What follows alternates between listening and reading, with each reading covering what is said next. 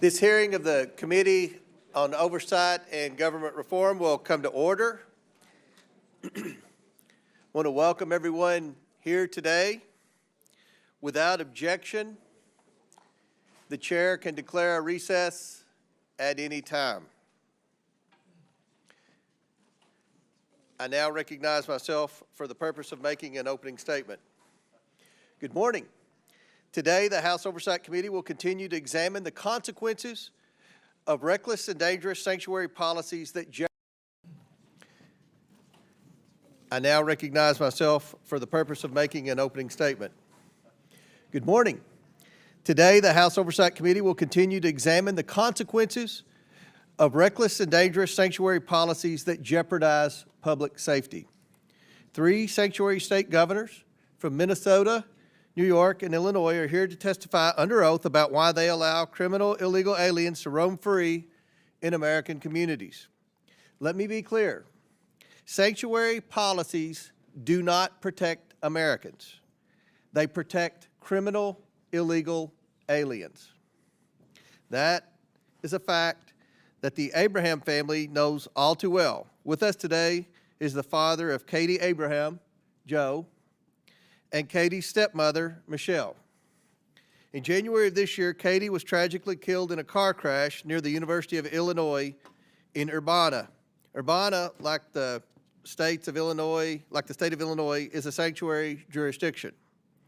Katie's killer was a previously deported criminal illegal alien who was driving drunk. He fled the scene and the jurisdiction and was later apprehended by the U.S. Marshal Service in Texas. Katie was just 20 years old. She had a bright future ahead of her that was stolen from her and her very loving family. The illegal alien who took Katie's life should never have been allowed into our country. This was a preventable crime. Unfortunately, there are too many instances where criminal illegal aliens have harmed Americans. Behind me are photos of some of the many criminal illegal aliens that have been captured in Illinois, Minnesota, and New York. These criminals have been convicted of crimes including vehicular homicide of a woman, sexual abuse of children, slashing a victim with a machete, and carjacking, among many other crimes. It's absolutely sickening that sanctuary jurisdictions seek to protect these criminals rather than protect Americans. Instead of putting America first, the Biden-Harris administration deliberately dismantled the border security to unleash the worst border disaster in American history. Their radical policies allowed millions of illegals to flood into our country. Americans voted to end the Biden border crisis, and President Trump has delivered on his promise to secure the border. He has taken bold, decisive action to restore our sovereignty and make America safer with each passing day. And here in Congress, we are working to pass the One Big Beautiful Bill to fund U.S. Immigration and Customs Enforcement so it can carry out the mass deportation of criminal illegal aliens. Despite President Trump's efforts to secure the border and enforce the law, Democrat-run sanctuary cities and states are siding with illegal aliens. For today's Democrat Party, it seems unlimited illegal immigration isn't a failure of policy, it is the policy. And that agenda is being pushed at every level of government. And this comes at a steep cost to public safety, strains law enforcement resources, and imposes a massive financial burden on both federal and state taxpayers. That's not just bad policy, it is a serious oversight failure. Congress must confront this absurd reality. State and local officials are actively undermining federal immigration enforcement, even when it's aimed at making their own communities safer. It's time to determine what legislative action is needed to stop this subversion and restore the rule of law. It's growing more and more absurd every day. In recent weeks, we've witnessed a Democrat senator who traveled to a foreign country for a wellness check on a foreign MS-13 gang member and now indicted human smuggler that ended with a photo op and margaritas on the rocks. The fervor among Democrats who take the side of illegal alien criminals grew so strong that I even had to deny a written request from members of this very committee to go on a taxpayer-funded junket to visit with this same MS-13 gang member. Earlier this year, I launched an investigation into the radical pro-illegal immigration policies of sanctuary jurisdictions. At an oversight committee hearing with some of our country's worst sanctuary city mayors earlier this year, the public was able to clearly see how they care more about illegal aliens than their own citizens. They have pledged not to cooperate with federal law enforcement officials, not even to hand over criminals in their custody who were originally arrested by their own local law enforcement officials for crimes. The absurdity does not stop there. Several of those local officials pointed the finger to laws and policies that their state governments put in place. I invited these governors here today because, as the chief executives of their states, they willfully ignore federal law, shield illegal aliens, and pass the cost of free services onto their hardworking taxpayers. It's hard to figure out whose side these governors are on. They shield criminals while their own citizens pay the price. Just a few weeks ago, Minnesota Governor Walz stood at a commencement podium and smeared ICE agents as, quote, Trump modern-day Gestapo, end quote. Comparing brave law enforcement officers who risked their lives to uphold federal law to Nazi thugs is not just wrong, it's vile and disgusting. I can only hope this reckless remark was not meant to incite violence. Assaults on ICE officers are already up 400% compared to this time last year. And we have witnessed repeated attempts at obstruction and assaults against federal law enforcement recently captured on video in California. Governor Hochul's sanctuary policies cost taxpayers billions to house, feed, and provide driver's license for illegal aliens while the cost to rent rises and hospitals are overrun. Her defiance of federal law invites crime to plague communities across the state. Governor Pritzker faces lawsuits for obstructing ICE as he turns cities like Chicago into havens for drugs and crime. He's yet another governor providing free care to illegal aliens that many of his own citizens lack. These governors handcuff law enforcement from doing their jobs, harbor predators, and call it compassion. It's not compassion, and it's costing lives, hurting Americans, and draining taxpayer money. Congress must consider whether to defund every single penny of federal dollars going to cities and states that prioritize criminal, illegal aliens over the American people. Americans want to return to common sense. The Trump administration and this Republican Congress aims to restore our safety and sovereignty. It's past time for these governors to put America first. I now yield to Ranking Member Lynch for his opening statement. Thank you, Mr. Chairman. First of all, I want to thank our witnesses. Governor Walz, good to see you again. Governor Pritzker, Governor Hochul, good to see you again. Ms. Perryman, thank you for your willingness to come before this committee and help us with our work. At this very moment, as we sit in this hearing and at the order of President Trump, the National Guard are on the streets of Los Angeles and active duty Marines are on their way. At Trump's order, Californians are now forced to navigate an active military zone in their midst as they try to go to work or decide if it's safe to send their kids to school. And because of Trump, no American city or state is safe as he lays this groundwork to take his militarization playbook nationwide. 2 days ago, he confirmed that he is considering invoking the Insurrection Act to expand the deployment of active duty military forces against civilians across this country, preparing for a future in which dissent is met with armed force and the machinery of war is turned inward on the American people.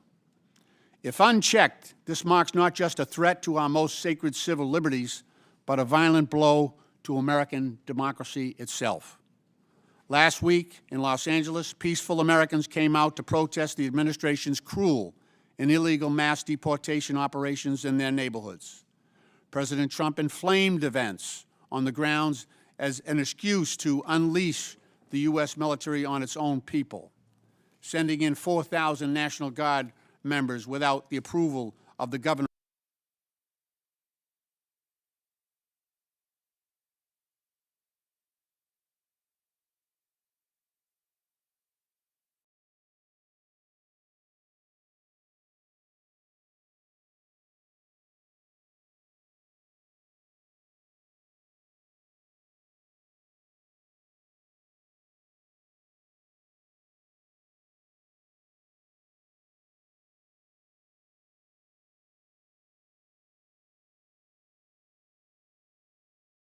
escalate the situation. He put members of the public, law enforcement officers, and troops in danger because he loves the images and theatrics of using force. Let's be clear. Democrats oppose violence and lawlessness in all its forms, as well as any threat to public safety. President Trump himself is the worst offender. The chaos he is fomenting in LA is just an extension of his flagrant disregard for the Constitution and our rule of law and democracy. It is clear that the Trump administration's mass deportation policy is not limited to those that have committed serious and violent crimes. It also includes children who are U.S. citizens, immigrants with legal status, and even international students. On February 4th, President Trump deported a 10-year-old girl, a U.S. citizen who was recovering from brain cancer while traveling to Houston for an emergency hospital visit. This 10-year-old girl was detained and deported with her undocumented parents and 4 siblings, 3 of whom were also born here in the United States. Her parents have no criminal history, and what's going to happen to her, an American child, now that she can't see her expert doctors, is unknown. Trump deported another U.S. citizen, a 2-year-old toddler from Fort Lauderdale on February 21st, deported to Brazil. But because she is not a citizen or resident of Brazil, she had to enter the country as a tourist, which leaves her unable to access key programs like pediatric care and daycare or school. Are our cities safer now that this 10-year-old girl and the 2-year-old toddler are gone? U.S. citizens, both of them? In Austin, Texas, a husband and wife were recently detained after a routine traffic stop. The husband was quickly deported, while the wife was released to pick up her 3 children from school, only to be deported with them several days later. 2 of those kids are U.S. citizens. Is the family the violent criminals that Trump is supposed to be saving us from? The Trump administration has tried to sweep aside the fact that this pattern of mass deportation operation is letting dangerous criminals roam free while it picks off peaceful, contributing members of our communities. Busboys at restaurants, day laborers at Home Depot, parents who are taking their kids to school. In late March, ICE agents wearing masks and hoodies detained Rumeysa Öztürk. And those of you who watched that abduction, when you compare the old films of the Gestapo grabbing people off the streets of Poland, and you compare them to those nondescript thugs who grabbed that student, that graduated student, it does look like a Gestapo operation. It does look like the Gestapo. She was snatched away and detained 1,700 miles away. Her congresswoman couldn't reach her. Her family couldn't reach her. She was held incommunicado, 1,700 miles away. Her attorney could not reach her. Yeah, that was Gestapo-like. That's an appropriate comparison. That's exactly what it was like. And when U.S. citizens, she was here legally studying at Tufts University. She had every right to be here. We gave her permission to come. Her family entrusted us. They chose Boston because it's a place of intellectual freedom and respect for cultural freedom. And that trust was apparently misplaced. Ms. Öztürk's a Turkish national on a student visa to attend Tufts University. A video of that incident shows Öztürk walking along a public street in Boston, Massachusetts, my home city, when several masked figures just snatched her phone and backpack, handcuffed her, and hustled her into an unmarked vehicle. What's that sound like? What does that sound like? The Trump administration is putting extremism, cruelty, and chaos over protecting kids and families. Trump isn't focused on getting violent criminals off our streets. He's terrorizing our communities to fulfill deportation quotas with fathers and mothers, grandparents, and kids. And he's trying to strong-arm our city and state leaders to divert their limited resources away from serious public safety threats to instead focus on peaceful, law-abiding families, just as he has diverted federal resources away from combating drug trafficking, violent crime, and terrorism to fuel his lawless mass deportation campaign. Trump isn't trying to protect us. He's trying to divide us. It's us and them. He's trying to divide us. And some people are helping him. He's pitting neighbor against neighbor. But it's not immigrant kids who are about to kick millions of Americans off their health care. It's not them.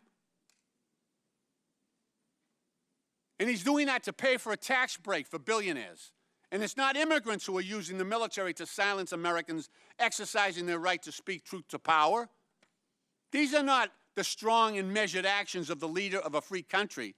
They are the ruthless maneuvers of an aspiring autocrat hell-bent on consolidating power by any means necessary. This is disgraceful. It should not happen in this country. This is wrong. Deploying the military against a civilian population is wrong. And if we don't step up, this will continue. If we don't step up and declare what is right under our Constitution, then other cities, other citizens will meet this same fate. I'm proud of my Democratic colleagues who are willing to stand up to this thuggery. Trump is a wannabe gangster, and he's showing the world what he's about. And I'm proud. You know, my dad served in Second World War. He fought the Nazis in Northern Africa. He fought the Nazis on the Italian peninsula. And I think he's looking down right now and he's happy that I'm fighting today's Nazis. He's proud of that. We all should be. Mr. Chairman, I yield back. Without objection, Representatives Stauber, Finstead, Fishback, Emmer, Morrison, and Craig of Minnesota, Representatives Miller, LaHood, Stauber, Finstead, Fishback, Emmer, Morrison, and Craig of Minnesota, Representatives Miller, LaHood, Davis, and Ramirez of Illinois, Representatives Stefanik, Tenney, Lawler, Goldman, Ocasio-Cortez, Gillen of New York, and Moskowitz of Florida are waived onto the committee for the purpose of questioning the witnesses at today's hearing. Without objection, so ordered. Our witnesses today include the governors of 3 states. We want to welcome you all here. First, we have Tim Walz, governor of the state of Minnesota. He was sworn into office on January 7th, 2019. His second term began on January 2nd, 2023. Governor, welcome back to the House of Representatives. Next, we have J.B. Pritzker, governor of the state of Illinois. He was sworn into office on January 14th, 2019. His second term began on January 9th, 2023.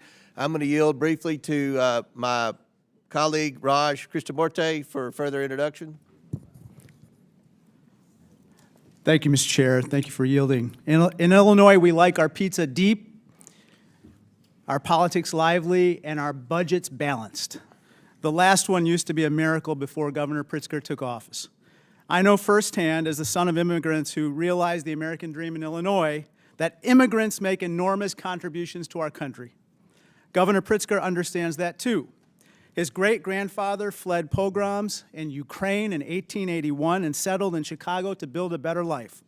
That legacy has shaped his lifelong commitment to public service, justice, and opportunity. Before entering public office, Governor Pritzker built a successful business career and became a leading philanthropist, supporting early childhood education and establishing the Illinois Holocaust Museum. Governor Pritzker has delivered historic investments in education, workforce training, infrastructure, technology, and clean energy, all while expanding paid leave, raising the minimum wage, and defending the rights of all Illinoisans. Governor, thank you for your leadership and for joining us today. Yields back. Next, we have Kathy Hochul, governor of the state of New York. She was sworn into office on August 24th, 2021. Welcome, Governor. And finally, we have Skye Perryman. She is the president and CEO of the Democracy Forward Foundation. Thank you all for joining us. Look forward to your discussion this afternoon. Pursuant to Committee Rule 9G, the witnesses will please raise their right hand. Please stand and raise your right hand. Do you all solemnly swear to tell the truth, the whole truth, and nothing but the truth, so help you God? Please let the record show that the witnesses answered in the affirmative. Thank you all, and you may take a seat. We appreciate you being here today and look forward to your testimony. Let me remind the witnesses that we have read your written statement and they will appear in full in the hearing record. Please limit your oral statement to 5 minutes. As a reminder, please press the button on the microphone in front of you so that it's on and the members can hear you. When you begin to speak, the light in front of you will turn green. After 4 minutes, the light will turn yellow. When the red light comes on, your 5 minutes have expired, and we would ask that you please wrap up. I now recognize Governor Walz for his opening statement. Thank you, Mr. Chairman, Ranking Member Lynch, and members of the committee. I'm proud to be here today as the governor of the great state of Minnesota. Wherever you go in this country, people tend to want the same basic things: safe neighborhoods, affordable household goods, meaningful work, good schools. That's what my administration has worked to ensure for our people, and that's what we've delivered. Under our leadership, Minnesota has been ranked the 4th best state to live in, the 2nd best state to raise a family in, and the 3rd best state for jobs. And when it comes to serious crime, Minnesota has hit its lowest level in over 3 decades, and we consistently have lower violent crime rates than the U.S. average. Now, we have a broken immigration system in this country. I think everyone in this room agrees with that. But nothing Minnesota has done to serve its own people stands in the way of the federal government managing border security and policies. While you've convened this hearing to explore the issue of so-called sanctuary states, Minnesota is not even a sanctuary state. Minnesota legislature has passed no such bill making Minnesota a sanctuary state, and I have signed no such law. Minnesota cooperates with federal authorities in a number of ways. When there's a convicted felon in our prisons, we ask about their immigration status and share that information with the Department of Homeland Security. We also cooperate with Homeland Security requests when there's a judicial warrant and when due process has been afforded by our Constitution has been served. But enforcing immigration law is not the role of local and state governments. The fact is, Congress has given federal agencies the authority to enforce immigration laws across this country. That includes Minnesota, and I support them doing so. It's the federal government's job to secure the border. That's why when I was in Congress, I visited the southern border and voted for bills that would have increased funding for Border Patrol, made it easier to hire qualified agents, and deployed advanced technologies to the border. Most importantly, I recognize that securing our border does not mean we sacrifice our constitutional values. Unfortunately, the cruel and misguided policies of this current administration fail to live up to those values. Minnesotans are angry with what they've seen happen to their neighbors. They're angry that the federal government has been snatching people up, putting them in prison, and deporting them without a shred of due process. There's been no notice, no meaningful opportunity to object, and according to the President, no way to get out of these overseas prisons once you end up there.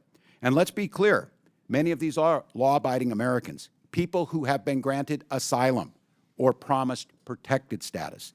In many cases, it seems these people were reported not based on a criminal behavior, but how they looked or what they've said and being in the wrong place at the wrong time. Even U.S. citizens, like a 4-year-old boy with cancer, sent to Mexico, away from his father, away from the medical needs, to a country he was not born in or had never been to. Americans deserve a sensible, humane, and effective immigration policy that reduces illegal immigration while protecting fundamental rights. Meanwhile, the administration continues to make life worse for hardworking Americans in a lot of other ways, trying to slash Medicaid, Social Security, Medicare, making basic household goods more expensive, and telling people they just need to do more with less. The American people deserve better. You all have the power to legislate, to investigate this administration's abuse and overreach, and protect the American people. And I have to say I'm disappointed. At a crucial inflection point in our nation's history, Congress is choosing to spend its time trying to cast blames on states like Minnesota that have no hand in creating this crisis. While we may disagree on the best way to maintain border security and public safety, I know we should all be able to agree on a few principles: that everyone in America deserves due process, and that we live in a free country where people should not be locked up for exercising their basic constitutional rights. I hope you'll join me in enforcing accountability to those fundamental ideas, and I look forward to your questions. I yield back, Mr. Chairman. I now recognize Governor Pritzker for his opening statement. Mr. Chairman, Ranking Member, members of the committee, good morning, and thank you for inviting me. As governor of the great state of Illinois, I have seen firsthand how states have had to shoulder the consequences of a broken immigration system. I'm proud of how we have responded by promoting public safety, treating people with dignity, supporting our economy, and respecting the rule of law. Safe and compassionate immigration policies, I believe, are vital. In fact, my own family owes everything to this country accepting a young refugee named Nicholas Pritzker to its shores over a century ago. My great-grandfather fled the massacre of Jews in Ukraine and arrived in the United States when he was just 10, without a penny to his name. A social service agency provided him a place to live, a public school taught him English, a public university allowed him to pursue a higher education.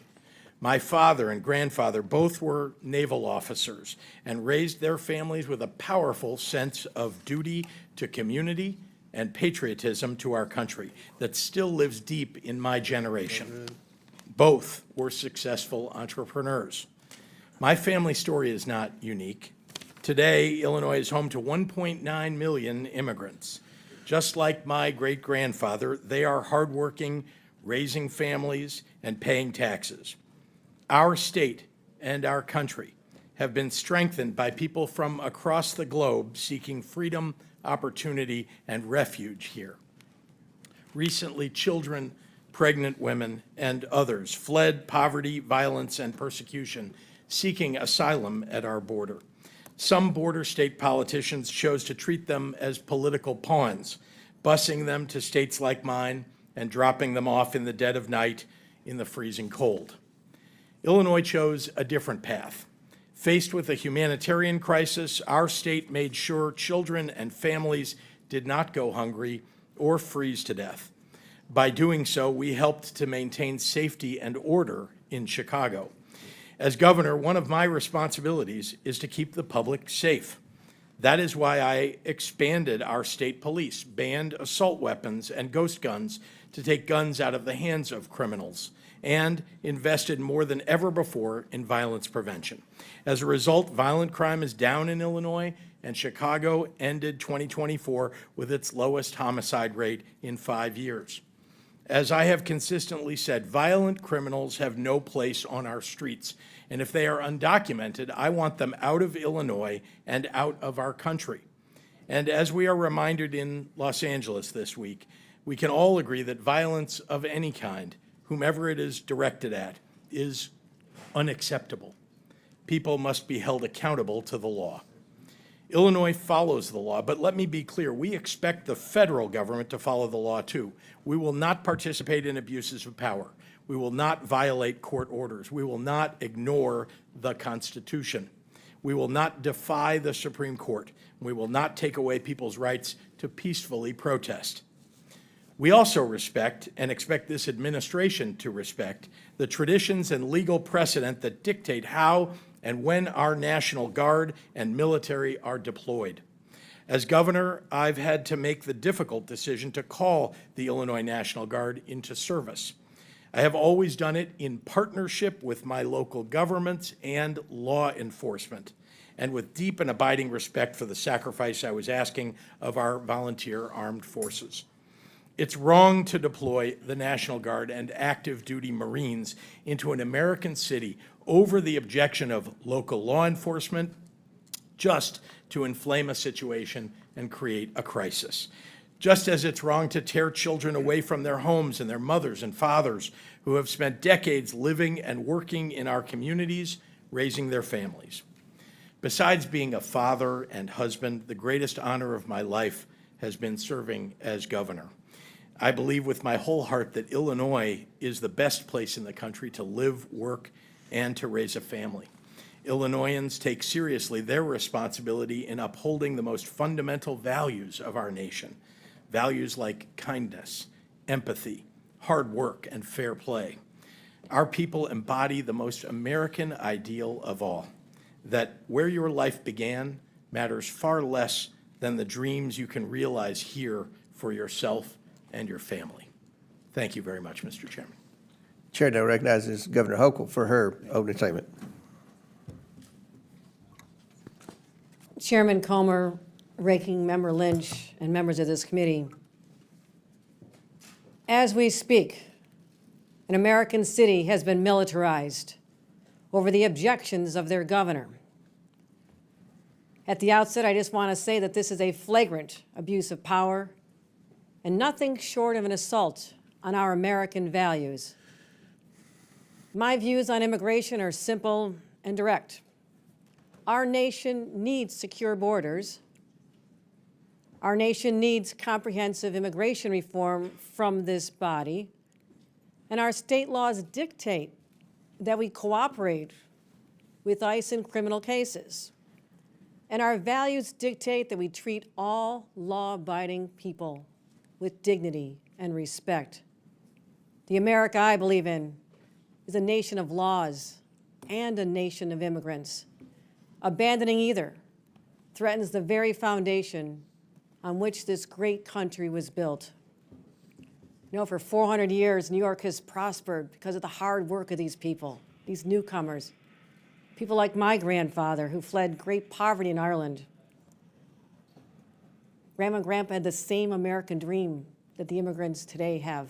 I see it in their eyes. They're not here for handouts. They're not here to take advantage of the situation. They're here to work. They want to contribute, earn their place, raise their families. Yet, every day there's another story of children being ripped from the arms of their mothers, wives separated from their husbands, families arrested while attending legal immigration appointments. You know, not long ago in a small town known as Sackett's Harbor in upstate New York, masked and armed ICE agents stormed into a home before dawn. They abducted a mother, her 3 children, including a 3rd grader. They were cast into a living hell in a detention facility in Texas. I immediately contacted Borders Czar Tom Homan and demanded their release. In Jefferson County, more than 60% of the residents voted for Donald Trump. And those people protested in the streets. Local Republican lawmakers, business owners, school leaders all spoke out. Finally, after 2 long weeks, the family was finally returned home. In New York, we understand the difference between going after criminals and traumatizing law-abiding families. Now, some of you will use this hearing to stoke fear. I'm here to talk about the facts. New York has managed an unprecedented immigrant influx because of a broken border. Yet at the same time, our state has become stronger and safer. Today, New York has the lowest homicide rate among the nation's top 10 states.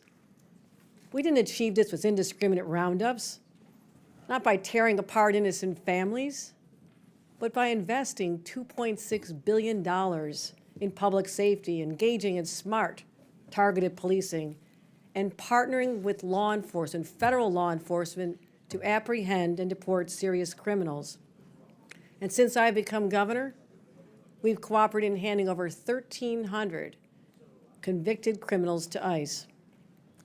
But what we don't do is civil immigration enforcement. That's the federal government's job.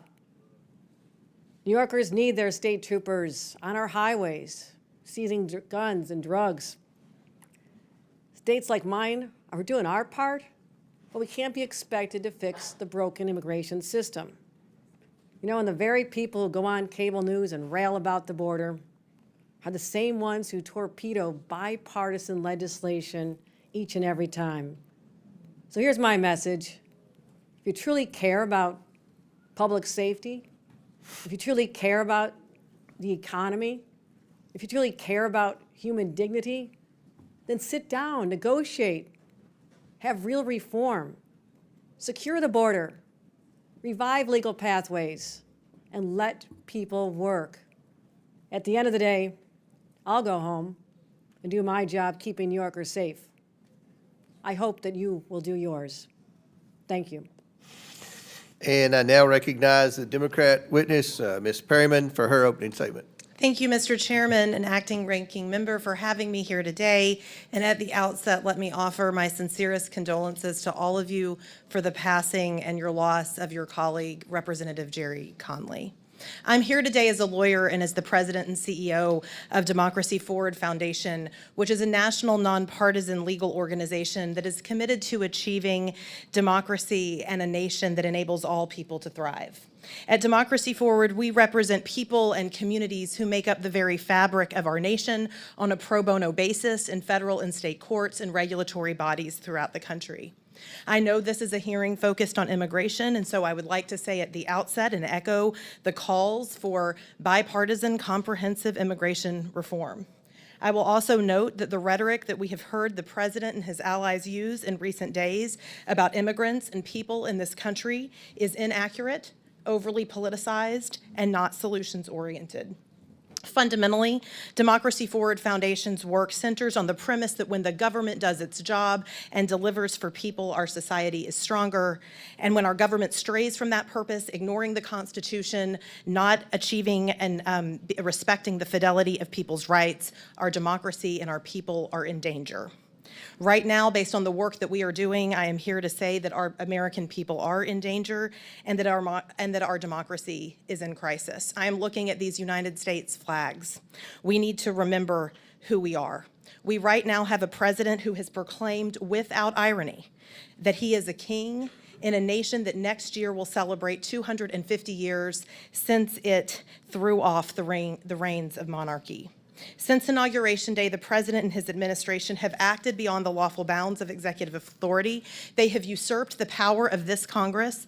They have sought to eliminate due process of law. They have ignored court orders, and they are targeting people, civil society organizations, and lawyers. These are anti-democratic actions that present an overall threat to every single American and their well-being and to our values in America.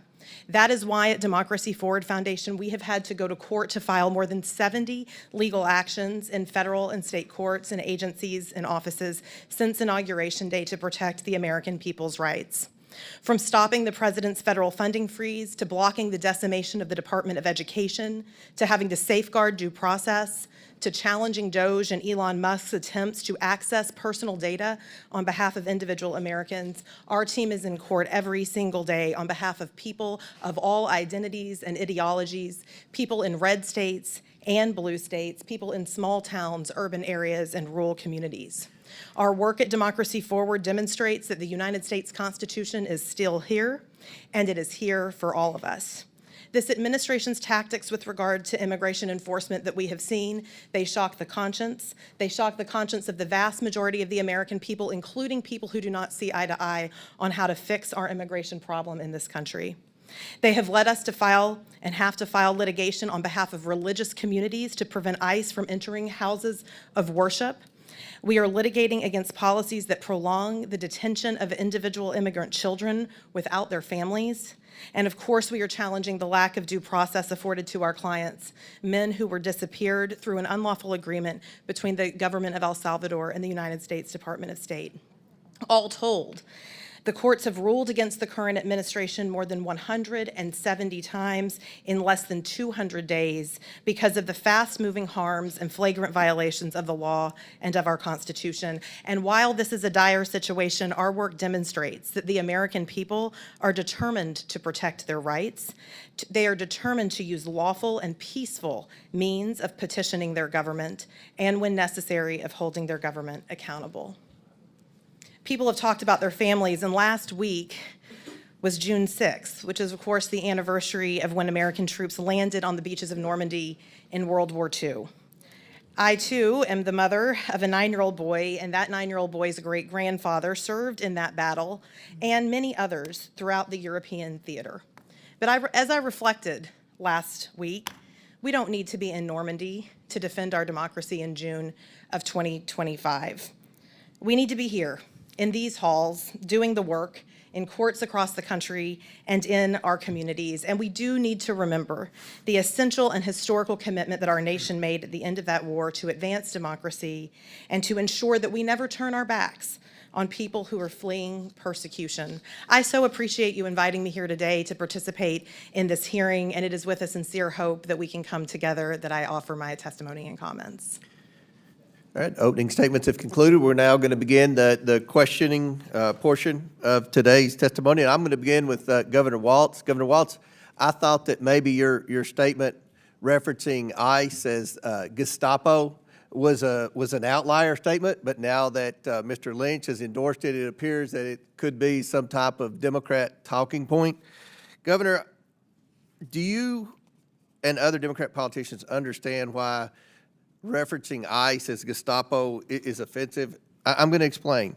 The Department of Homeland Security is reporting that ICE agents are now experiencing a 413% rise in assaults. We've seen numerous videos of rioters obstructing and assaulting federal law enforcement after your remarks, including in Los Angeles.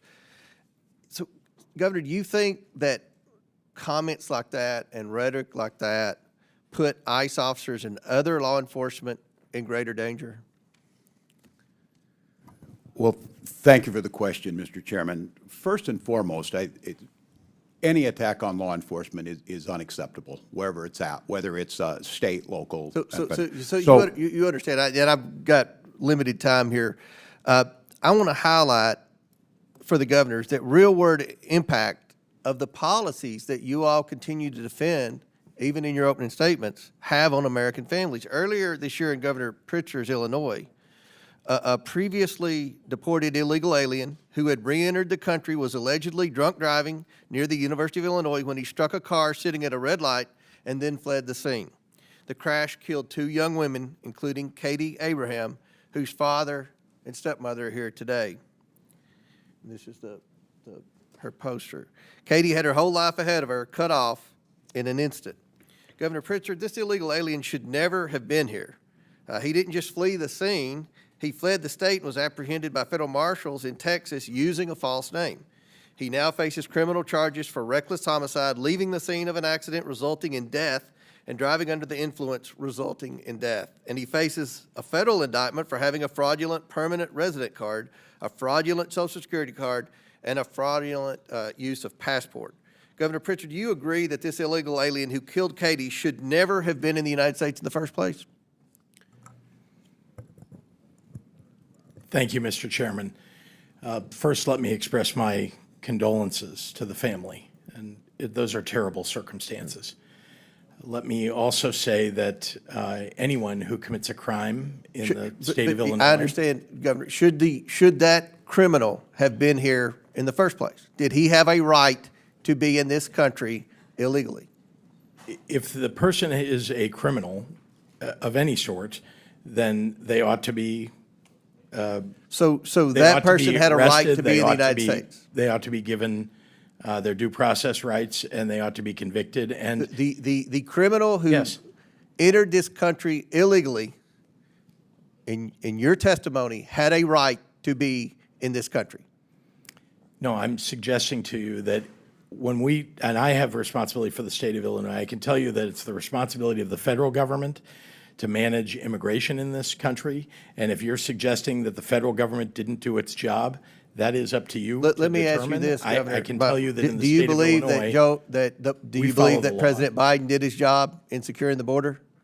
I was critical of things that President Biden did. I think I've been very public about that. I wrote a letter to the president telling him that. Okay, thank you. Now back to Governor Walz.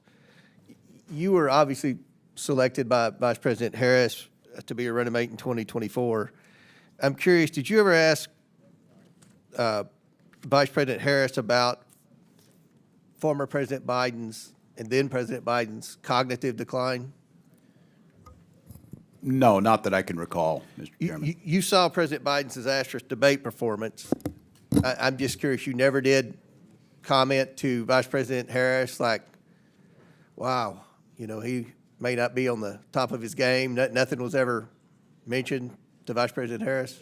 And the reason I ask, obviously, is because I know you watch CNN, and other networks have interviewed a lot of people, including Jean-Pierre and Buttigieg and others that have suggested that they were shielded from President Biden and weren't allowed to speak to him. And that you know, his mental decline was obvious. You never discussed that with Vice President Harris?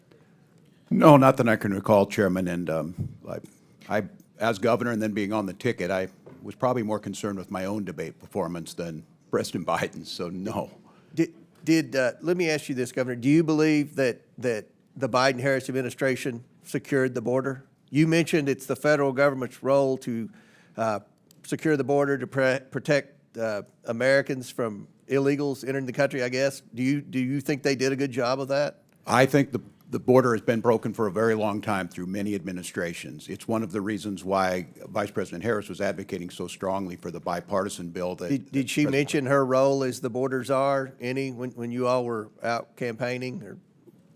Not that I can recall, other than that we talked about the need to pass the bipartisan border legislation that would have done many of the things that, as a governor, I know would have made our jobs easier. But President Trump secured the border without any legislation.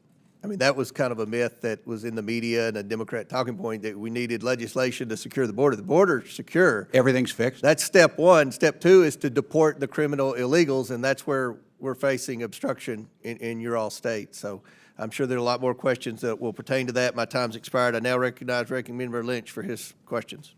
Thank you, Mr. Chairman. It's worth saying again that Democrats oppose violence and lawlessness in all its forms. I do want to point out that the vast majority of protesters have been peaceful. But the most egregious and sweeping displays of the use of force and lawlessness we see in the United States today, and the gravest threat to the rights and freedoms of those that we hold dear, are the acts of the Trump administration itself. President Trump and his administration have crossed the line over and over again, from January 6th, when this building was attacked at his direction, to invoking the Alien Enemies Act, to dismantling USAID, to ignoring court orders, to the attacks and threats against law firms that were protecting democracy. As in the 5 months since Trump took office and put the for sale sign over the White House, he's earned $2.9 billion on his crypto scam.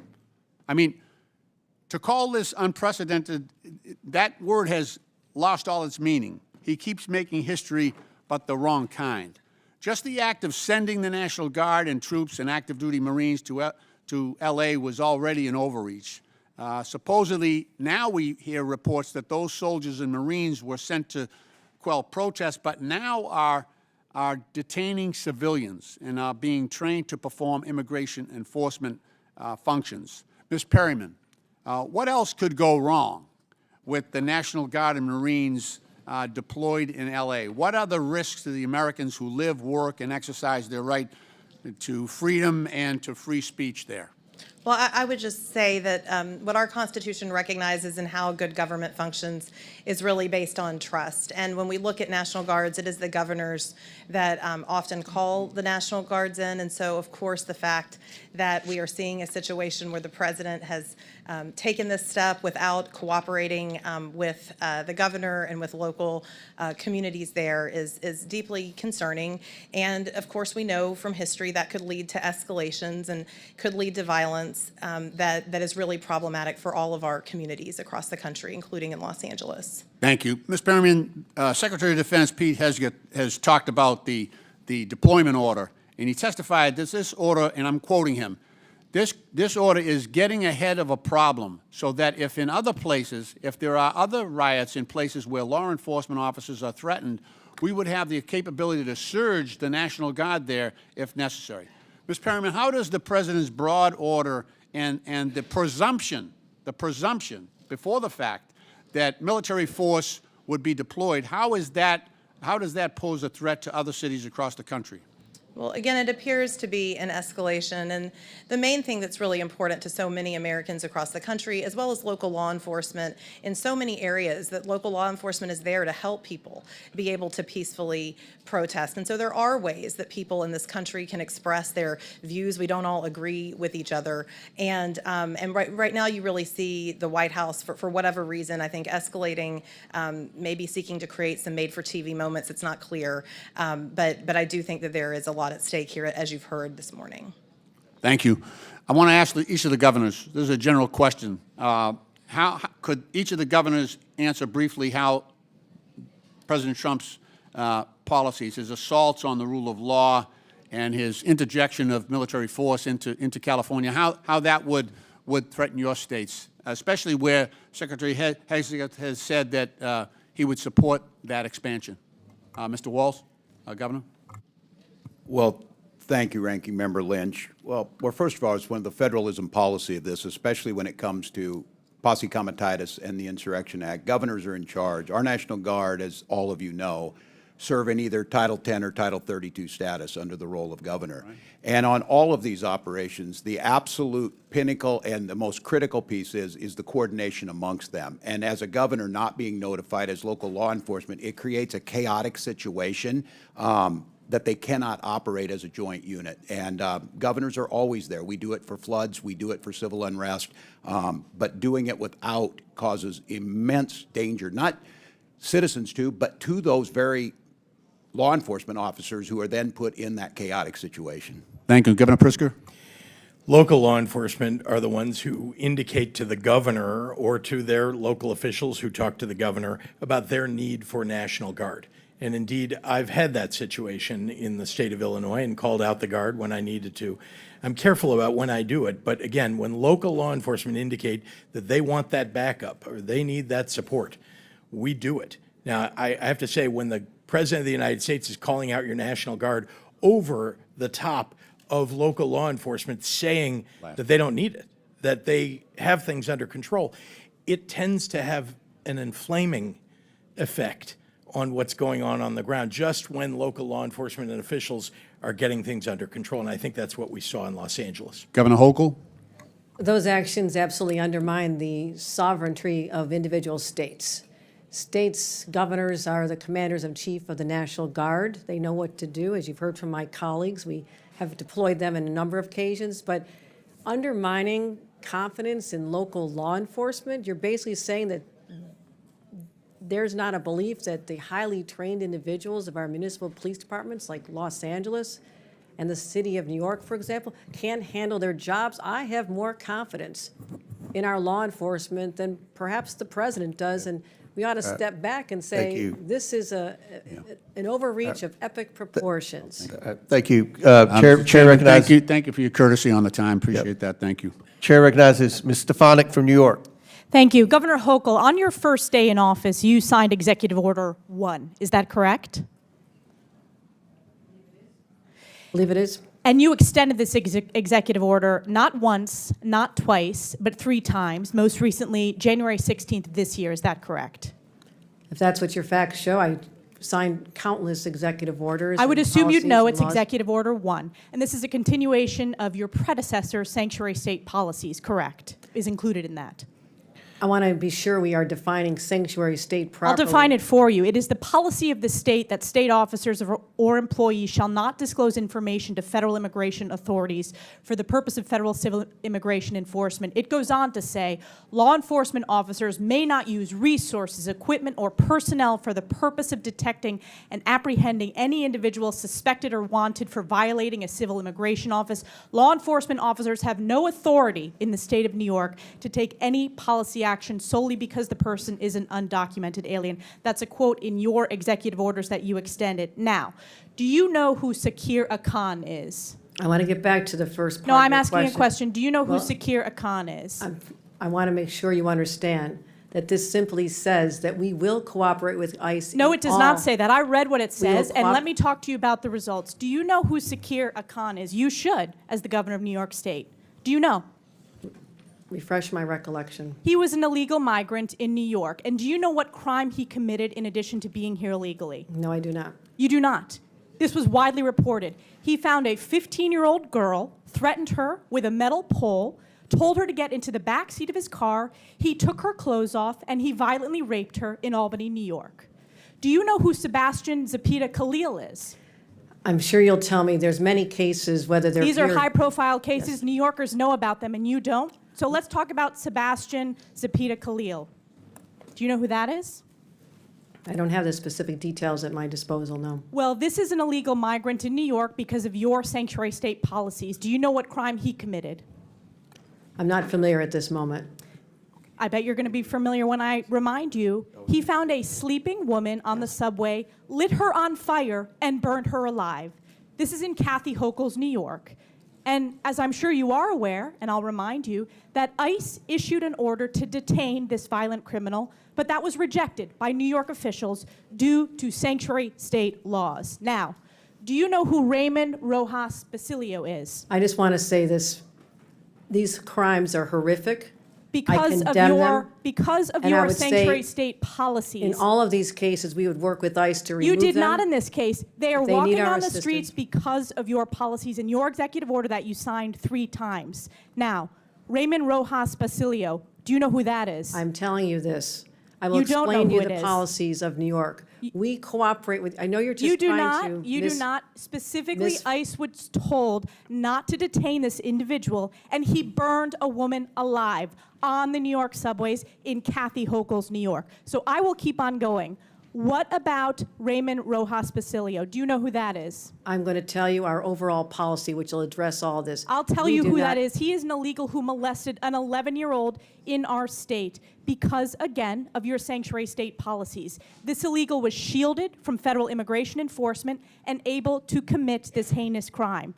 And what about Wilson Castillo Diaz? Do you know who that I'm is? telling you this.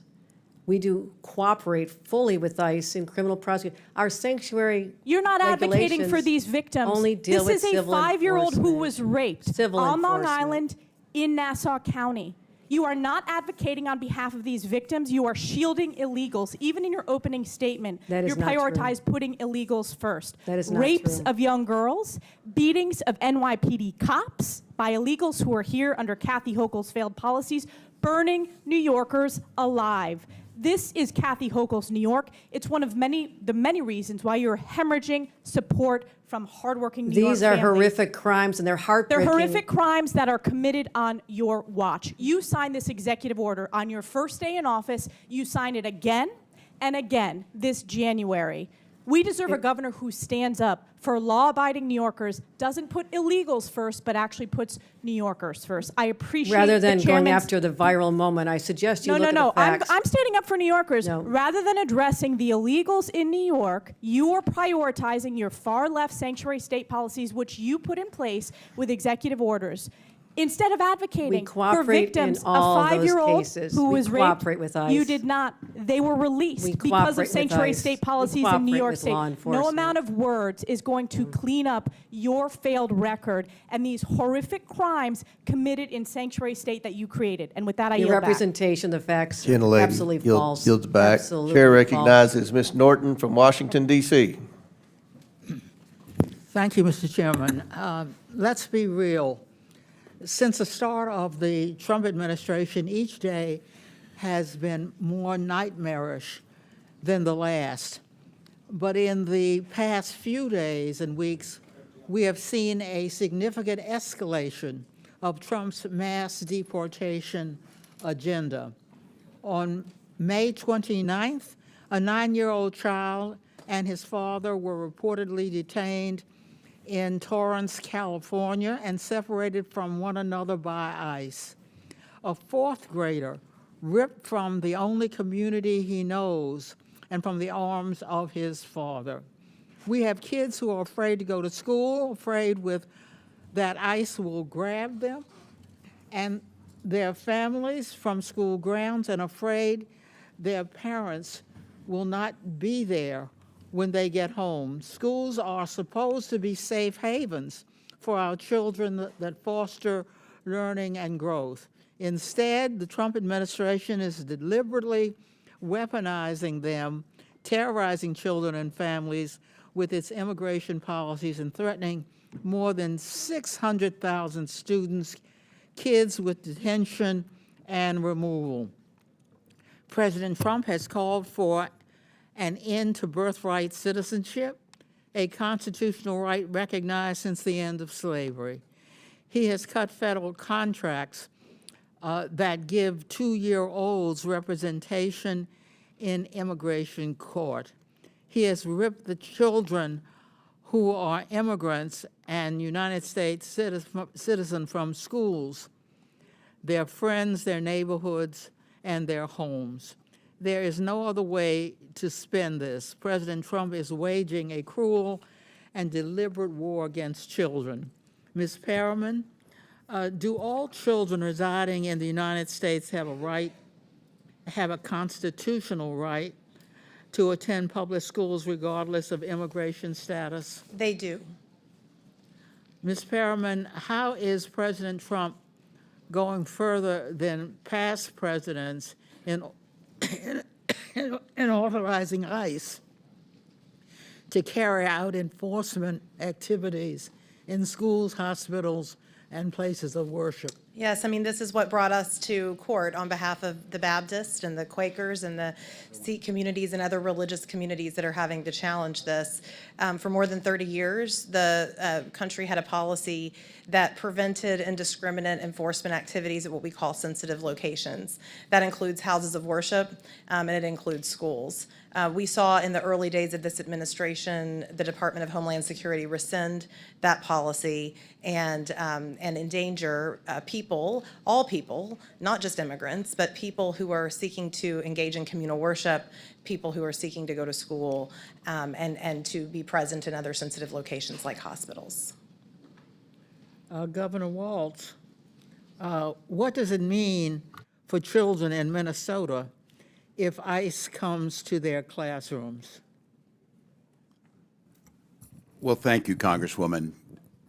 Minnesota prioritizes education. We're proud of our education system. We're proud that when students come to school, they get a good meal, they have well-qualified teachers, and it's a place where it's safe. It's a safe place where they can learn. We prioritize it because our economy depends upon it, and it's the right thing to do. Disruptions at places like school, when ICE is free to operate in Minnesota within the laws, but to disrupt schools, to disrupt and come to those schools, not only the impact to that individual student, but to the entire learning environment in those schools are disrupted by it. And again, we agree with everyone here, those committing crimes is where we need to focus, but being on campuses in elementary schools is not getting at that. Thank you. Governor Pritzker, when ICE detains and arrests parents as they drop off kids at school, how does this affect educational outcomes? Thank you very much, Congresswoman. Let me begin by saying that, as you may know, under President Trump, ICE showed up in Chicago nearly immediately and began terrorizing our neighborhoods, our schools, and parents. Indeed, many parents felt like they needed to go into hiding, even though their children needed to go to school every day. And so disrupting that environment, frankly, not just for the children, but for the parents and for teachers and the entire school community, it is something that, we believe in Illinois in educating all of our kids, making sure that they get what they need in our public schools. In fact, we've invested significantly in making sure the results have been very good. 8th graders in Illinois rank 2nd in reading in the entire country. 8th graders in Illinois rank 5th in the country in mathematics. And it's because we have a safe environment, but not when Tom Homan brings Dr. Phil with the overreach of force with ICE to disrupt our education system, and particularly our elementary schools. Thank you. Gentlelady's time's expired. Chair recognizes the Majority Whip, Mr. Emmer from Minnesota. Mr. Chairman. Thank you, Mr. Chair. Welcome back to Washington, Governor. I'm going to run through a series of facts before I get to my questions, so let's get started. Governor Walz, you signed the Health and Human Services Omnibus Bill into law in May of 2023. That bill expanded Minnesota Care to provide free health care to illegal aliens. You signed the Higher Education Omnibus Bill into law in May of 2023. That bill allows illegals to have their college tuition paid for by the state. You signed the Driver's License for All Act into law in March of 2023, and that bill allows illegals to receive driver's licenses. So, you claim you're not a sanctuary state. You just provide free health care, free college, and driver's licenses to illegal aliens. One reason you're here testifying before us today is because you refuse to cooperate with ICE.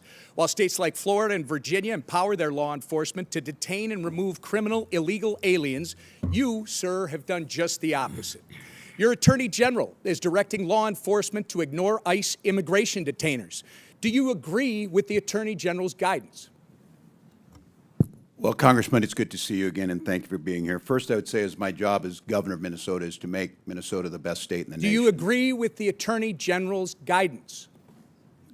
Congressman, what I would say on this is that Minnesota follows all law. I would say It's a very easy question. And The again, guy- if you claim you're not a sanctuary state, you just claim that you support policies. You're not a sanctuary state, but you support policies that prevent ICE from doing their job.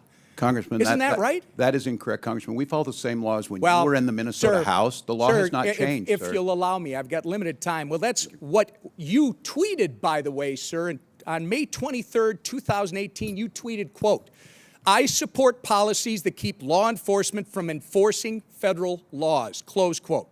On May 17th, just this spring, at the University of Minnesota Law School's commencement ceremony, you said, quote, "Donald Trump's modern-day Gestapo is scooping folks up off the streets." When you said the words modern-day Gestapo, you were referring to ICE agents.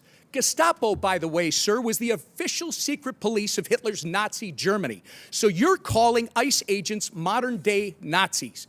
Given the attacks on ICE agents that took place in Los Angeles over the weekend, don't you regard your dangerous, inflammatory rhetoric as a problem?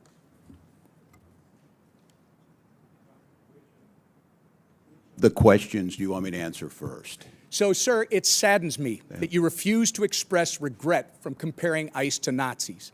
ICE agents are brave Americans who get up every morning, leave their families, and put their lives in harm's way to protect our country, sir.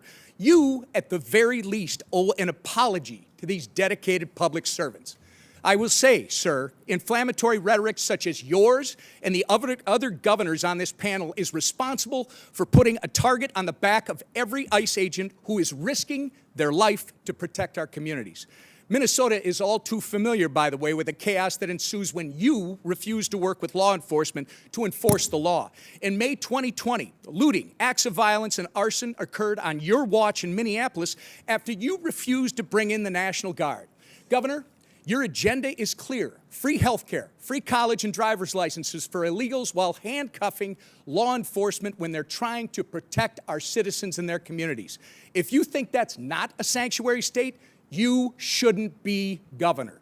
By turning Minnesota into a magnet for illegals, you have opened up our communities to dangerous criminals, including known terrorists, gang members, murderers, and child predators. You have sent a resounding message that if you're a hardworking, law-abiding citizen of Minnesota, your safety and well-being are not the priorities of Tim Walz and his administration. But if you're coming to our state illegally, you're not only welcome with open arms, you're entitled to free stuff on the taxpayer's dime.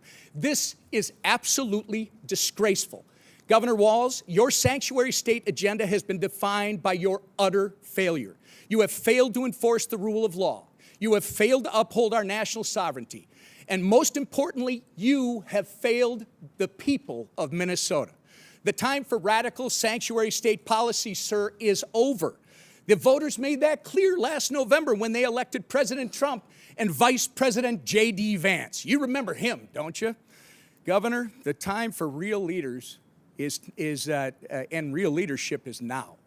And with that, sir, actually, Mr. Chairman, I ask unanimous consent to introduce into the record the governor's tweet that I referenced from May 23rd, 2018, which makes it clear his hatred for federal law enforcement. Thank you. Without objection, so ordered. Mr. Chairman? Thank you. Yes. Mr. Chair Chairman. recognizes Mr. Mfume. Mr. Chairman, thank you very much. I have a unanimous consent request, and I'd like to present both of those to you at the same time. Proceed. Okay. I ask unanimous consent that we enter into the record an article from The Hill of the 8th day of June. Latinos for Trump co-founder blast inhumane immigration arrest. Without objection, so ordered. Thank you, sir. And the second one is from the Independent of May the 28th. Trump ordered a critically ill 4-year-old Mexican girl to leave the country. Experts say she could die in days. I ask unanimous consent. Without objection, so ordered. Thank you, sir. Chair recognizes Mr. Cristomorte from Illinois. Thank you, Mr. Chair. Governor Pritzker, when it comes to immigration, you've been clear that Illinois follows the law. I'd like to go into this issue just a little further. First, there's been a lot of misinformation about the Illinois Trust Act. As you know, this is the 2017 law signed by then Republican Governor Bruce Rauner, which requires state agencies to cooperate with ICE when it presents a criminal arrest warrant for an individual, correct? Congressman, yes, that's correct. And just to be clear, the Illinois State Police, the Department of Corrections, and other Illinois agencies must cooperate with ICE when they present a criminal arrest warrant, correct? And do every single time. This is Illinois law. Yes, Donald it is. Trump may not like state law, as we're seeing in California, but what Donald Trump likes is irrelevant. The law is the law. The Wall Street Journal reports that ICE's recent raids in California, including at a Home Depot in the LA area, were organized because the administration was falling way short of its cruel goal of deporting thousands of people per day. Politico said this is, quote, the standoff that Trump wanted. There's another reason why Trump has provoked the current situation in California. He doesn't want to talk about what he calls the big, beautiful bill and what I call the large, lousy law. So let's talk about what Trump doesn't want to discuss. What Trump doesn't want to discuss is that his large, lousy law cuts $625 billion in Medicaid, a program that insures millions of Americans. Governor Walz, in a press release on Medicaid cuts, you said, quote, the victims of these cuts will be families, children, veterans, rural Americans, and pregnant moms. That's what you said, right? That's correct, Congressman. And Governor Hochul, in a recent op-ed, you wrote, even if you don't rely on Medicaid, these cuts affect you. Because when millions lose coverage, hospitals and other vital health care institutions lose funding. And that strains the entire system. That's what you wrote, right? That is correct, sir. Governor Pritzker, cuts in the large, lousy law are going to leave upwards of 700,000 Illinoisans without health insurance. Isn't that correct? Yes, people will die. Trump's large, lousy law adds trillions to the national debt as well, which could force $500 billion in automatic cuts to Medicare, in addition to the cuts in Medicaid that we just referred to. And of course, Medicare is a program that every senior relies on. Let me turn to my final topic. Governor Pritzker, President Trump has called Illinois, quote, a poorly run state. But the truth, of course, is the opposite. Governor, Illinois has had 7 consecutive balanced budgets, right? That's correct, Congressman. And our credit rating has been raised 9 times in the last 6 years, correct? After 21 downgrades under Republican and others. And it now stands at an A rating, right? It does. In contrast, under President Trump, every credit agency has downgraded America's credit rating below the top level, the first time in history that's happened. Isn't that right? That's correct. Trump and others claim the federal government props up Illinois. But in reality, we're one of 13 states in the country that actually give more tax revenue to Washington, D.C. than we receive in return. Now, let me turn to some of the reasons why Illinois is a donor state and not a taker state.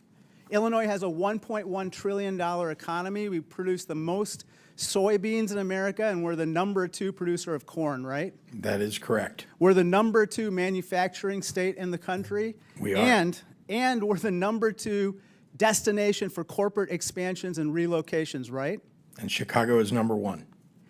Thanks to you, we have the world's first quantum and microelectronics park, correct? That's right. And we're ranked top in the Midwest for workforce development, correct? Yes, we are. And startups. That's right. Illinois is the heart and soul of America, Governor. It's where the cell phone was invented, was home to the first McDonald's, and was the home of amazing leaders, Lincoln, Reagan, Obama, Grant, even Superman, and yes, the Pope. And here's a picture of the Pope wearing a Chicago White Sox cap. The next Pope's going to be a Cubs fan. There you go. Illinois has terrific jobs, people, and pizza. Some may even say that God is on our side, Governor. I'm proud to be from Peoria. I'll always stand up for Illinois, loud and proud. I yield back. Chair now recognizes Mr. Jordan from Ohio. Thank you, Mr. Chairman. Governor Hochul, third paragraph, second sentence in your written testimony, you said New York State cooperates with U.S. Immigration Customs Enforcement in criminal cases. Governor, who's Jesus Romero Hernandez? Thank you. I want to reaffirm that we do cooperate in cases where, That wasn't the question. I just read your statement. I can read your statement. Who is Jesus Romero Hernandez? I don't have the details on every I'll single tell ya. person in a state of 20 million people. I understand, but this guy's a citizen of Mexico, deported 7 times, came to your state, assaulted one of your residents with a machete, choked a police officer, then when he was in custody, assaulted a corrections officer. ICE finds out this guy is in your state's custody, and they send you a detainer. You're familiar with a detainer, right? Yes, I am. Notice of action, immigration detainer to Tompkins County Jail from Syracuse Immigrations and Customs Enforcement. Section 1, they check a couple boxes. The first one they check is a final order of removal against the alien has taken place. That means a court has said this guy needs to go. This machete-wielding, cop-choking, corrections officer assaulting guy needs to go. Then they also check another box and they say biometric confirmation of who this individual is, this alien's identity. So they got the right guy and a court has said he needs to go. Any idea what Tompkins County Jail decided to do with that detainer order? I will tell you this, the state of it's New... a specific question. Well, I'm what telling you- did Tompkins County do? the descriptions you have put forth are absolutely chilling and disturbing and course they are. reprehensible to all of us. My job is to Which protect is the why I'm people of asking New the York. question. What And did this- Tompkins County do? What I have I responsibility will for tell you, are since you're not going to state answer, courts, we state cannot police. and will not hold Mr. Hernandez. Yeah. We can't keep the machete guy who had choked a police officer and assaulted a corrections officer. We can't keep him. In fact, we have the back and forth from Tompkins County and ICE on January 28th of this year, 8:56 p.m. Tompkins County tells ICE, we're not going to hold this guy. 7 minutes later, ICE responds back, we will be there to take custody this evening. 24 minutes later, Thompson County reiterates, we're not going to have him. We're not going to turn him over. 10:45. ICE arrives at the jail. 1 hour and 18 minutes later, and guess what? Mr. Hernandez is not there. They couldn't wait 1 hour and 18 minutes for a guy who assaulted one of your residents with a machete, choked a police officer, and then when in custody, assaulted corrections officers.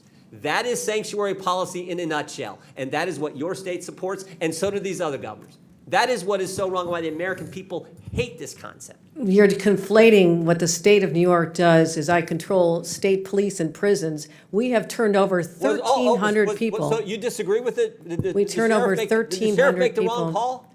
Those are local policies that we would not have done in the state of New York. State of New York, that is So a you're local saying the sheriff's decision. wrong? I would say this, if it happened in a state prison, we have already turned over 1,300 people. And in Sheriff in fact, Tompkins County, I a wanna say Democrat or this. Republican, Governor? There Hochul? have You any been idea? times, excuse The me, sheriff in Thompson County, a Democrat or Republican? excuse me, there have No, been excuse times me, I when- ask the questions, you give the Well, I'm answers. Is he a asking Democrat or for a Republican? Do second. you know? I'm asking for this moment to explain that I'm sometimes waiting I'm for asking, ICE is he to a come pick Democrat or up Republican, people. and do you agree with the believe actions he's a he took? Democrat. Do you agree with the actions he took? How about that question? They are in conflict with what the state of New York would do. Well, maybe they're scared. By the way, he is a Democrat sheriff. Maybe the county guys are a little scared because you said this. I'm quoting from, it looks like the New York Times. We all know you can trust them. This is last month, May 25th. You said, we have some counties that are renegade counties and work with ICE. Maybe they're nervous of being called a renegade county by their governor. So the Democrat sheriff says, we're not going to keep the machete-wielding, cop-choking, corrections officer assaulting guy. We're not going to keep him here for you to get here. We can't even wait an hour and 18 minutes. Oh, you know what else was interesting in this case? You know what else was interesting? There was actually an arrest warrant from United States District Court, Northern District of New York, signed by Judge Wiley Danks, magistrate from Syracuse. There was an arrest warrant, and they still couldn't keep him. The state of New York cooperates. We cooperate in removal of individuals who've served time. We respond to detention. You're confusing, and maybe there's a I'm lesson asking the in question. Okay, in so civics will here you that's say on the necessary. record right here, I got 12 seconds. Will you say on the record, was Tompkins County wrong in the actions they took on January 25th 2025, when they wouldn't hold the guy for 1 hour and 18 minutes. Was Those are Tompkins not the County policies wrong? that we would have in the state of No, New no, York. Those but- are not the policies we would have in a. Were they wrong? Should Because they, I've should already they have turned said that guy over to ICE? It's a I've- simple question, Governor. that was a horrible situation. The person should not have been out there.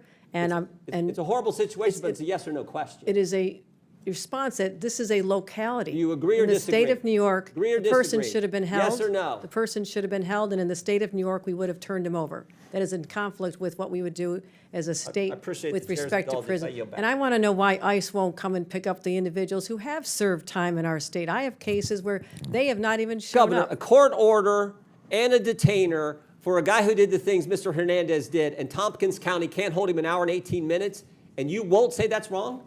I have said we cooperate when there's a criminal case where someone has committed a This is crime. We sanctuary turn them policy. over. This is sanctuary policy in a nutshell. You won't even You're condemn something that anyone mischaracterizing. with common sense knows is ridiculous. You're mischaracterizing the Chair- laws of the Security, state I of had the New York. facts here. Oh, That's all can I right. do one other thing, Mr. Chairman? Now he's been rearrested, and guess what?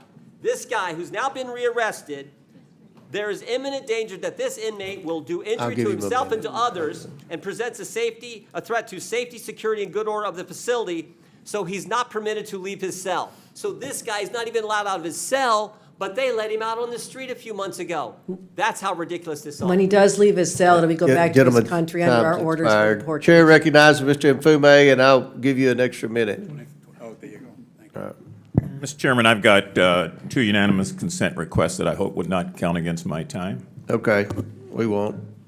Okay. Clock stop. I ask unanimous consent to submit for the record an article from Forbes magazine entitled "Trump Team Focuses Deportations on Immigration Numbers, Not on Criminals," Without objection, so ordered. and an article from the Rolling Stone from the 6th of last month entitled "Trump has now deported multiple U.S. citizen children with cancer." Without objection, so ordered. That's a good diversity of sources, the It is. Rolling Forbes Stone and Rolling Forbes, Stone. yes. I like that. All right, you're, Thank you proceed. thank you very much, Mr. Chair. A couple of things on the record and then some observations. I don't know that I necessarily have any questions, but I do have some observations and a statement. I think before we let this get out of control, everybody on this side of the aisle is against violence of all forms.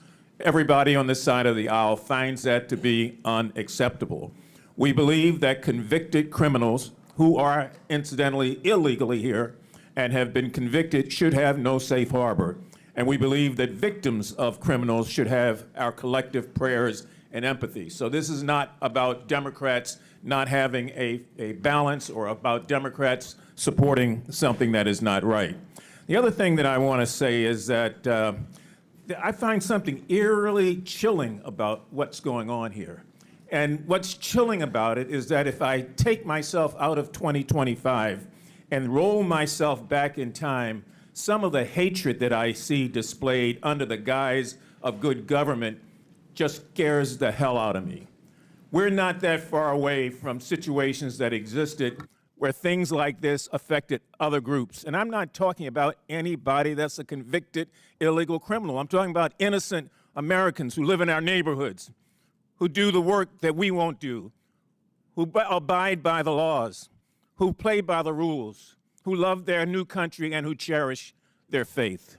Because if we just roll this clock on the wall back 75 years, we'd be looking at a time in Nazi Germany where people ran around with signs like this new ICE sign that says, "Report all foreign invaders to ICE," with Uncle Sam there holding up the sign. This could have been a Gestapo member 75 years ago, "Report all Jews." 100 years before that, it could be a plantation owner that said, "Report all Negroes and all coloreds and all those who are from Africa," because they are disrupting our country. So let's not get it twisted here. We in this country are not pure and pristine. We had runaway slave laws to kick the people who ran away from slavery. We had 50 years of black codes where you got fines and you got rewards and you got all sorts of things if you did or did not do something to report black people. After 150 years of slavery and 100 years of segregation and 100 years of Jim Crow after that, you could be arrested for anything in this country not that long ago. I remembered when the National Guard was deployed in 1968, and I walked out of my house facing fixed bayonets with men in uniform, not knowing what the hell they were there for, but obeying the chief executive officer of this country. And I know what it's like to face a bayonet and to face a National Guardsman. And I've seen the tension that it brought about and how that group of demonstrations across this country continue to go for days and days and days. And so don't give me something about, there's something about these people because they're immigrants. No, there's something about them because they're people, and like all groups, they've got bad people in them. I could have been arrested 75 years ago for walking into a restaurant, for drinking out of a water fountain, for being accused of looking at a white woman like Emmett Till did in 1955, and he was burned and lynched in this country.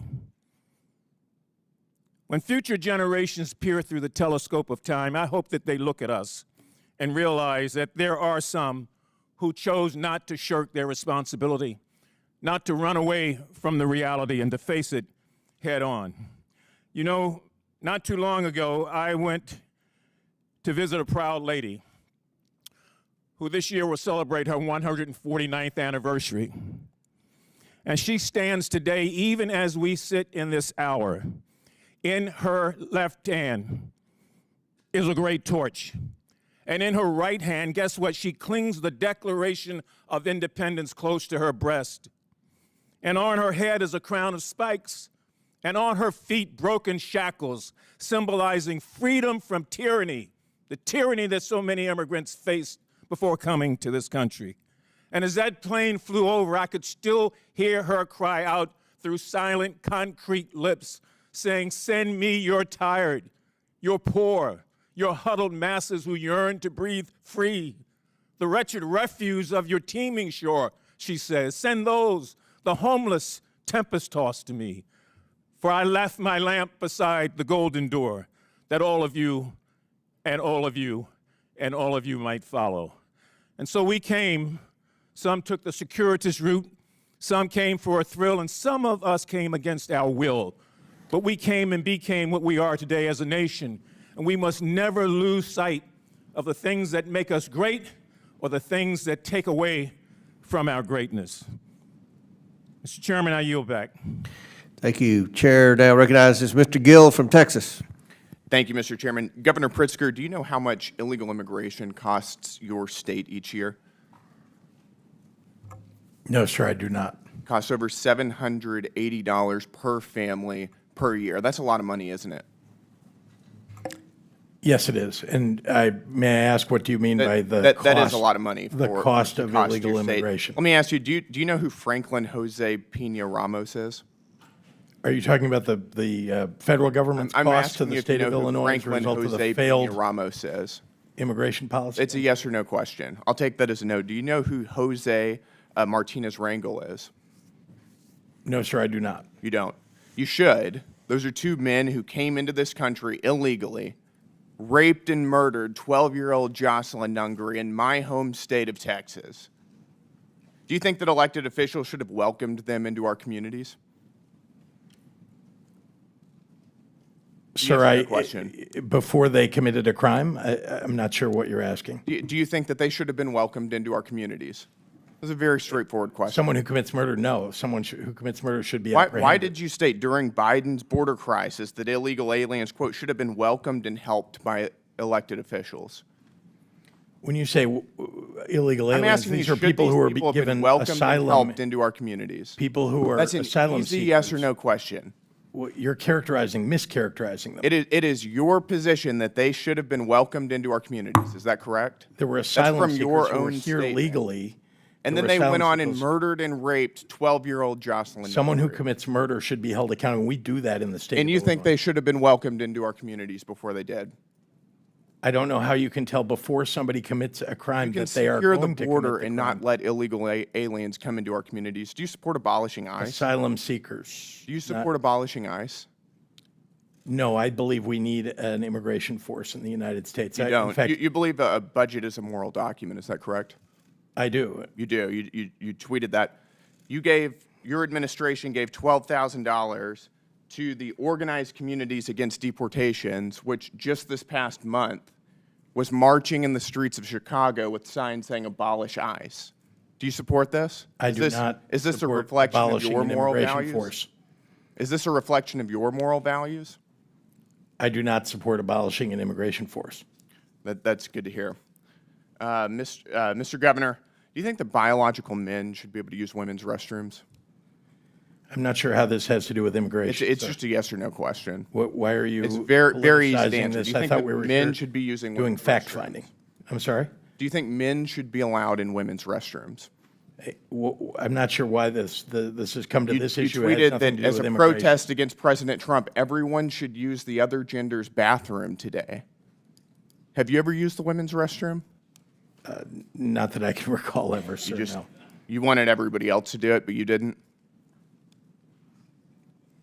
Sir, I'm not sure why we're on a topic that has I'm nothing to asking do you, with you're today's hearing. advocating for men to use women's restrooms, but you didn't do it? I do not advocate that, no. Well, actually, you did. You said everyone should use the other gender's bathroom today. I can tell you that you are Do you regret politicizing saying this this? in a way that what we ought to be focusing on is Do you the regret failure of the federal encouraging men to government use women's restrooms? and the Congress to deal with immigration reform. Do you regret encouraging men to use women's restrooms? Again, you're taking us on topics that have Did you ever nothing to consider do that with women don't the want you in subject their- that you in their invited us here bathrooms? for?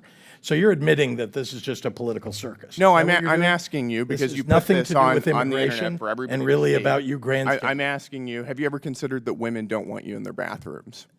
That's a private space that they don't want you or any other man in. Congressman, let's talk about You your can't say that failure to normal vote people can for say that Medicaid. they In don't- fact, you want to that take they don't think Medicaid away. men should be in and women's SNAP restrooms. And That's a veteran very services. straightforward question. You apparently want people And you're to encouraging die men to in the use United women's States restrooms because you where there want to could be take healthcare underage away. girls. Do you think that's appropriate? Sir, if we're going to Do you think that's politicize normal? this, let's talk about what you're doing to people in you this think that country that's normal? by virtue of your votes. All right, let's move on. with Let's President ask, Trump. do you support Hamas's agenda? Sir, I do not. They are a terrorist organization. Your administration gave a grant to the Muslim Civic Coalition, which just 2 weeks after October 7th was marching in the streets of Chicago to, quote, stop the U.S.-backed genocide against Gaza. Is that a reflection of your values? I have spent my life fighting anti-Semitism. No, I'm asking, is this a reflection of your values? I'm not sure why you're attacking Because me your about something in an administration organization. gave money to this organization. I'm explaining to you that what we do in the state of Illinois is stand up for what we believe are You didn't our have to rights give and money to freedoms. the Muslim Civic Coalition. People to have march the and right call, to express themselves. to stop the We don't- U.S.-backed genocide against Gaza. That was your choice. I know that was your Republicans want to administration. take away people's right to free speech. We don't in the state of Illinois, and I They've do got not the believe right to that free is speech. proper. They don't have the right to tax dollars, and you gave them to them. You want to take those rights away from people. I understand. Gentlemen, time's expired. Chair recognizes Ms. Brown from Ohio. Thank you, Mr. Chairman. The Trump administration isn't serious about public safety. It's not serious about solving immigration challenges. It's only serious about blatantly violating constitutional rights, stoking fear, and demonizing immigrants for political gain. That's why Trump is weaponizing ICE to recklessly and lawlessly target immigrant communities. And here's the reality. 2 weeks ago, I met with community leaders from across my district. Multiple Hispanic faith leaders told me the same thing. Their congregants, regardless of immigration status, are afraid. Afraid to speak Spanish in public, afraid to attend community events, afraid to go to church. Because ICE under this administration has shown it will harass, detain, and deport even wrongfully. No due process, no oversight, no transparency. And now we're seeing this fear weaponized at scale. Just this week, the president deployed 4,000 National Guard troops to Los Angeles without the consent or consultation of California's governor. So let's be clear. This isn't about border security. This is not about law and order. What it is really about is a reckless power grab. Militarizing American cities doesn't make anyone safer. It escalates and puts everyone at risk. So, Governor Pritzker, As Commander-in-Chief of your National Guard, how concerned are you about this executive overreach? Thank you very much, Congresswoman, and thank you for the remarks that you just made. Our job as governors is to concern ourselves with the public safety of our states. And indeed, one of the very important things that we do is listen to our local law enforcement and listen to the local officials who ask us for help when they need it. We have probably, in my view, forgive me, governors, we have the best state police in the entire country, and we have terrific 13,000-person National Guard. We go to our state police for support, and then, if necessary, we will ask the National Guard to step in. And again, only when local law enforcement and our local officials ask us for that help. When the President of the United States goes in over the top to grab our National Guard for domestic security, when there is not, as he said in a memo falsely, a rebellion, that is taking away the rights and obligations of a governor. And it ought to be done in consultation with governors. In fact, the more local you get, the more accurate, I believe, the information is about what's happening on the ground. That's why I speak with local leaders of law enforcement, CPD in Chicago or others, before we take any action with National Guard. The President of the United States fails. Why? Because he wants mayhem in the streets. Why did he call in Marines? And that's the point. This administration says it's targeting violent criminals, but that's not what's happening. They're going after parents dropping off their kids, workers showing up to their jobs, and asylum seekers navigating the legal system. And let me say this plainly. If you commit a violent crime in this country, you should be prosecuted. If you came here to do harm, this country is not your home. Governor Pritzker, can you set the record straight with which direction is violent crime headed in your state, up or down? Down significantly. Thank you. And Governor Pritzker, across the country, undocumented immigrants are less likely to commit violent crimes than U.S. citizens. Does that hold true in your state? Immigrants are less likely to commit crimes than people who already live there. Now, that may come as a surprise to some tuning in today, especially those fed a steady diet of fear. A recent poll found that Fox News viewers are twice as likely to believe the false claim that immigrants commit more crime. It's not true. It's not true. It's not true. So let's stop with the scapegoating and start focusing on real solutions. So quick yes or no's, Governor Pritzker. Did Trump's pardon of the January 6 defendants who violently attacked police officers make Illinois safer? It did not. Does blocking common sense gun laws like universal background checks make your state safer? Absolutely not. Did DOGE cuts to community violence prevention funding make your state safer? Much less safe. Would cutting Medicaid to pay for tax breaks for the wealthy make your state safer? No. Cutting SNAP benefits? No. Okay, so this is what we are dealing with this current administration, things that are not making our country any safer and are doing harm to the people who need it the most. And with that, Mr. Chairman. Your lady yields back chair, and I recognize Mr. Donalds from Florida. Thank you, Chairman. To piggyback off my colleague, Governor Pritzker, how much does the state of Illinois spend on illegal immigration every year? Again, illegal immigration, that's a federal responsibility. They could tell how much is wasted as a result of their failures. Governor, don't you keep track of how many people are on your Medicaid rolls, how many people who are illegal immigrants in the state of Illinois who are getting actually benefits in your state? Doesn't your government keep track of that?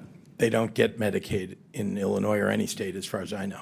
Governor Pritzker, you do not keep track of any public service dollars in the state of Illinois that goes to illegal immigrants or goes to people in your state who are not legal residents of the United States and of the state of Illinois. You don't keep track of that. We absolutely keep track of our budget, and we're very closely, and in fact, it's been balanced for 7 years in a row, unlike the Republican before me, yeah. You know, it's interesting. I noticed that in the state of Illinois, you guys don't really keep track of your money, because I asked your mayor in Chicago similar question about a month ago, and he didn't have an answer. It was quite interesting. I think this might be an Illinois problem. Governor Hochul, in your state, you are spending about roughly $4 billion on illegal immigration, and at the same time, you are actually asking the federal government for $4 billion to finish Penn Station. Don't you think it would be better to stop funding illegal immigrants in your state and actually use those resources to finish Penn Station as opposed to coming to the federal government for the money? Penn Station is owned by Amtrak, not by the state, so it's an appropriate use of their dollars, and Donald Trump has agreed to spend upwards of $7 billion. I appreciated that very much. What we spend on immigrants, the immigrants who are here hardworking to live a life and working on our farms and taking care of our parents in nursing homes and taking care of our children, they have been coming here for 400 years. And we don't keep track of individuals based on their status. We make sure that people have services so we don't end up with an unexpected. So essentially what you're telling me is that you keep no track of money that is going to people who are not legal in the United States, resources that are taken away from New Yorkers, resources that are taken away from Illinoisans. You guys do not keep track of any of this. You know what's really challenging is that many people came here with legal status. I mean, temporary protective status, 300,000. Do you all of a sudden they wake up one day and it's gone. Do you go along with the strategy from the Biden administration, which massively expanded immigration protocols that overwhelmed your city and overwhelmed your state? Do you agree with that? We call for secure borders. We call for this body to I do never its remember job. you calling for secure borders at all, Governor Hochul. We certainly have. That We doesn't certainly sound have. like him to my memory. Many conversations I had with the White House. And we asked for federal resources. I mean, you're putting a federal problem on our laps, and you know what? It gets old after a while. I wish you would just do your job. If your here party and actually would pass do the job meaningful of reform. securing the nation the way President Trump has now had to do twice, we wouldn't be in this predicament. Wouldn't you agree? Do you agree or disagree that securing the nation's borders is the job of the President of the United States? President Trump has done that job twice now. Well, And previous Democrat presidents have not done that job. Wouldn't you agree with that? this has been a problem that's been in place since I was a young staffer here on Capitol Hill. We worked on immigration, and Ronald Reagan signed amnesty for 3 million people. You know, it's to interesting get you in bring up situations. Reagan's amnesty in '86. You know, part of that deal was to actually build border wall and secure it, but the Democrat Party refuses to build border wall. You oppose it every single time. Is that your position? Do you now support border walls, There Governor has Hochul? been many times when bipartisan legislation is presented to this body and people just walk away from it. They refuse to do the hard work of governing that governors like us have to do every single day. When I leave here, I'm going to go home and govern a state. I'm not going to tweet about this experience because I have too much work to do taking care of New Yorkers. And You're keeping really them not doing a safe. good job, Governor Hochul, because a lot of New Yorkers are actually coming into my state, in Florida, many of them. They come all the time because they actually want to come to a state that is well-run, that protects citizens, does not allow illegal aliens to victimize citizens like they are victimized in the state of New York, like they are victimized in the state of Illinois, like they are victimized in the state of Minnesota. They choose states like Florida and Texas to find safer places to live and raise their families. Hold on, Governor Hochul. We've had enough crime time. rates are much Governor lower than Walz, you've been yours, sitting over there much pretty lower. quiet. I got a question for you. I love to talk. Thank you, Congressman. Fair enough. You said earlier that the ICE agents under the orders of President Trump are a modern-day Gestapo. Do you realize how disgusting a phrase that is, considering the history of Nazi Germany? Would you like to recant that statement? What I said, Congressman, and I have a long history of supporting law enforcement, I said President Trump was using them as his modern-day Gestapo, not identifying who you are, coming up in unmarked vans, taking people away and giving... Is it the responsibility of ICE to actually deport illegal aliens in the United States who are here? Isn't that their responsibility? Yes, it is, Congressman, except that the Constitution is not an inconvenience. It's not an either-or. Nobody You said can an do your job inconvenience. and He have a practice due responsibility to deport illegal aliens, and the Through due president is process. going through that process right now. We are And not let's be very clear, the previous administration, they abused every process there is under border laws to allow more than 10 million people into the country illegally. And this is a burden on all Americans. And so the president is doing his job. So it is sick to refer to Americans who are ICE agents as Gestapo. Governor, you're wrong. You need to apologize to these agents. They're doing their jobs. They are Americans. They serve this country with honor and decency and respect. Do not diminish their work simply because you tried to make a cheap point that you could tweet. I yield back. Chair now recognizes Ms. Stansberry from New Mexico. Thank you, Mr. Chairman. Well, some interesting theatrics today. Welcome, everyone, to the Oversight reality TV show. I know Mr. Trump loves himself some good TV, and today is not disappointing. And in fact, I want to say welcome to some of the members who've showed up to this committee who I've never seen here before. It's great to have you here in the hearing room with us. Now, before I get started on the topic at hand, I want to take a moment to speak directly to the immigrant community who might be watching and listening today. I want to say to everyone out there who is living in fear, We see you, we love you, we respect you, and we are fighting for you and every community that is being targeted by this administration and this Congress. We also want all of you out there to know that you have rights. You are protected by the law, and you should not have to live in fear and wonder whether or not you're going to be safe if you leave your home or if your family is going to come home at night. We see you. We are fighting for you. You have rights. Now, let's turn to the situation in California, which, of course, much of this hearing has focused on. As someone from a Marine veteran family, let me be clear. Marines are combat troops. They are highly trained, highly disciplined, lethal fighting force combat troops, and they should never be deployed against the American people who are exercising their constitutional rights. This is a gross and disgusting abuse of power. A disgusting abuse of power by fake tough guys who think that they can intimidate our communities while taking away their rights. And this is from the same man who dodged the draft and called our military service members suckers and losers. That's your commander-in-chief. And here, these folks here and the president want to say they're for our military and our veterans while they're illegally deploying service members, violating state sovereignty, gutting the VA, firing generals and lifelong service members. And you all want to sit in here and play like you're with the military and the American people while Donald Trump is planning to spend $45 million of your hard-earned taxpayer dollars on a fake military parade this Saturday that they can't even fill, that they put a super PAC ad on Craigslist to recruit citizens of the city of Washington, D.C. to go stand in the parade route. Congratulations, it's made for TV. But this is serious because this is an abuse of power. So I want to read a list of grievances: obstructing the administration of justice, refusing to assent to the laws for the public good, sending swarms of officers to harass our people, keeping standing armies without consent of our legislatures, transporting Americans overseas to be tried for pretend offenses. Mr. Chairman, I wonder, do you know where these offenses come from? No? Aw, that's too bad. Because it's actually the Declaration of Independence. That's right.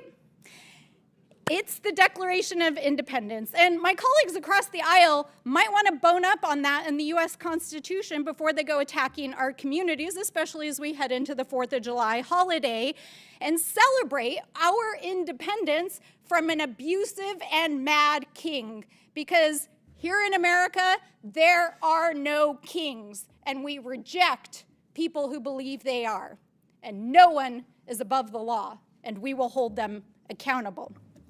But I think it's very clear today, and I think it's been borne out by every witness that we have here, that what Donald Trump is doing is not only an abuse of power, an abuse of the military, an abuse of our citizens, but also, y'all should know this, while you're sitting here creating this made-for-TV moment, that 2/3 of Americans, according to the polling yesterday, are opposed to what Donald Trump is doing with both immigration and the deployment of the military in our communities. It's wrong, it's immoral, it's illegal, and it's a violation of our rights. And with that, I yield back. Chair recognizes Mr. Langworthy from New York. Thank you very much, Mr. Chairman.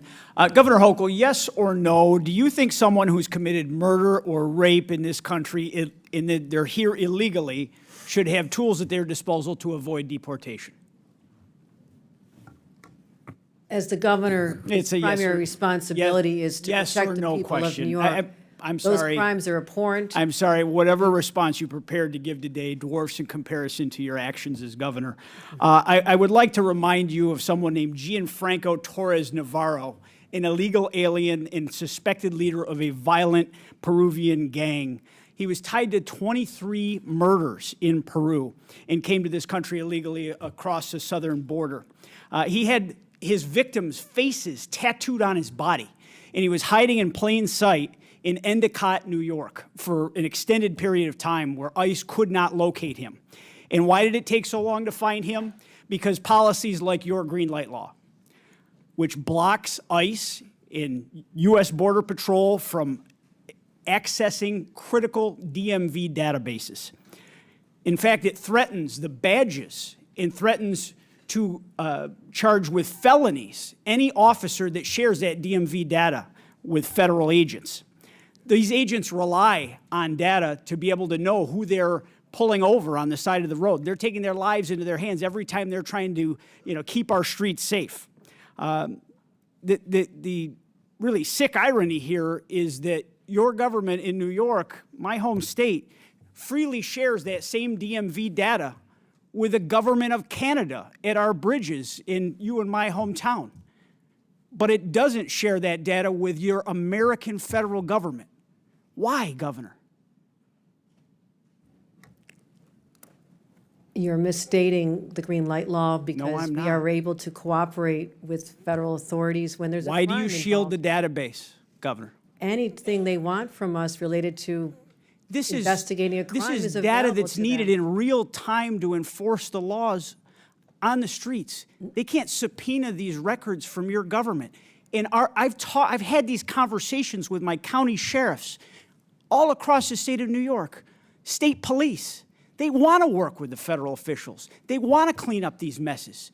But they can't because they are being threatened by you and our Attorney General that they'll take away their badge and end their careers. Been countless instances where we've cooperated with federal law enforcement. It happens on a daily basis. And so your characterization is just incorrect of how we provide information to people who ask for You it. share the database in its entirety with Canada, but you don't share it with the federal government. It's beyond belief. I mean, this is denial and excuses, Governor. You know damn well that the New York State Sheriff's Association, the State Association of Chiefs of Police have both condemned the green light law. Sheriffs from Erie County, Niagara County, Monroe, Albany, Broome, Dutchess, and Oneida counties, multiple parties represented here, not just Republicans, have warned that your law ties their hands. It puts officers' lives in danger, and it shields criminals from accountability. When you refuse to work with law enforcement, when you refuse to hand over data that can protect communities and save lives, you are actively aiding the illegal alien criminals who have crossed our borders and committed violent crimes. And the consequences are not hypothetical. Your bail reform law is the reason that Laken Riley is dead. He should have been in jail in New York, and he wasn't. He went to Georgia. He fled our state because he should have been in prison. These are tragic and real circumstances. In Buffalo, a Venezuelan illegal immigrant hacked his wife to death with an axe. In Syracuse, an Ecuadorian national strangled a young woman on her birthday and dumped her body in a park.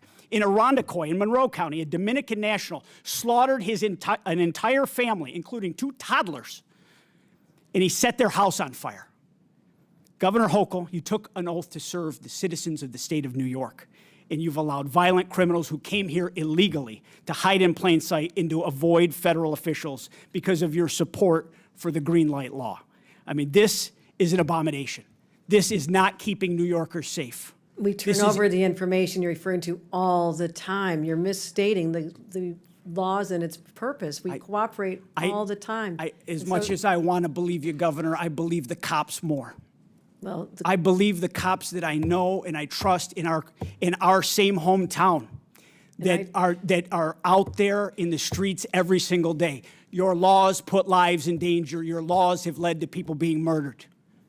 my job is to protect the people of New York, and I fight hard every single day. I have doing done a more very lousy to job of reduce it, the Governor. crimes. Murder rates are down to historic lows, and we're working hard to make sure one crime is one too many. I take this very seriously, but we do cooperate when anytime they need help with law enforcement, and you're just that is refusing just to not accept what the law enforcement You're officials just not tell me, accepting Governor. the facts. I can't help that. I trust the professionals. You and I aren't police officers. I trust the people out in the field that wear a badge, that are honorable, decent, hardworking people. And that's why they should And be you have a record of disrespect to law enforcement, just like you disrespected every corrections officer in the state of New York. You have a lot of gall to come here and criticize the president for using the National Guard to actually bring law and order to the streets of our country. When you sent those same National Guard officers to become corrections officers after you destroyed the lives of so many of the hardworking corrections officers of the state when you broke their union. You're absolutely right. There is a distinction. I have the authority over the National Guard in the state of New York. The president is usurping the sovereignty of another state, of the 50 states, when he imposes the National Guard against the will of the governor. Just a difference of understanding of basic civics. Thank you, Mr. Chairman. I yield back. Mr. Chairman, I have a unanimous consent request. I'm sorry? I have a unanimous consent request. Proceed. First, I'd like to seek unanimous consent to enter into the record this article, counties that provided sanctuary to undocumented immigrants saw falling crime rates, steady fines. Without objection, so ordered. Second, data shows sanctuary policies make communities safer, healthier, and more prosperous. Without objection, so ordered. And third, Trump team focuses deportation on immigration numbers, not criminals. Without objection, so ordered. Chair now recognizes Mr. Garcia from California. Thank you, Mr. Chairman. I want to thank our governors for being here as well. Thank you all for your service to your states and to our country. I want to just be clear, Donald Trump clearly and House Republicans are really not serious about helping our states and our cities. Before I came to Congress, I was a mayor and I worked closely with our police department, incredible men and women that worked really hard to promote policies that actually make the public safer. Now, during that time, our city actually reported some of the lowest murder rates in history. And I've been in close touch with our current police departments, our local sheriff, and local law enforcement. And I want to be clear. Donald Trump is intentionally provoking chaos, hate, and division. Now, Trump is trying to intimidate. He's using our military to create fear, and there's no legal justification for his actions. I strongly believe he's trying to keep American citizens from peacefully making their voices heard. We just had a demonstration in my hometown of Long Beach, California. Over 500 people showed up. There was no vandalism, there were no arrests, and it was peaceful, and I want to thank them. Trump is trying to make it very clear that this is about intimidation. I believe he's fueling violence on our streets because he thinks it's politically helpful to him. And I actually want to remind our committee that when Donald Trump was president in 2020, that's actually when we saw surges in violent crime across the country. They increased under Donald Trump's watch.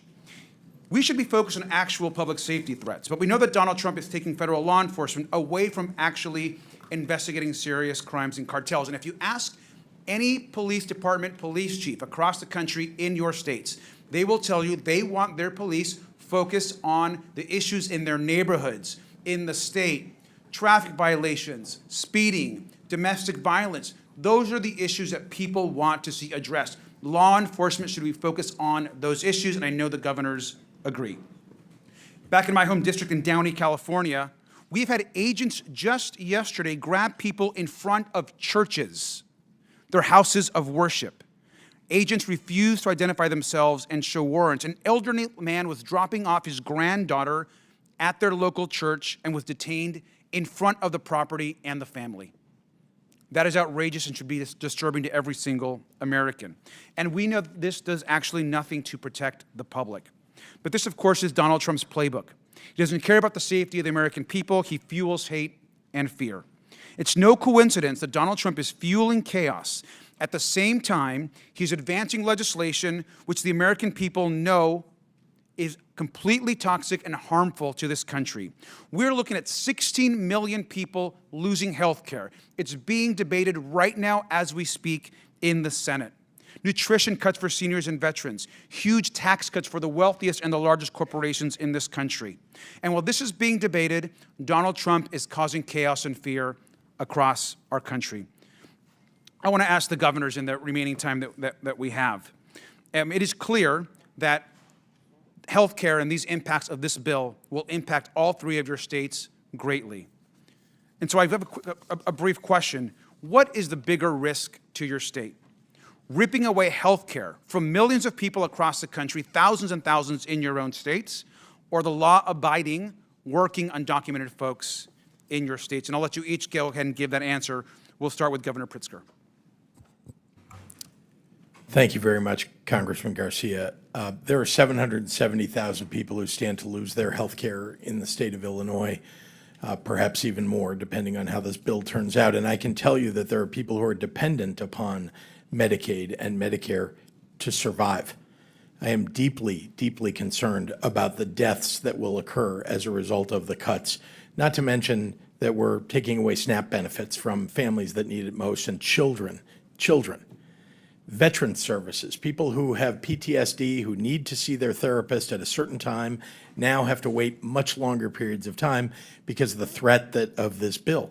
So I'm deeply concerned. DOJ has taken away one of our facilities in the state of Illinois already. It's a huge problem, and that is the threat. Thank you, Governor Walz. Yeah, thank you, Congressman. In Minnesota, in 2023, we were ranked as the top state for health care, home of the Mayo Clinic. We have more people covered almost than any other state. This bill would take 250,000 people off of health care, make it more difficult, reduce the outcomes we're getting. 40% of those are children receive their care through that way, and over 70% of nursing home patients. It would be catastrophic, and the state has built it up to improve lives of all of our citizens. Thank you. And finally, Governor Hochul. Health care is a basic human right, and I'm proud in the state of New York that 95% of people in our state have health care coverage. But these devastating cuts will throw off at least 1.5 million New Yorkers, and not just those individuals, but when hospitals in rural areas have to shut down, the entire community will lose important services. So this will have a ripple effect through our economy and hurt more than just the people who lose their Medicaid, and it is devastating and absolutely unwarranted. And we encourage everyone to stand up, speak up on behalf of their constituents, especially those from the state of New York who represent rural areas. They're counting on you. Thank you. Governors, I thank you, and I yield back. Chair now recognizes Mr. Biggs from Arizona. Thank you, Mr. Chairman. I get a kick out of you sanctuary state, county, city leaders who talk about having to deal with the border crisis. Cracks me up, actually. But at least, Governor Pritzker, you did call it a crisis in your statement. I appreciate that. Ultimately, as you said in your statement, you received 50,000 illegal aliens into Cook County. And Governor Hochul stated that New York received about 220,000 illegal aliens. That's fantastic that you know those numbers roughly. Now I want you to imagine you're a southern Arizona community of about 80,000 people, sitting right on the border. And over the course of the Biden administration, a couple of million people came through your little town. And I quote you, Governor Pritzker, Illinois didn't ask for this crisis, and I'm going to tell you, neither did Yuma, Arizona. Its lone hospital, only hospital, couldn't handle the influx, nor could its single food bank, its law enforcement, its schools, and other services and infrastructure. That was a failure, you're correct, on the part of the federal government under Joe Biden. That's all stopped now. That's all stopped now. Because it didn't take a new law, it took enforcement of the current law. But you know what drew a lot of those people? Because you might have been down there once. I've been down there dozens of times. I've taken more people from Congress down there than anybody else here. And you know what those people told me? They're coming here because they wanted to get to places, and they would name Chicago, and they would name New York to me. And I'd say, why the heck are you crossing here and not crossing at Del Rio? Because you guys offered sanctuary policies. They believed that they would be protected in your jurisdictions. And now that these millions of illegal aliens are here, permitted to get here by the Democrats and the Biden administration, your jurisdictions actually hinder the enforcement of immigration laws because of the sanctuary policies you've adopted. And then you have the temerity to complain about the influx of illegal aliens that strain your social services. Well, you did that. That's not even an unintended consequence. That's what it is. So I'll ask you, Governor Walz, do you agree with Minnesota your Attorney General's opinion stating that it's not lawful for Minnesota counties to hold people for immigration authorities, even if there is an immigration warrant? Do you agree with his statement? That's his statement. It's not yours. I just want to know if you agree with him. Yeah. Well, I know you know this, Congressman, that all 87 Minnesota counties follow federal law. I don't know that. I just want to know. I don't know that. Why would I know that? I'm just going by your Attorney General. I haven't He got the says not chance to to do explain it. it. Do you agree with the Attorney General? That's all I'm asking. The Attorney General is elected independently in Minnesota. Nothing in his opinion allows it. In Minnesota, So are you telling me Congressman, you disagree with him? Could I Do have you 20 disagree with him? seconds just to say? I just want you to answer the question. You're not answering the question. I served here, Congressman, and there's the respect to the witnesses to just be able to speak. Yeah, there is, and there should be respect, and that respect from the witness should be to answer the question. Our counties and jurisdictions can do whatever they deem necessary. They have to. Do you agree with your federal- Attorney General? Apparently, we don't know, because you're not going to answer. You're going to be oblique about it. So that's unfair characterization. I'm trying to answer. I'm not the Attorney General of Minnesota. do you agree with his memo? And you're killing nothing- time because you're filibustering. Do you agree with his memo? That's all I'm asking. Nothing. And you don't want to even answer it. You just say, oh, you know, maybe yes, maybe no. I don't know. Let's go to you, Governor Pritzker. A lawsuit was filed against you in the state of Illinois, and you responded. Your response to the claim is that Illinois has a quote constitutionally protected choice not to assist federal authorities with deportation, close quote. Give me the constitutional reference you're making there. What are you referring to? Congressman, I don't know the lawsuit that you're referring to, and I don't know that I was the respondent in that lawsuit. I can say that This is from the response filed on your behalf. So you didn't read the response? Well, let me then ask you, if that is the response officially of you, how is that consistent with Arizona versus U.S.? It's not. How is it consistent with 8 U.S.C. 287 D3? It's not. Let's just cover it in the last 18 seconds. When you guys say you say we do give these people information only on a criminal warrant. Is there any distinction in 8 U.S.C. 1373A, 1324, 1324C that says, yeah, you don't have to give information, you don't have to provide the body, you don't have to respond to the ICE detainer? Is there anything in there that says there's a distinction between the criminal law, the criminal warrant, the criminal detainer, and a civil warrant, civil detainer? Is there anything in there? The answer is no. I'll answer for you. You do violate the law. You are sanctuary cities. And every one of you sitting there, if you don't know that by now, you should know it walking out of here, that you are actually committing a federal crime every time someone does that, because you don't have the authority under federal law or under the Constitution to negate even a civil warrant for someone who's violated a federal offense when you get a detainer notice. Yield back. Chair recognizes Mr. Frost from Florida. Thank you, Mr. Chair. All over the country, people are protesting nonviolently President Trump's treatment of immigrants, and they are right to. And I think it's important that we are clear as leaders about what's going on in this country right now. There is no mass deportation campaign. Deportation is a process that is not being followed right now. What's going on is people are being snatched up in the middle of the streets, trafficked, kidnapped in the middle of the streets, trafficked to other countries without due process. Trump is taking blatantly illegal and inhumane actions to stoke protests and then escalating things from there. Over the weekend, he sent the U.S. troops to California. This is dangerous. First, the California National Guard without the governor's support, and now the Marines. The Marines are trained to fight and win wars, not to de-escalate a protest in the heart of an American city.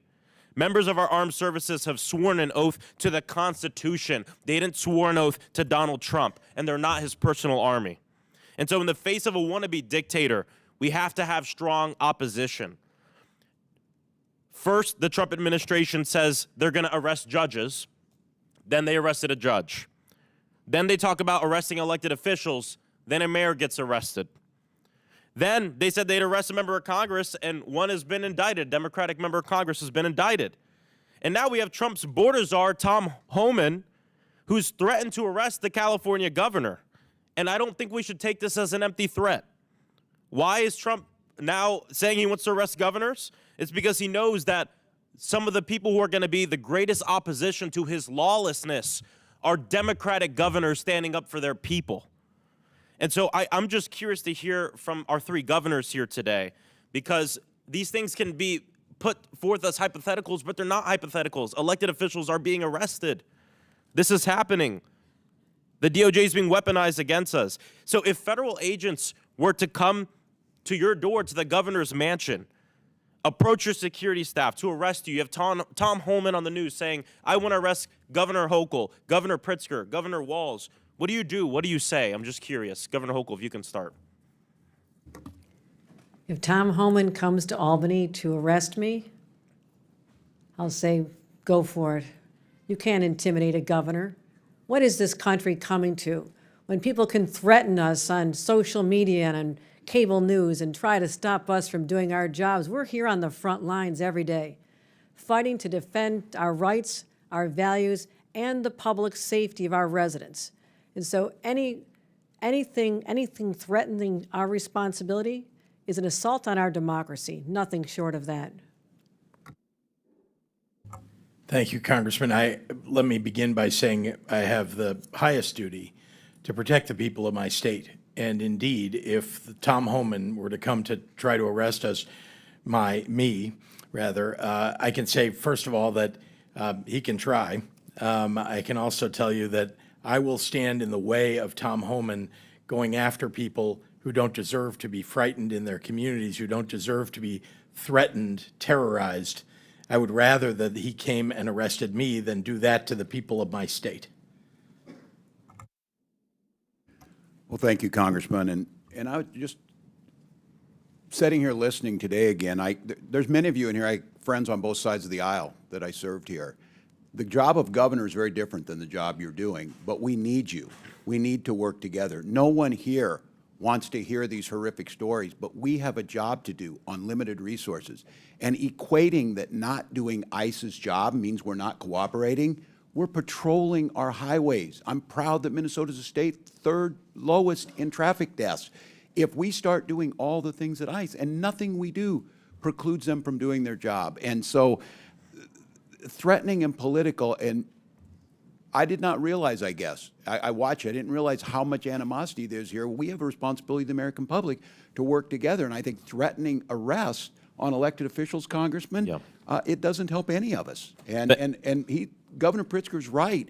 Our citizens are scared and angry, and it's not necessary. We can fix this with a bipartisan border bill. Help us out. Thank you, Governor. I want to end by saying former Governor and now Secretary of Homeland Security Kristi Noem just last year said that federalizing the National Guard would be a direct attack on states' rights. And now she's cheering it on. President Trump has consolidated power so much in his own party, there's little to no, pretty much zero, opposition left to his lawlessness. We hear it in this room right now. And the last thing I want to say, too, is what's going on right now is not just a distraction from the fact that they want to pass a massive tax break for the richest Americans and take away services and things from working families, but it's to enable it. These aren't two different stories, because the only way you rip away health care from 15 million Americans in this country and not feel like you have to fear for your job or that you're going to be protested every day is by scaring the people and suppressing their First Amendment right.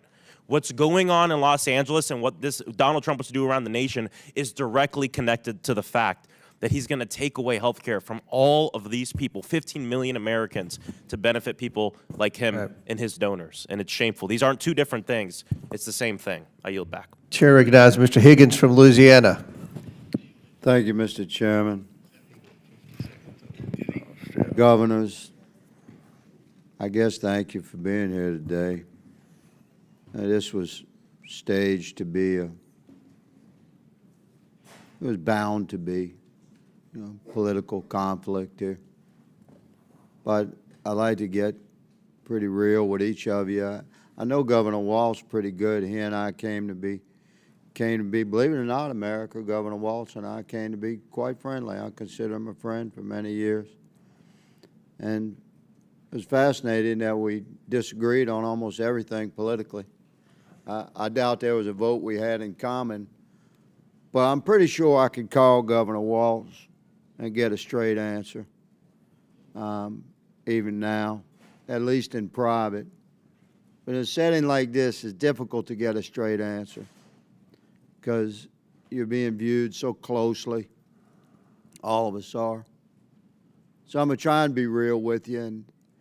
Governor Pritzker, I don't know you. Governor Hochul, I don't know you. I can tell you that that you strike me as extremely political, and rather arrogant, quite smug, good lady. And this is a serious topic, man. We have hundreds of thousands of Americans dead from fentanyl that came across our border. Our nation suffered generational trauma for 4 years from open border policies. And we listened in ad nauseum, speech after speech after speech about how Mayorkas, who struck me as equally smug in many horrific meetings, said we need more money, we need more laws. We never needed more money. We never needed more laws. We needed an executive branch that had the will to enforce the law and thus end the trauma that the American people were continually suffering at our southern border. Now, the impact of that policy remains, and sanctuary cities are a large part of this thing. And I don't know the life of you three, your background. I don't know if you've held the hand of a mother or father, had to deliver to them the news that their child had been killed by a violent criminal. Prayed with that person, but I have. And the victims of crime commonly have a simple refrain: why? Why? Why did this happen to my family? And I'm going to ask you, Governor Pritzker, and you, Governor Hochul, what do you say to those people when, have you ever had the courage to speak with one in person, in private, without cameras, and when they ask you why was this horrible person invited to Illinois or New York? Why do your sanctuary policies encourage, why did this guy that killed my daughter, why was he in my state? Why? Representative. Don't tell me it's limited resources. Representative. Don't tell me it's limited resources. I'll let you know when it's time for you to answer the question, madam. Okay. Don't tell me it's limited resources, because we're talking about the resource of righteousness and goodness. And God controls the bank of righteousness and goodness. And there's no limit to that withdrawal. Governor Pritzker, what do you tell a family when they ask you why? Why was this murderer in my state that came here across the border illegally and was encouraged to come to my state by your policies? Go. You said invited or encouraged. 50,000 people invited and encouraged by 50,000 sanctuary people were policy. shipped to my state Yes. by a Don't border beat around state the governor. bush. Own it, man. I'm not beating Own around. it. I'm telling you, 50,000 people were shipped to my state by a Would you ship Republican them back? border state governor. 50,000 is a smidgen. We have 15 million cross the border. I understand. I'm glad they bust some to your state. I have 'cause you and needed I to have taste been it. clear Your sanctuary about policies favoring border Governor Hochul, security. There was a I'll give bill you the last last year couple of on that seconds very here. subject, sir. On the Governor question of Hochul. what And I'd you say to opposed that it. family, I would say my heart is breaking for you. I'm a mother.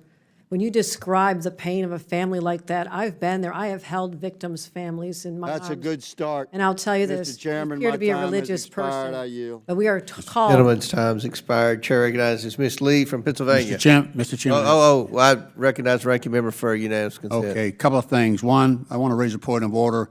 It is against the rules to attack or to breach the decorum with respect to our witnesses. You can't. Well, the ranking member You has a look different like this, definition or you of look attack like than I that. do. You That's look for like sure. this. You cannot criticize the countenance of a witness when they come before the committee. You can raise issues, no question, but you cannot personally attack a witness. That is not within the rules. That is not in accordance with decorum here.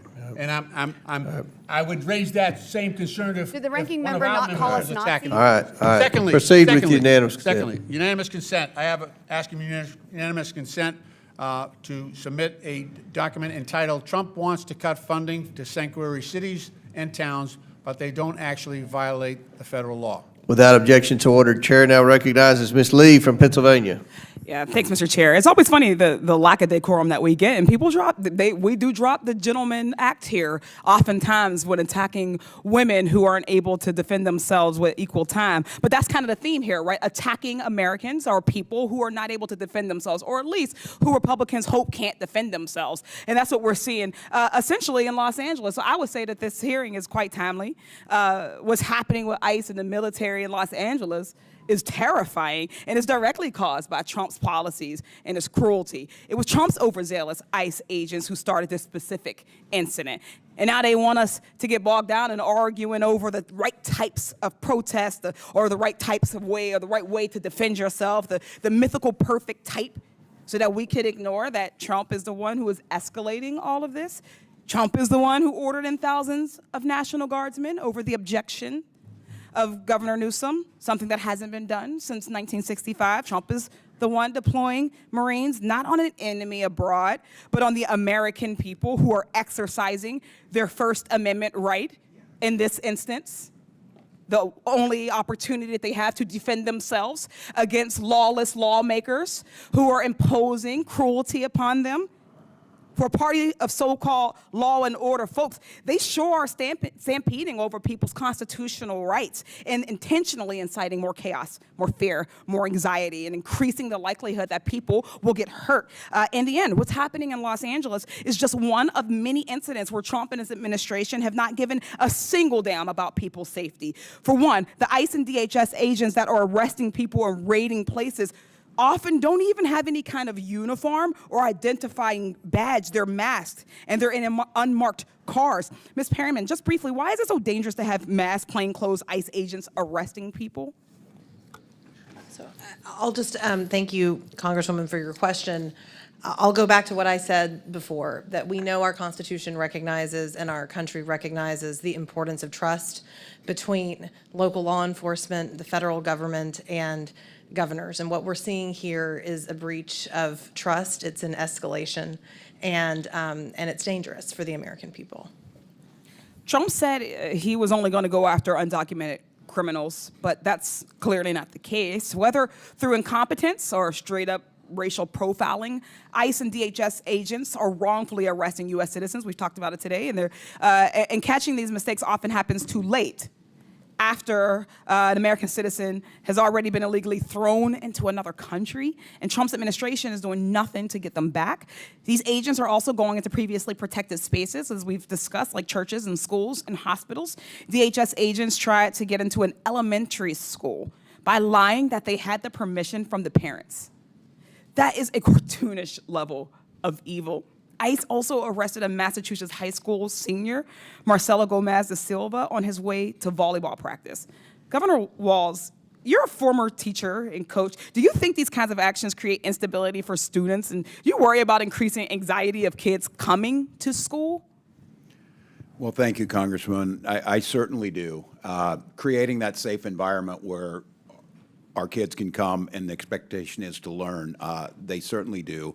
Once again, there's no reason to use these enforcement actions at those locations when there are other tools. And I think, again, this false equivalency that we do not want violent criminals to be arrested, detained, and go through due process, we do, but hugely detrimental to the educational system, hugely detrimental to a system that is dependent on trust and the goodwill of everyone in that school system. So yeah, it is detrimental. Thank you, Governor Walz. These same kids getting arrested are often being separated from their families. They are scared, they're alone. An attorney is one of the few resources they had access to that is now being taken away as well. The Trump administration has canceled contracts with legal groups that represent those undocumented children in immigration court. This is going to force thousands of kids as young as 2 years old to represent themselves very quickly as we're running out of time. Ms. Perryman, how's a 2-year-old supposed to represent themselves in court?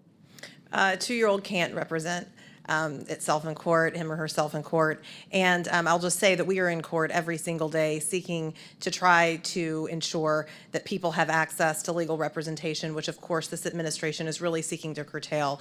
They're seeking to ignore due process rights. I was going to say, Every would you say that person- it is due process if a 2-year-old is left to represent themselves? Absolutely. It's a flagrant violation of our Constitution. It's also something that shocks the conscience. We'll leave it there. Thank you. I yield back. The witnesses have requested a 15-minute bathroom break, but before we do that, I'm going to go to Dr. Fox for 5 minutes of questions. After Dr. Fox, we'll take a 15-minute break for the witnesses, and then we'll start back with Mr. Kassar. So Chair recognizes Dr. Fox from North Carolina for 5 minutes. Thank you very much, Mr. Chairman. Governor Walz, as you're aware, Minnesota saw the largest COVID-19 fraud scheme in the nation. The so-called nonprofit Feeding Our Future falsely claimed to have served 91 million meals to children, for which it received nearly $250 million in federal funds. According to the FBI, the $250 million in federal taxpayer money was, quote, funneled into luxury homes, cars, and lavish lifestyles while families struggled. In March, 2 individuals were convicted in connection with this case, and I understand related investigation continues. The FBI stated that, quote, the egregious fraud uncovered in the Feeding Our Future case represents the blatant betrayal of public trust. The FBI will not allow criminals to rob federal programs and walk away unscathed. We'll expose their schemes, dismantle their networks, and ensure they face the full weight of justice. Do you support the federal government's efforts to bring to justice those who stole federal taxpayer money at the expense of hungry children in your state? Thank you, Dr. Fox, wholeheartedly. And this is a great example. When the federal government works with the state, we reported it, they prosecuted them, they are in prison. So do you support federal efforts to bring to justice those who commit federal crimes in Minnesota? I most certainly do. Okay. Does Minnesota honor ICE detainer request? Congresswoman, thank you for the question. I've been making sure I get my opportunity here. Minnesota follows all federal law. State law requires, and I would say the state law requires all state and county facilities to ask for immigration status when a convicted felon is committed and tells DHS if they're undocumented. All state facilities. DOC calls DHS before a convicted felon leaves prison. We have a controlled handover. ICE is How can we be sure that your state is serious about cooperating with the federal government to enforce our immigration laws? We do it on a daily basis, Congresswoman. And again, I say this is the floor. Counties can do more, but here's the confusion we have right now. Last week, a list of supposed sanctuary cities or counties were put out. Many of those were counties in Minnesota that had gone above and beyond. Their sheriffs said it put them at risk because they were doing that. They were sharing information and doing what they're supposed to do. It's a coordination issue. But you said in your answer it's only if they've been convicted of crimes that or a judicial warrant. Or a judicial warrant. That's correct, after due process has been served. So that you don't cooperate if they're illegally here and the ICE comes to get them. If they have gone through the process, Congresswoman, and they have received due process, and ICE's job is to come and get them. That's what I've been saying all day. But if they're here illegally, then they're here illegally.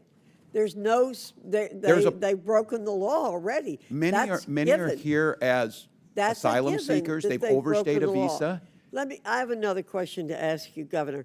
As I've said before in this committee, innocent American taxpayers are collateral damage in the Democrats' pursuit of open border policies. Americans pay with their wallets, their safety, and all too often their lives. This is unacceptable.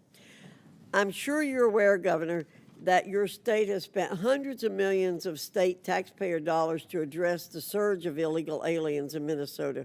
Are you also aware of any NGOs operating in your state that provide services to illegal aliens, and have those NGOs received any federal funding?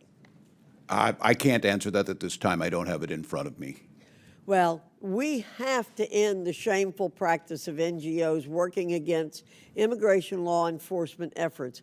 That's why I introduced H.R. 245, the Grant Integrity and Border Security Act, to stop NGOs who work against U.S. laws from receiving a single cent of taxpayer funds. Americans should never tolerate a government that uses their own tax money against them.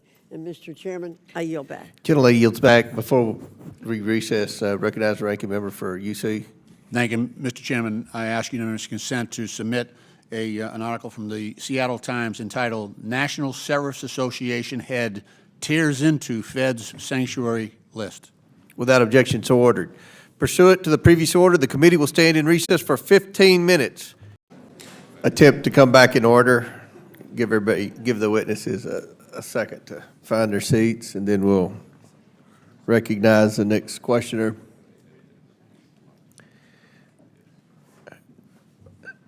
Thank you all. Chair now recognizes Mr. Kassar from Texas for 5 minutes. Good afternoon, governors.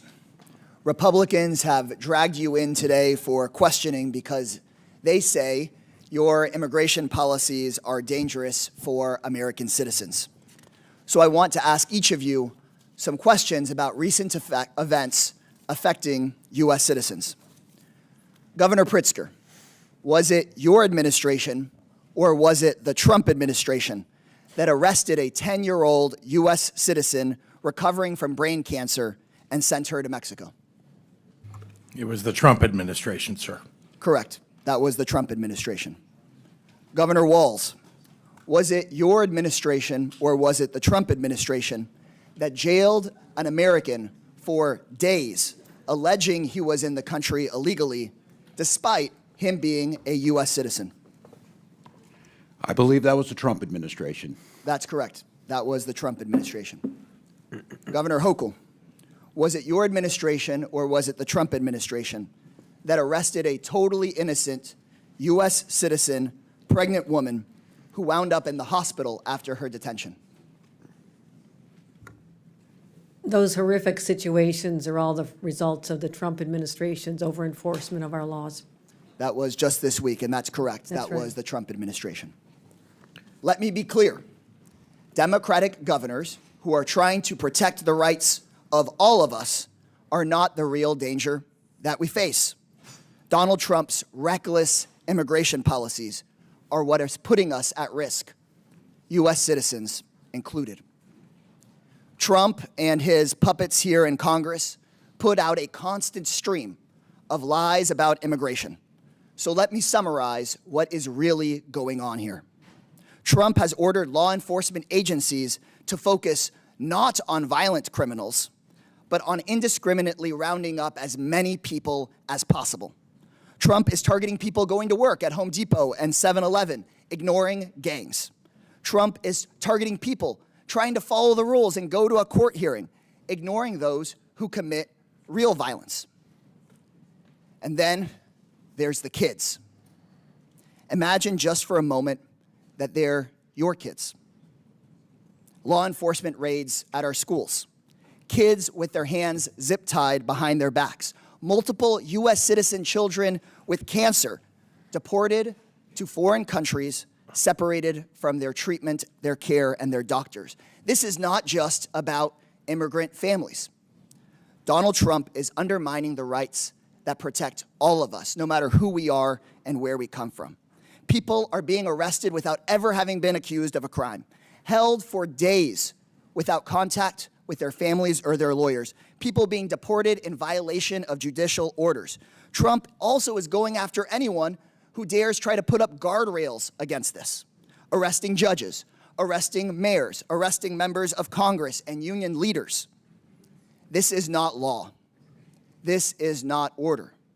This is chaos, and it's dangerous for all of us. Around the country right now, people are peacefully protesting to show the world the awful things the Trump administration is doing, tearing families and communities apart, ignoring the rule of law, making us all less safe. And please know, if you're one of those peaceful demonstrators, I hear you. I see you. I have your back. So many of you are suffering because someone you love is terrified or has been unjustly taken away from you by this administration. But Donald Trump does not want people to hear your message. That's why he's taken National Guard troops and the Marines away from their jobs and has sent them to Los Angeles, breaking all the rules about how protests like this are handled.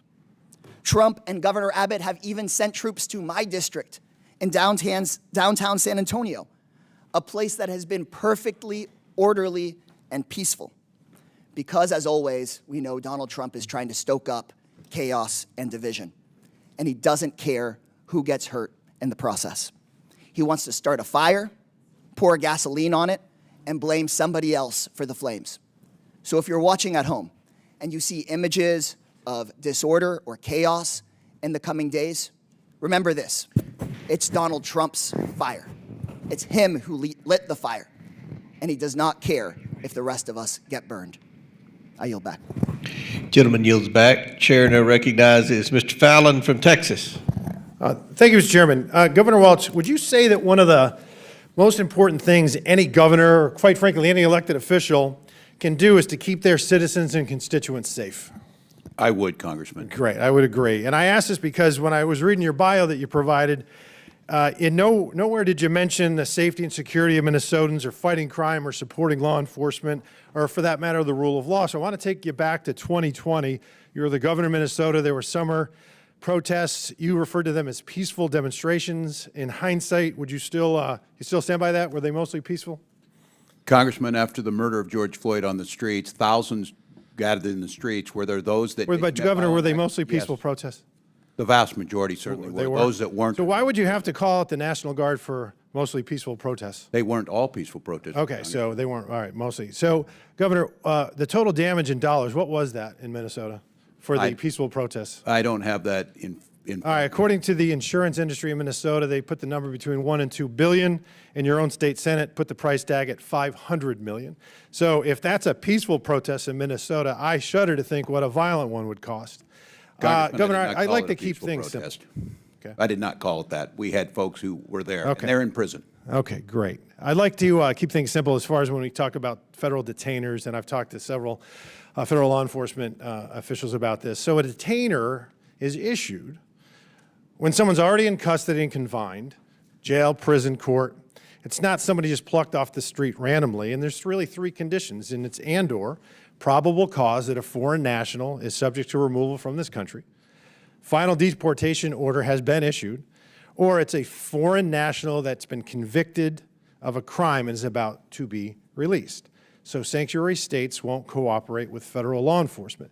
In Minnesota, do you cooperate sometimes, never, or all the time? We follow federal law in all 87 counties and all the jurisdictions. Some of them do honor detainer requests. Some do and some don't. That's correct. Okay. Counties have the ability. Okay. So, Governor, would you commit here and now, and this is really simple, I think it's commonsensical, to compel state and locals in Minnesota to cooperate with all federal detainers issued by federal law enforcement when it involves a foreign national that's been convicted of a felony? And I'm talking about kidnappers, rapists, child molesters, murderers, predators, parasites, scumbags.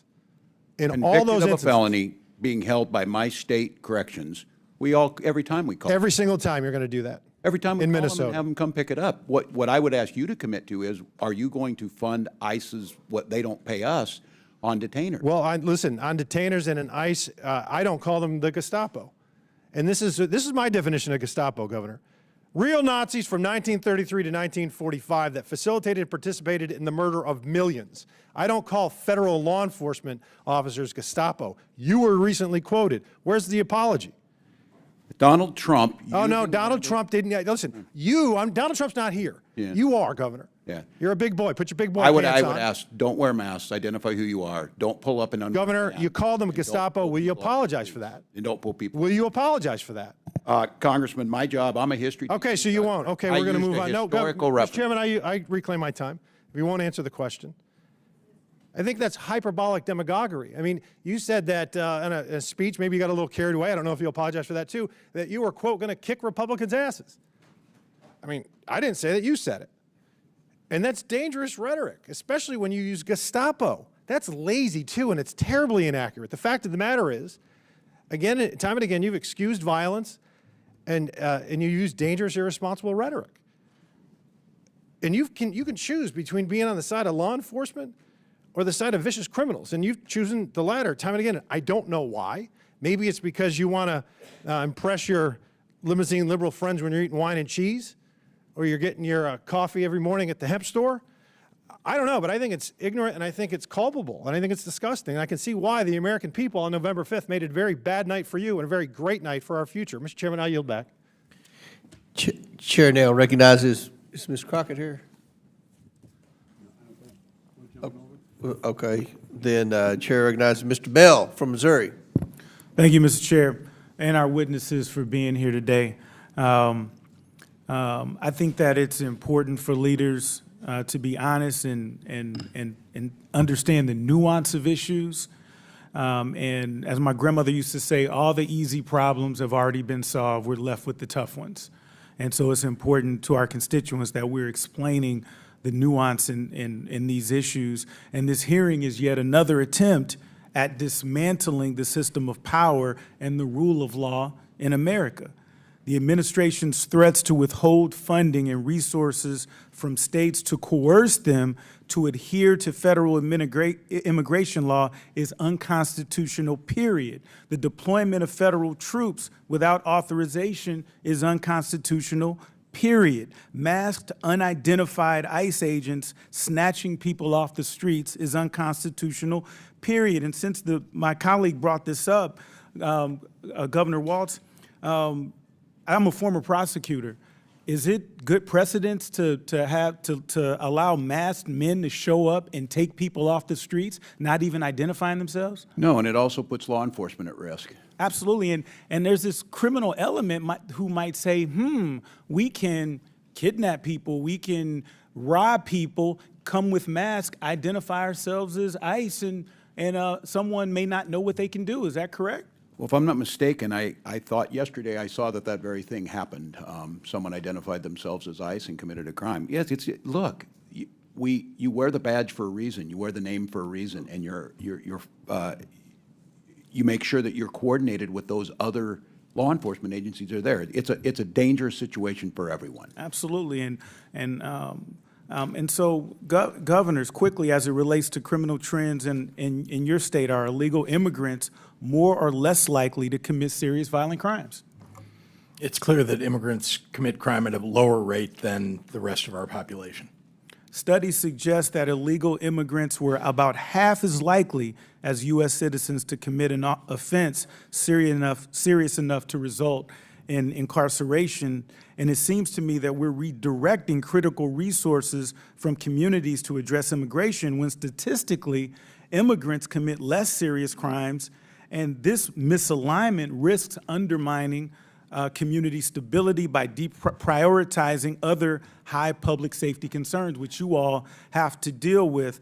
And so I'd like to ask quickly, too, Ms. Perryman, are you familiar, and I'm not sure if you are because this was out of the State House in Missouri, are you familiar with the Second Amendment Preservation Act? Is that the act, Congressman, where the State House in Missouri sought to pass a law that it would not cooperate with federal law enforcement? Particularly with gun cases, yes, ma'am. And so I'm a little confused, and I'd love for my Republican colleagues to clear this confusion up. On one hand, when it involves immigration, they're saying that that states like yourselves should do the job for them, reallocate resources from places that you're doing tremendous work in to do the federal government's job.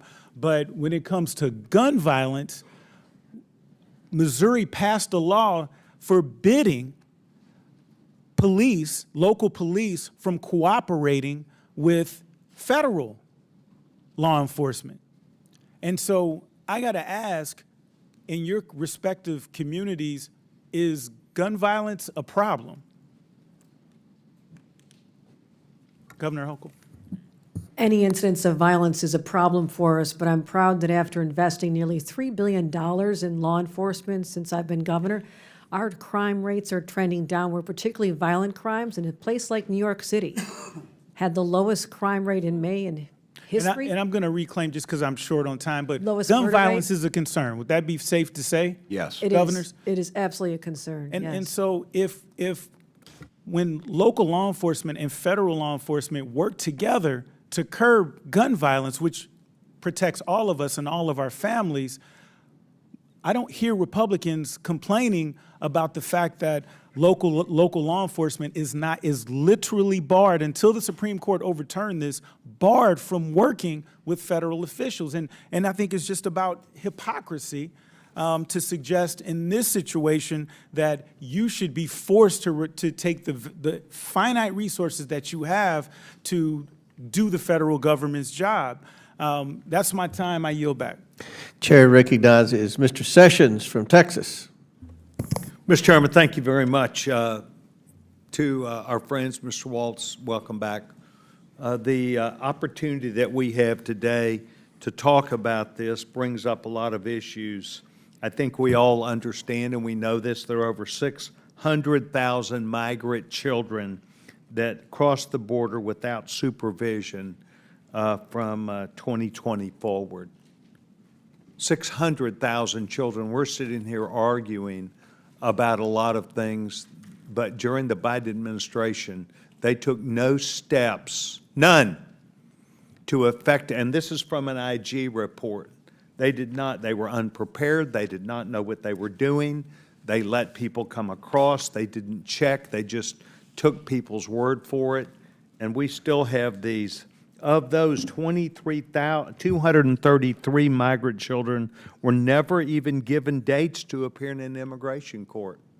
No dates by the Biden administration. Here, come on in, here you go. I would suggest to you that each of you are participatory for bringing people because of your words of New York is open, Illinois is open for business. We want you to come. We want you to be here. And terrible things have happened in our country as a result of a false promise. I know you're perfectly willing to pay millions of dollars to people out of your own coffers, but the bottom line is they came through Texas and other areas, and it caused a great deal of carnage and harm. And these migrants are in trouble. They're in trouble, the entire pathway to be taken advantage of and to cause harm, not just to themselves, but other people.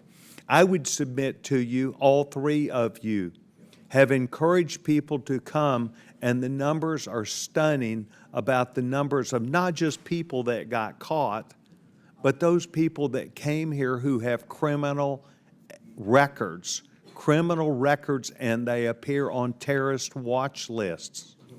And I would ask each of you, are you aware that when you put your open Come to America sign, come to the state of Minnesota, come to Illinois, come to New York, are you aware that you were doing that where there would not be a background check, where there would be people who would openly hear this who were criminals and terrorists? And they evaded this process and overwhelmed law enforcement. You created a gold rush. You created a rush whereby people came. And the entire pathway is littered with not only brand new areas, and it's the number of communities that now participate under 280G has exploded. And that is because it is the drug cartel's plan to have someone in every single city around America. In Texas, it used to be Dallas, Houston, San Antonio, Austin, maybe Fort Worth and El Paso. Now it is smaller cities, even in the congressional district that I represent. They brought their marketing team with them, because there are people who still owe the cartels. This is not a new story. When Vice President Biden, he spoke about receiving a briefing from DEA, understanding there were people that had to pay off the cartels for being here. Each and every one of you have participated. Each and every one of you have put a green light out. Please come, be with us. We'll take care of you. And it has caused carnage. Governor Walz? Well, thank you, Congressman. First of all, I think the idea of a nation of immigrants, no one asked for folks who were illegally. We bring in Absolutely over 1 million people Absolutely that not. legally go through a process, know what our rules are. We do background checks. That's why we're we need to do talking the about legal- that's why we need millions to of pass a people, bill. no background check. We need to make sure the legal process is done, and those that shouldn't be here aren't. Okay. That's your viewpoint now. That's not what has been said in the past. That's not what Governor Hochul said at the period of time when people were flooding in. It was seen as being okay, just come. Governor Pritzker? Thank you, Congressman. As a great-grandson of an immigrant to this country, I can tell you that my views about immigration are that it's a positive for this nation. In general, immigration is positive. Legally. Legal immigration. Now, let's talk about what has happened over certainly the last 40 years, if not much longer, which is... Why don't we go the last 4? Because we've never I had understand. anything like the last 4. Let's not put this into a context of history. Let's put it under you as governor, your public comments, Governor Walz's comments, and Governor Hochul's public comments to encourage people to break the law, to come through my state and cause carnage, and drug cartels to have people now where they have a marketing organization everywhere to where communities have to have a 287G problem because they have people staying where they had never stayed before. Well, that mischaracterizes things that I have said. Let me just be clear. We have had 40 years of failure at the border and failure of immigration policy. We'll talk about the last 4 years, right? There were people that came to the border, because the federal government decided that, because there's law that allows this. Right? There was not law that allowed it. There was a presidential directive. Okay, fair enough. We're not in charge of the border in Illinois. I can tell you that. We don't have a border with a foreign Well, you nation other encouraged than knowing there we have Lake Michigan between us and tens of Canada. thousands of children that would come. Governor Hochul? We had 50,000 people who came from Texas because they were shipped to us. And let me tell you, I was in favor of helping them find helping Texas, indeed, find a way to provide for them. We, as a nation, should be welcoming people to this country. Not illegally. And handling, That's the difference, and you need to say that. Mr. Chairman, I know my time is up. I'd like to ask unanimous consent to enter to the record United States Department of Homeland Security Management Report, August 19th, 2024, March 2025, where unaccompanied alien children. Without objection, so ordered. Chair recognizes the ranking member for unanimous consent. Thank you, Mr. Chairman. I, too, have a unanimous consent request for an article from The Nation magazine dated May 23rd, 2025, entitled, "Trump Wants Thousands of Migrant Children to Represent Themselves in Court." Without objection, so ordered. Chair recognizes Ms. Tlaib. Thank you, Mr. Chair. To all the witnesses, all of our governors, thank you for being here. I want to start with questions, just really quick, yes or no. Do you believe in due process for everyone, no matter their immigration status? I do. I do. Yes. What if they didn't vote for you? They're not I still allowed. support them. I Doesn't represent matter, right? everyone in my They disagree with you on immigration. They disagree with you on climate, LGBTQ, right? All of you? We take care of everyone who lives in our state. So what about Palestinian human rights? I'll start with you, Governor. from Yes, Minnesota. support. Human rights for everyone, yes. Do you believe they Palestinian. deserve due process, even if you disagree with them on Palestinian human rights position? Yes. Governor? Yes, we have, and by the way, we have Well, the Governor largest Hochul- Palestinian American population. Oh, I know. in the I'm aware country of in that, Cook County. sir. Yes, ma'am. Governor Hochul, how about you? Yes, we do. Your constituent Mahmoud Khalil is still in ICE detention. Are you aware of him? Very much so, and I'm hoping he's returned home on Friday because Yeah, he we're has been working on that. he So has been he's a legal denied due permanent resident. process. I know, this is important. He's a legal permanent resident. He was kidnapped over 3 months ago. And, you know, one of the things I want to do is, if I may, Chairman, submit for the record a letter from Mahmoud Khalil to his son, who was born while he was kidnapped and illegally detained by our country. Without objection, so ordered. I'm going to read a little bit from what he said what he wrote to his son. Quote, "I waited on the other line, end of the phone, as your mother labored to bring you into this world. I listened to your pain breaths. Do you understand they had to put the phone next to his wife birthing his child while he was illegally detained? I listened to your pain breaths, her pain breaths, and tried to speak comforting words into her ear over crackling line. During your first moments, I buried my face in my arms and kept my voice low so that the 70 other men sleeping in this concrete room would not see my cloudy eyes or hear my voice catch the cruelty of what is happening in our country. Everyone, to all my colleagues, should understand the human toll of separation of families. Read this letter, take a moment. And maybe Governor Hochul, sometimes I feel like because he's Palestinian, you didn't speak up enough. And I say that as a Palestinian American serving here in Congress. We all need to always support due process for everyone, no matter if you disagree with them politically or not. The judge said they might release him on Friday. You should use this opportunity, Governor Hochul, to redeem yourself and welcome that decision. I urge you to all protect your constituents' constitutional rights, no matter if you disagree with them politically, including the right to boycott, right, Governor Pritzker? Including the right to protest, boycott, do whatever. That's right. I want to discuss the next item. This is a person that is now, I believe, already on a plane to Colombia. This is Michael Bogoya Durante from Southwest Detroit. He was on his way to a field trip while local police racially profiled him, said, oh, he don't speak English, let me call Border Patrol. He spoke English just fine. That set in motion to separate him from his mother and his community. He was 3.5 credits away from graduating high school. To us, he was our son. Our son. He was not a criminal.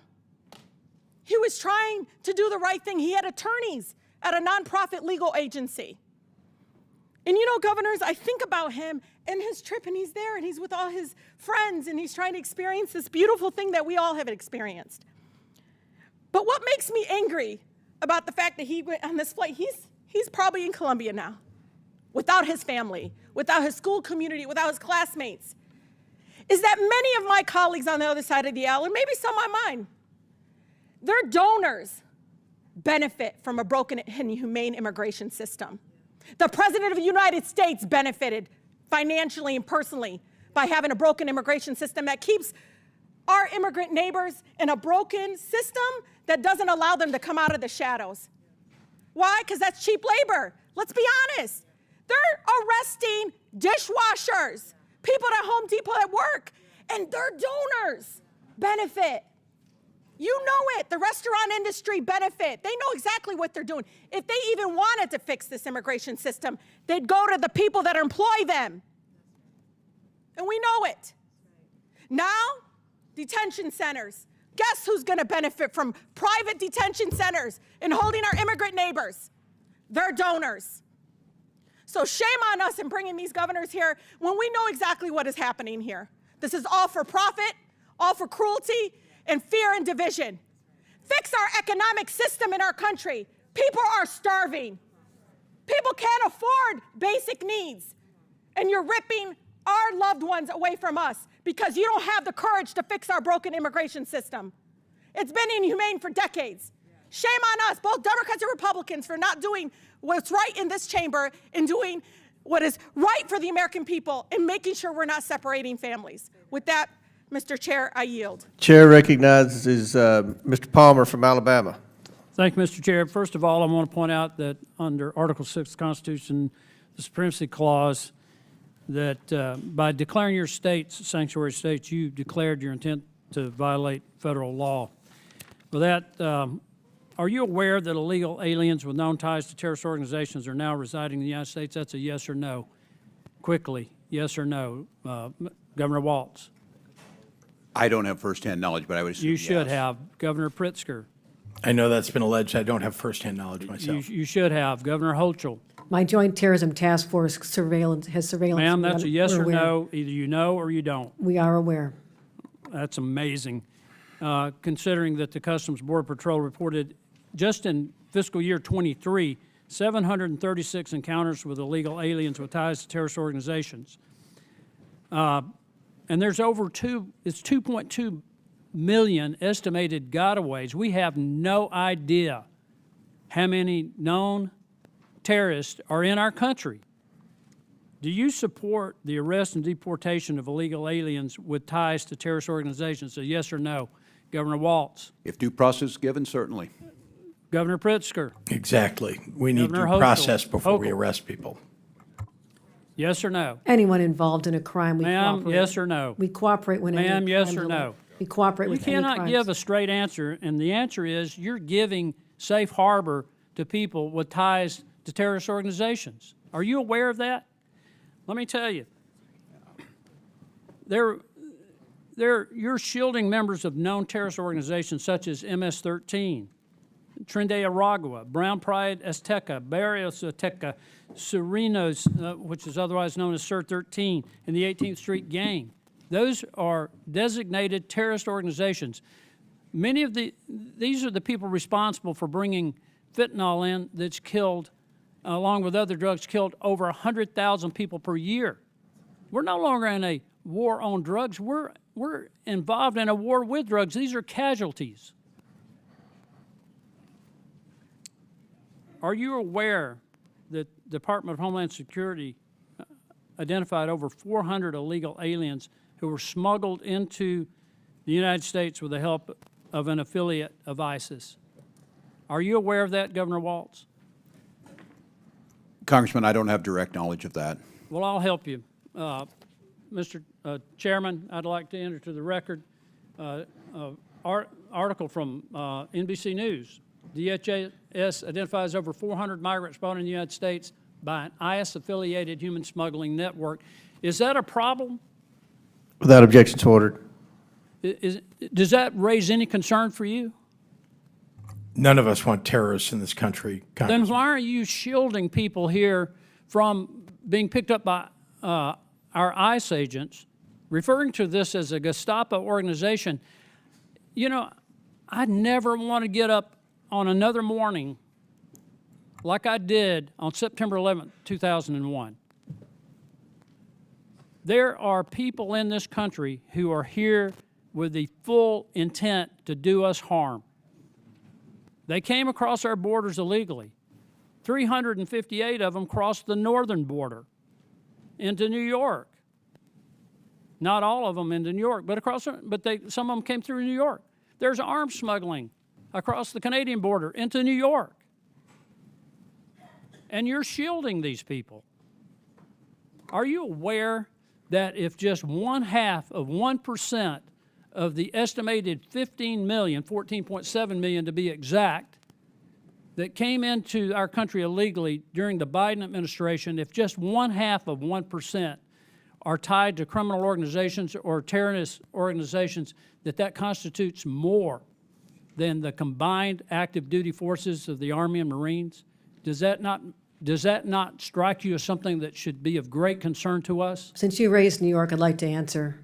Are you aware? We cooperate fully with all investigations, particularly terrorists. I mean, you Well, how do cannot you know say if they're 9/11 and not invoke How do you incredible know, emotion Governor from us. Hochul, that they're terrorists if you don't allow people to be picked up who came here illegally to at least give an account for their presence? We say they How do should you be vetted know at the if they're border. not part of that 400 that we know came in through an ISIS-affiliated human smuggling operation? You don't know. You're not even looking into that. You're pointing to an abject failure of the federal government to do its job to secure our borders. What I'm pointing out here is that your sanctuary policies now constitute a threat to our national security. We cooperate in all criminal investigations. You are engaged Always in have, always will. operations against federal government attempts to enforce federal law that I think now constitutes a threat to our national security, and you're in violation of federal law. That's 100% false. And charges for obstruction should be brought against each one of you for doing this. I'll leave that up to the Department of Justice. Mr. Chairman, I yield back.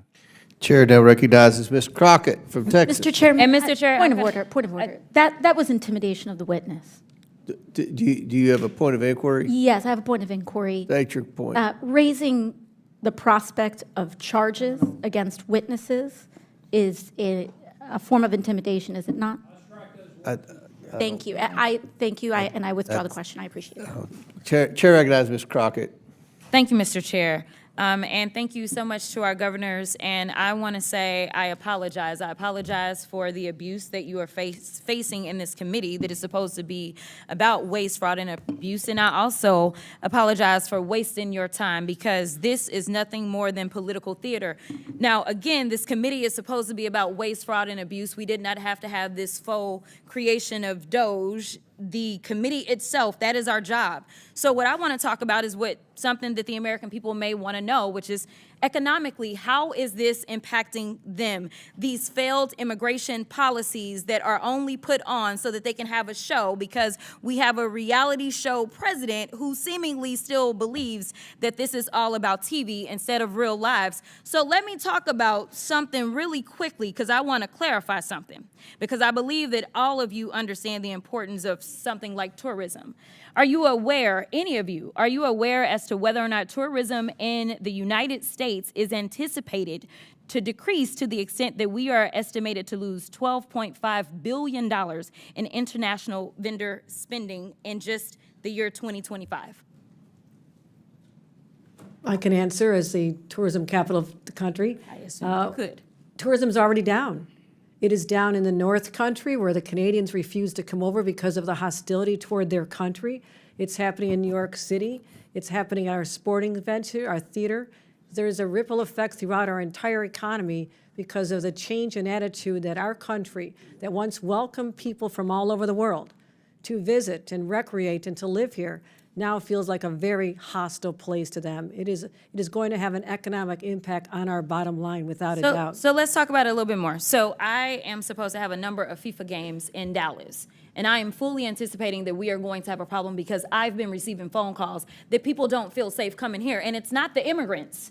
It's this government that is making them feel unsafe. But let me also do this, because they love to cherry pick. They can find, any one person that has been killed, and if they've been killed by an immigrant, then God darn it, every single immigrant is going out and they are killers, and that is the problem. But they don't want to talk about white supremacy. I don't know how many hearings we gonna have about the fact that there's been this one immigrant that killed this one person. And no, I'm not excusing any killings by them or white supremacists, but they haven't had these hearings. We didn't have a hearing on Buffalo and what happened there. We didn't have a hearing on El Paso and what happened there. We didn't have a hearing on Charleston and what happened there. So it's interesting that they pick and choose, because it seems like they love to pal around with the white supremacists, and so they don't want to talk about certain other things. But economically, I want to make sure that we're making this point again, because I know that Governor Pritzker, you are the beneficiary of a lot of things from the state of Texas.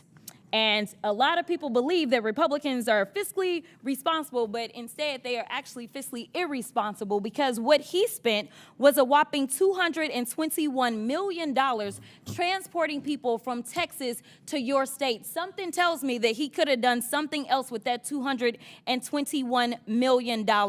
In addition to that, I know that there's been some conversations about what's going on in LA, and they want to say that it's riots because they didn't want people to keep talking about, say, the Epstein files or whatever other drama was popping off between the president and his little friend. So they wanted to change the conversation to immigration because they feel like, well, the polling is in our benefit. But let me tell you something. If they cared about making sure we were going to be fiscally responsible, they would tell the American people that it cost them $134 million to send the National Guard to LA for the quote-unquote riots that the governor didn't ask for, nor did the mayor of LA ask for, and they sent them over there, and they say that they care about our service members, yet they sent them and they were laying on the floor. They did not provide for food. So I don't know why we would believe that, number one, they want to fix this. They don't want to fix this, because the brokenness is a feature, not a flaw of the system, because it is beneficial to them when it comes to campaigning. If they can't stoke fear, then why are they going to, say, have anybody vote for them? Because that's what people are doing. They're voting out of fear. But Ms. Perryman, we know each other a little well. And I know you got a law degree. And it seems like we all need law degrees in here nowadays to understand the Constitution. So really briefly, I just want to make this point. There is a certain person that was afforded, say, due process. But let's say if, say, Donald Trump had been charged with all of these cases that he got charged with in 4 different jurisdictions, if he wasn't afforded due process, there could have been a possibility that he just would have been locked up and thrown somewhere, right? That would be a possibility. And then maybe we wouldn't have a tariff war or anything else that we're dealing with or all the other nonsense. But the point is, he was afforded due process, and regardless of the political opposition, Democrats, Republicans, and independents, I thought, believe that due process should be afforded to everybody, even him. Due process is for everyone. Okay, so the Fifth Amendment doesn't say that it's just for the people that are Americans? It does not. It says anybody on our soil? It's for everyone. Okay, it's pretty simple. I don't know why we are having issues, but I thank you and I will yield. Chair recognizes Dr. Gosar from Arizona. Oh, before I recognize Dr. Gosar, Mr. Palmer has a unanimous consent request. To enter to the record testimony before the Subcommittee of Oversight and Government Reform, Subcommittee on Federal Law Enforcement, from Joseph M. Humeyer, who is. Without objection to order. Mr. Chair, I have unanimous consent. Okay, Ms. Tlaib. Can I please issue into to the record a statement from Senators Chang, Kavanaugh, and Santana and Bayer in response to the ICE detention and deportation of Mikel Bogoya Duranto? Without objection to order. Now, Chair recognizes Dr. Gosar from Arizona. Governors, good afternoon. Would you agree that good process builds good policy, builds good politics? Pretty normal, right? Would you agree, Governor Pritzker? Yes, sir. How about you, Governor? I would agree, Also, Congressman. Governor Hochul? I would agree with that. Good. Now, would you support the disclosure of federal fundings to nonprofits, either directly or indirectly? Governor Pritzker? Federal funding of nonprofits, just generally, there is actually nonprofits do report their. Well, they do kind of, because we don't get that. That's all blocked out, okay? But you can't make good decisions if you don't have that. Would you agree? All of it is available, as I Okay. understand, publicly, yes. Now I'm going to quote U.S. Supreme Court Associate Justice Louis Brandeis. He said, "In a government of laws, existence of the government will be imperiled if it fails to observe and uphold the law scrupulously. Our government is potent, the omnipresent teacher. For good or for ill, it teaches the whole people by its example. If the government becomes a lawbreaker, it invites contempt for the law. It invites every man to become a law unto himself. It invites anarchy." So do you agree with, Governor Pritzker, do you agree with Louis Brandeis on this quote? How about you, Dr. Walz? I do. It's what the President Trump has done, though. He is the one who has broken the law and the United States government. Governor Hochul. We follow all the laws, federal and state. Okay, so why would I ask you about nonprofits financing and this quote from Louis Brandeis? What if I were to present you evidence that U.S. citizens and even foreign citizens on foreign soil were coaching illegal aliens how to bypass U.S. immigration law? Now let me remind you, as soon as an alien crosses the border illegally, they become criminals under the federal law. Governors or sanctuary policies blatantly ignore the supremacy clause, as Mr. Palmer expressed, of the U.S. Constitution, and it circumvents federal immigration laws to harbor criminals. As of July 2024, under the Biden-Harris administration, there were over 660,000 illegal aliens with criminal histories in the United States. But I'm talking about everyone, not just criminals. Once you violate the law by entering our country illegally, let me be clear. You're aiding and abetting criminal illegal aliens, which is a felony under Title 8 U.S. Code 1324, punishable up to 20 years in prison or life in prison or even the death penalty. Seems kind of weird, but if this aiding and abetting results in someone's death, which this committee and all Americans know has happened.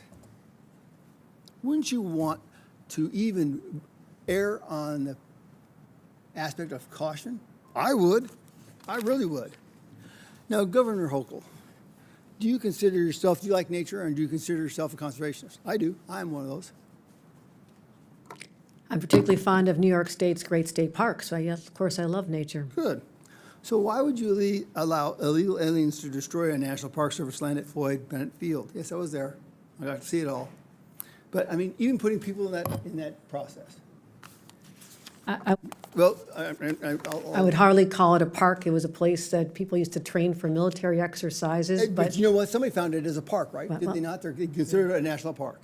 It's a park. Okay. technically it's under the Department of Interior. Okay. Governor Walz, do you know the estimated size of 2 milligrams? I think generally, yeah. You can barely see it's the tip of a pencil, sharpened pencil at that.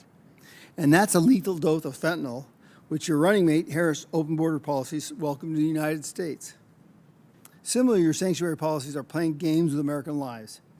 Do the millions of lives lost to fentanyl constitute an all-out assault on our broken borders?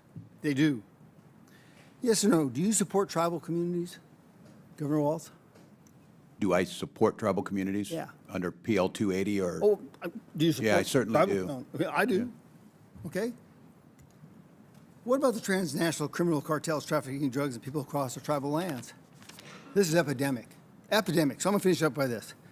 Governors, this is my promise to you. I will work tirelessly with President Trump to secure the border, build the wall, stop the flow of fatal fentanyl into our nation, and I will see that you are held accountable for the violations of our crimes against the people of the United States. Our immigration system is not broken. We just needed somebody like Donald Trump to uphold the rules of law. I pray for the safety of our immigration, ICE officers, and all the officers, and I yield back. Gentleman yields back.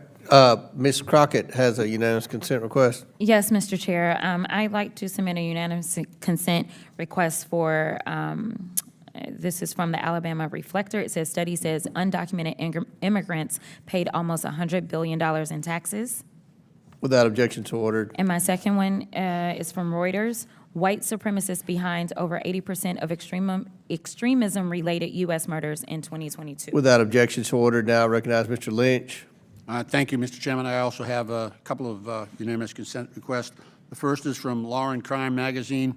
Judge rebukes Department of Justice explanation for ignoring the court order. Without objection, so ordered. Subhead is the government again evaded its obligations. The judge upbraids the Trump administration's woefully and insufficient explanation for flouting his court order. The second one is from NBC News. Trump administration's threat to suspend core U.S. legal right sparks outcry and alarm. Without objection, so ordered. Chair now recognizes Ms. Presley from Massachusetts. Thank you to our Democratic governors for being here today. This hearing is an utter and complete waste of your time.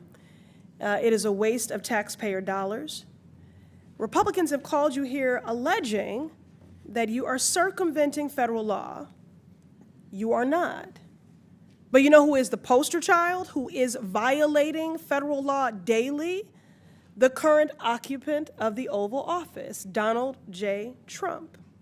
To make matters worse, these hardworking governors had to leave their states to be here in a moment when their work is incredibly difficult. Because Donald J. Trump and his accomplices and co-conspirators, who, by the way, Donald Trump doesn't give a damn about your constituents, and he doesn't give a damn about you. He doesn't even respect the seat you hold in Congress as a co-equal branch of government. But Donald Trump and his accomplices, many of whom are in this room, are hell-bent. What you want your legacy to be is that you're tearing food away from our babies and medical care from our elders. These Democratic governors have to stand in the gap and figure out how to stretch budgets and modify programs to keep their constituents fed and alive. Constituents like this precious little soul that I wish I didn't have to leave to come be here. Layla, who drew me this rainbow, a 5-year-old who lives with a rare liver disease, had a successful liver transplant at Boston Medical Center. Thank God. She is thriving today. But Layla will need immunosuppressant drugs for the rest of her life that are paid for by Medicaid. And without Medicaid, well, I shudder to think what might happen to Layla. But for sure, a family will at least go bankrupt trying to do everything to keep their baby alive. That's what these governors, that's the situation that they've been put in because you're a big-ass, ugly bill, and if it comes to pass. And they're dealing with the fallout of this White House pulling federal grants recklessly. Grown men throwing temper tantrums. So again, let me be plain.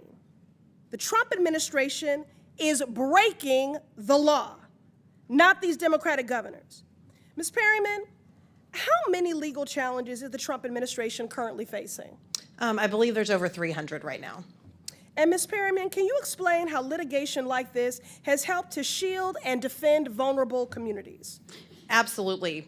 Without our courts upholding the rule of law and upholding the rights of people, right now there could be federal funds frozen across the country that would endanger things like Head Start and Meals on Wheels and community safety programs, including community safety programs that help prosecutors and help law enforcement in states and communities across the country. The administration has terminated over $800 million in Office of Justice Program grants that we are having to challenge in court, and the list goes on and on and on. Thank you, Ms. Perryman. Thank you for your good work. That's right, in case after case. The media might not want you to know, but we are winning. Trump tried to end birthright citizenship, blocked. He tried to shut down asylum, blocked. He tried to defund cities, blocked. And because we are winning in court, Republicans are trying to change the rules to rig the system. Tucked in the big ugly bill the Republicans voted for is a provision, Section 70302, titled Restriction on Enforcement, that would restrict the judiciary from enforcing court orders and holding government officials accountable. This is an intentional and deliberate attempt to undermine the court so that the Trump administration can break the law with impunity. Republicans, Ms. Perryman, pretend to care about law and order, but this provision is the exact opposite. What message does this send to people who count on the courts to protect their rights? It suggests that the people that voted for the bill don't want the American people protected and that they don't want them to access their courts and access the ability to protect their rights. Don't want the American people protected, that part. Allegedly all in the name of law and order and safety. This is about nothing but power and control and abuse of power and terror, which makes everyone less safe. The shame and the sham of it all. I yield back. Chair recognizes Mr. Grofman from Wisconsin. Thank you. Glad to see we have 3 governors here. I hear a lot about Illinois being from Wisconsin. I just had some builders in my office yesterday talking about all the Illinois people building houses in southern Wisconsin to get out of Illinois. In any event, I think we have a very generous country here right now. Every year, about 850,000 new citizens are,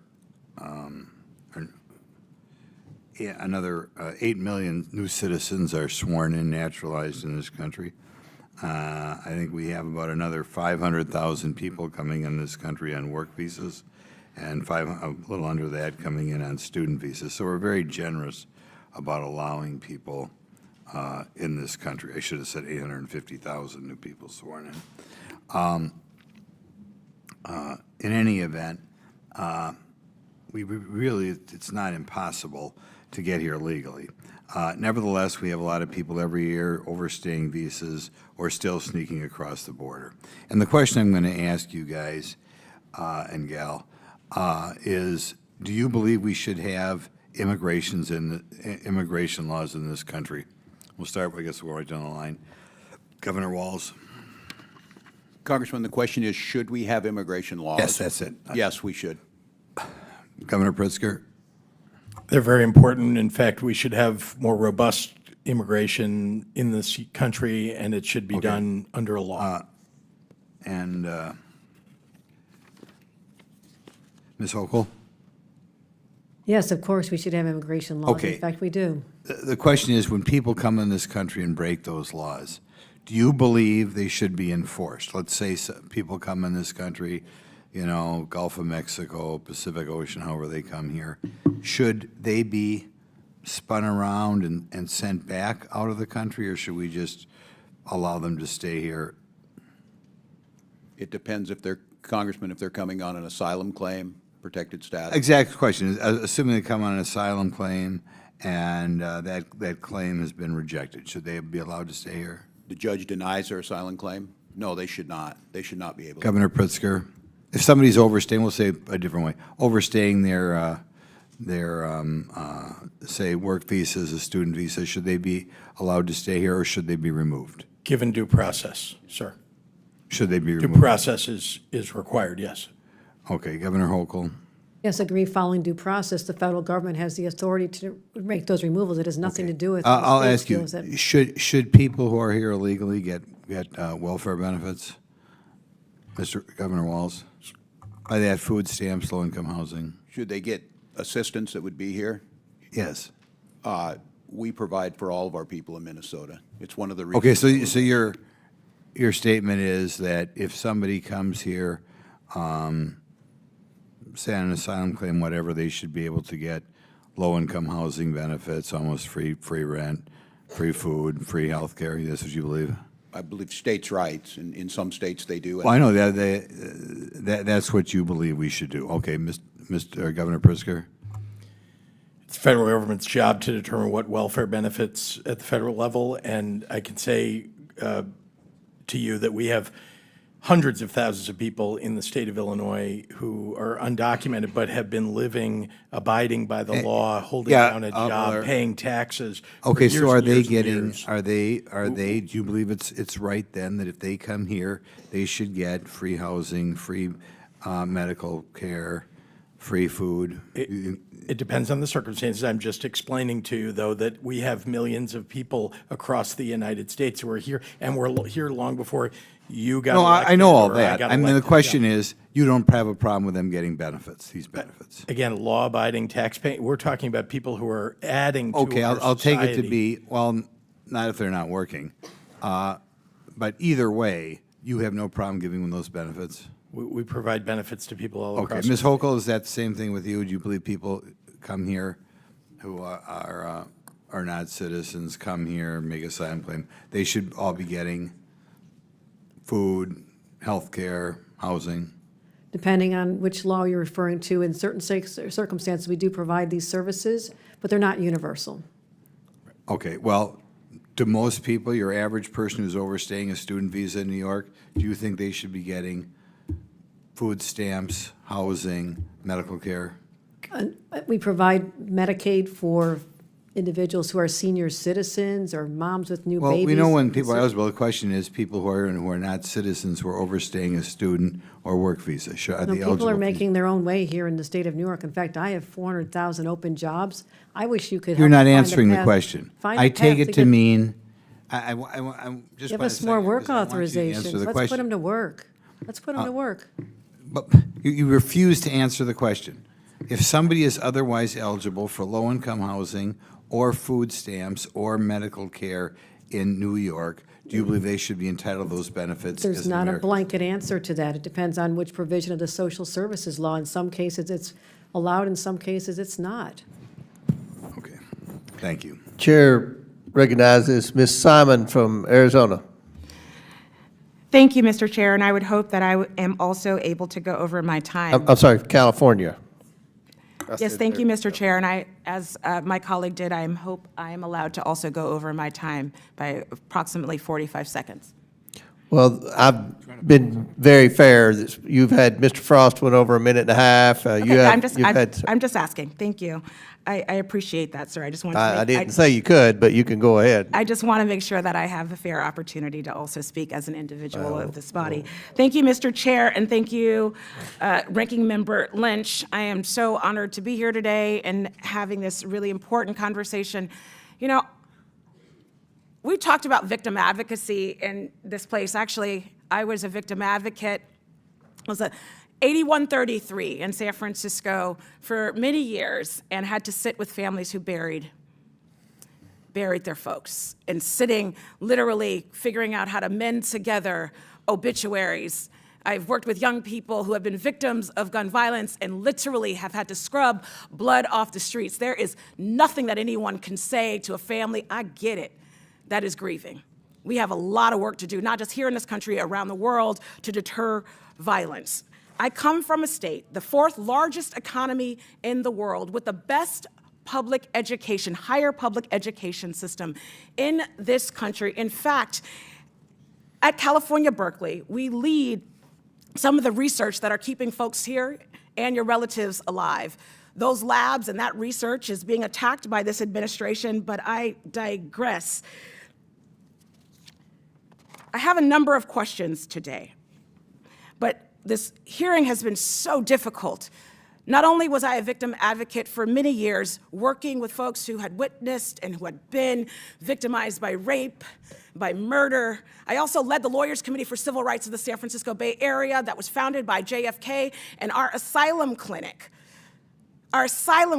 honored the work of this country by supporting folks who came here escaping tyranny and violence to just be met by an immigration system day after day that spat in their face. I'm thankful to both members of the private bar and our community lawyers who are doing their American duty by supporting people who are leaving tyranny. I have actually one question. I'm concerned that we're deflating the conversation around public safety. It's my understanding that the current administration, and this question goes to you, Ms. Perriman, has deducted or stopped payments of upwards of $1 billion in local public safety funding around the country. With my time remaining, can you talk to us a little bit about this very hypocritical moment in time where we're uplifting public safety and yet we're taking resources away from communities, police departments, community safety leaders, and organizations that are taking guns out of kids' hands? Give us a little bit of the flavor. Talk about what money has been taken away from communities under this administration. Yes, since January, the administration has abruptly terminated a range of funding and grants for community programs across the country, including grants under the Office of Justice Programs, which was obviously a law that President Reagan signed. And there's been over $800 million grants and funding that have been abruptly terminated that we are having to litigate right now.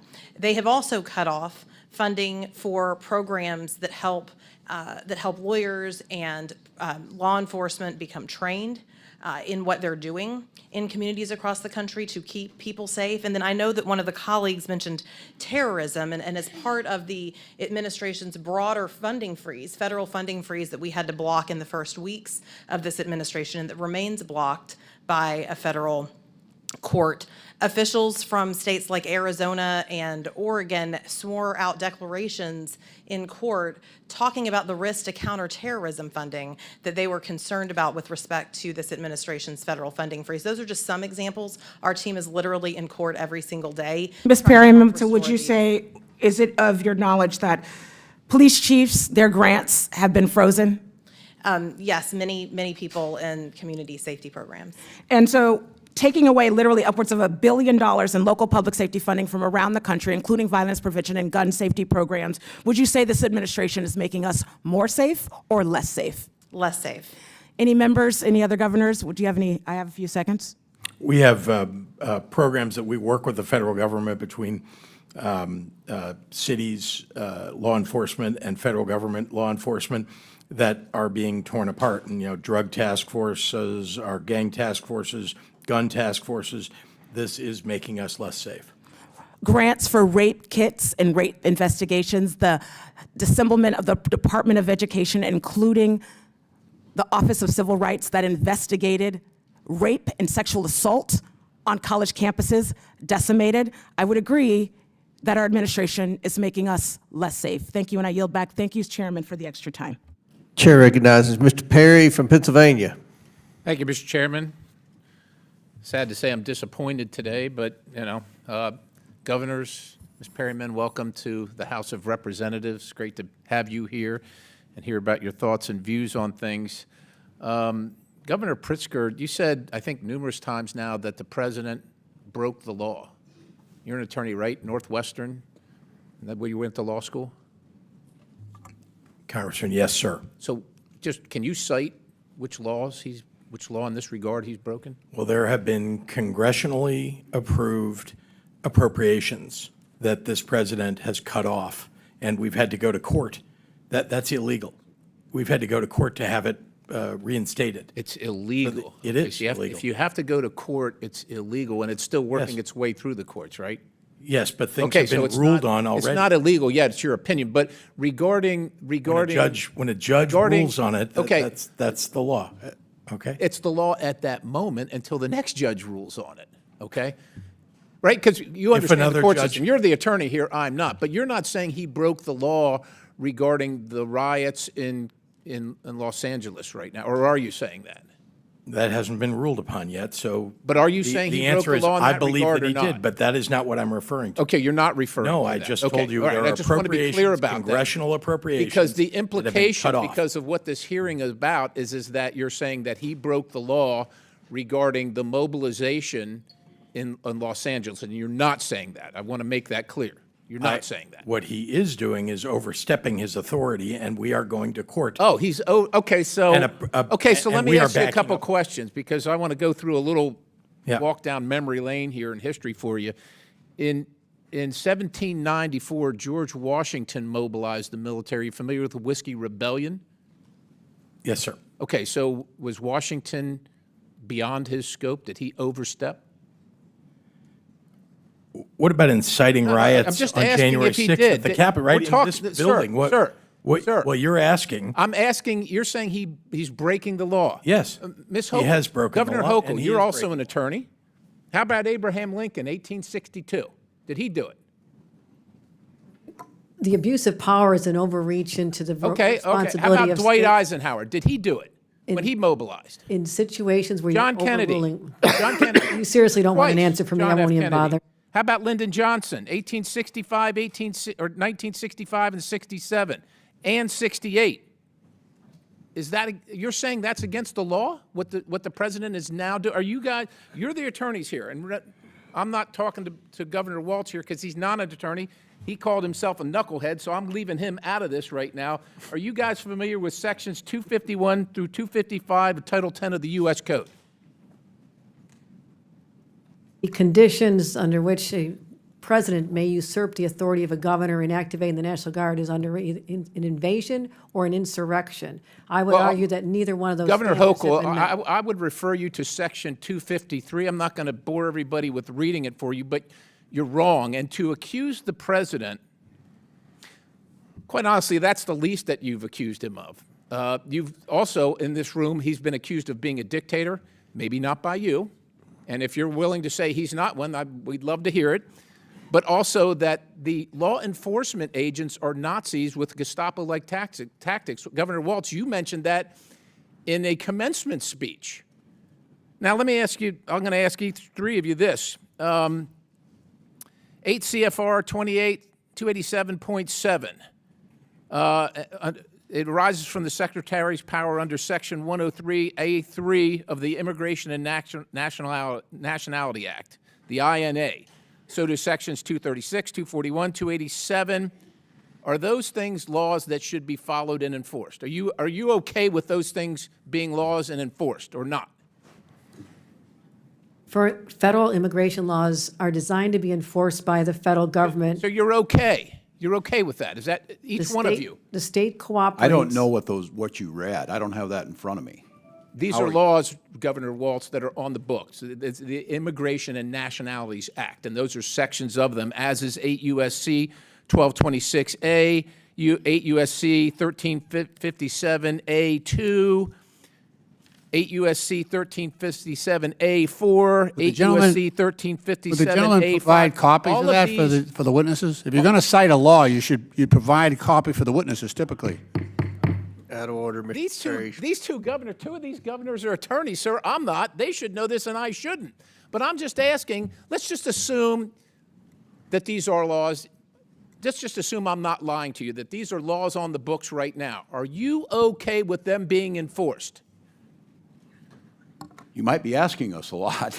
Governors don't get to deal in hypotheticals. Okay, so putting myself on them, these are laws. These are current laws on the books regarding immigration and naturalization. We abide by all of those laws. You will abide by all these laws. We abide by federal law. Governor Hochul, do you abide? State law. We follow all state and federal laws. Governor Walz, do you abide? We abide by Is all there laws any of due process. detainer? Is there any ICE detainer that you will reject? That you will instruct your law enforcement community or corrections facilities and enforcement community in your states to reject anyone for any reason. A legal ICE detainer under the laws that I just cited. Every jurisdiction in Minnesota follows the law. Every single one. And his gentleman's time's expired, but feel free to answer the question, Governor Walz.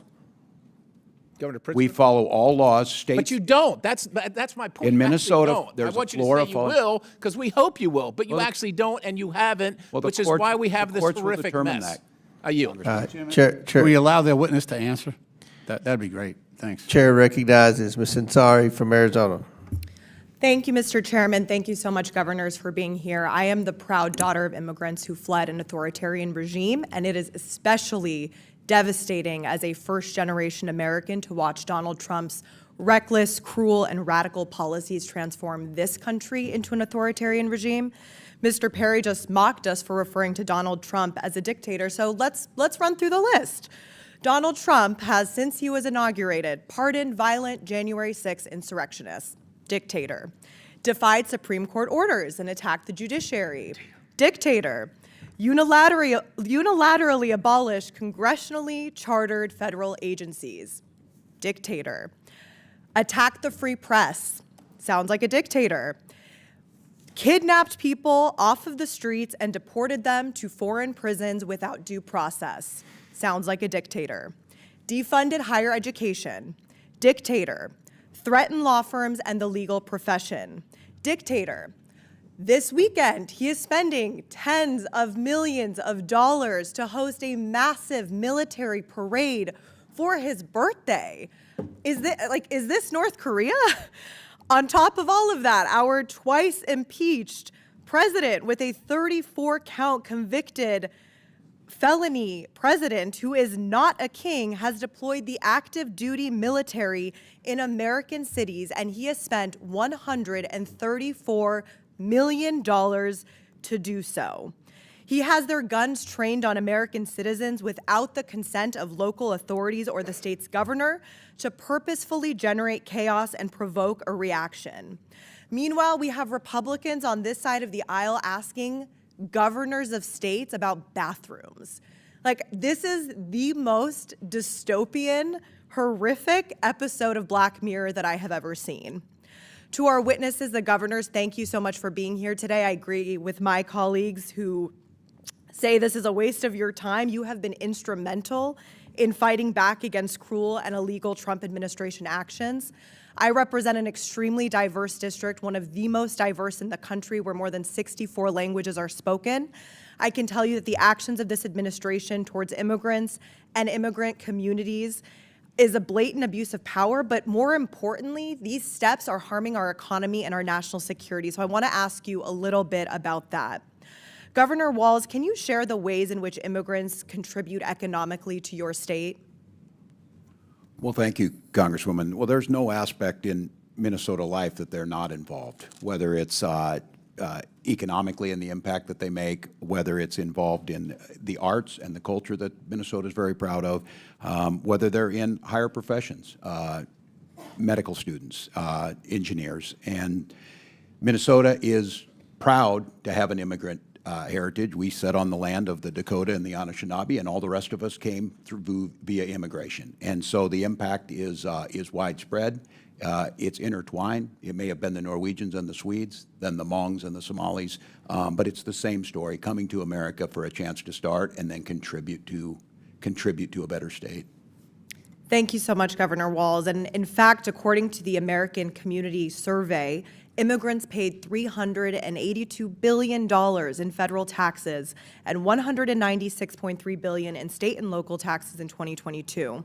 Undocumented immigrants using individual tax identification numbers paid $59.4 billion in federal and $13.6 billion in state and local taxes in 2022.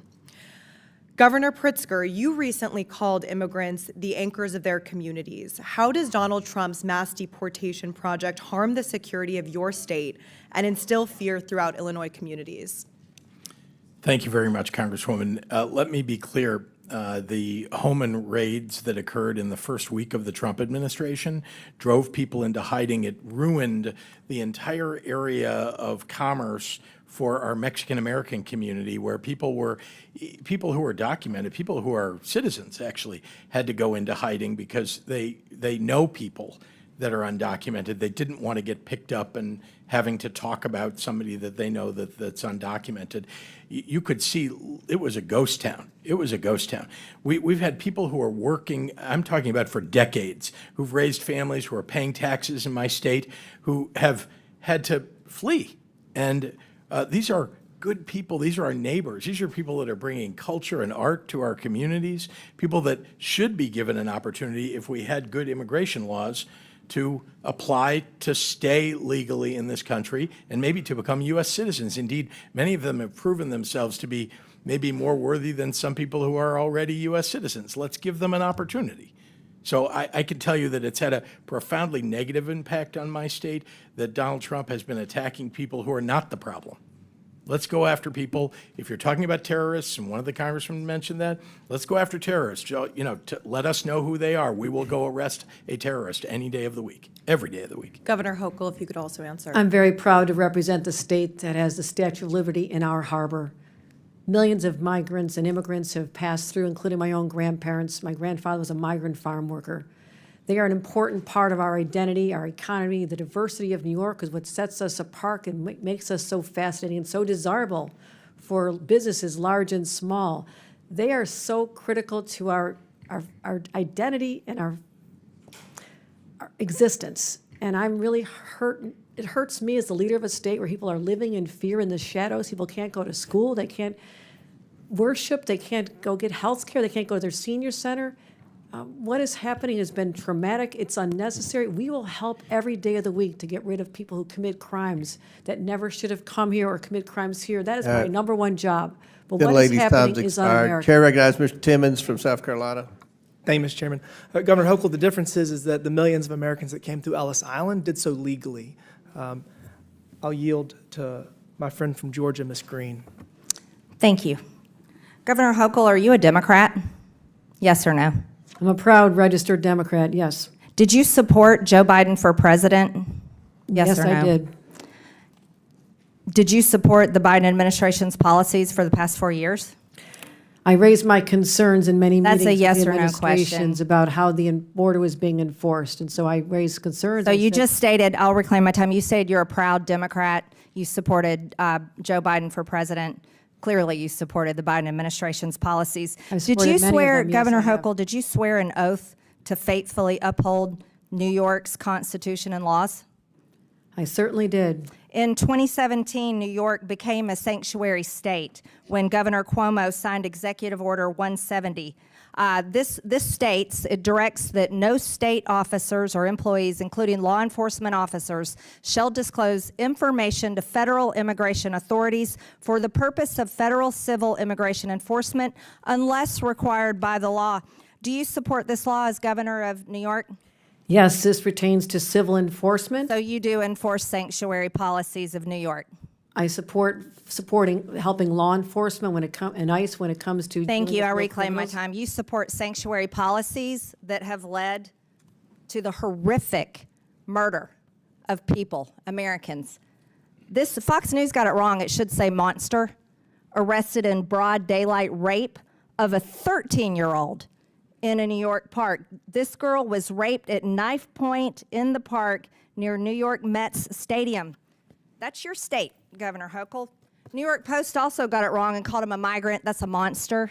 Busted in brutal beating of New York PD cops in Times Square are members of bloodthirsty Trinde Aragua gangs.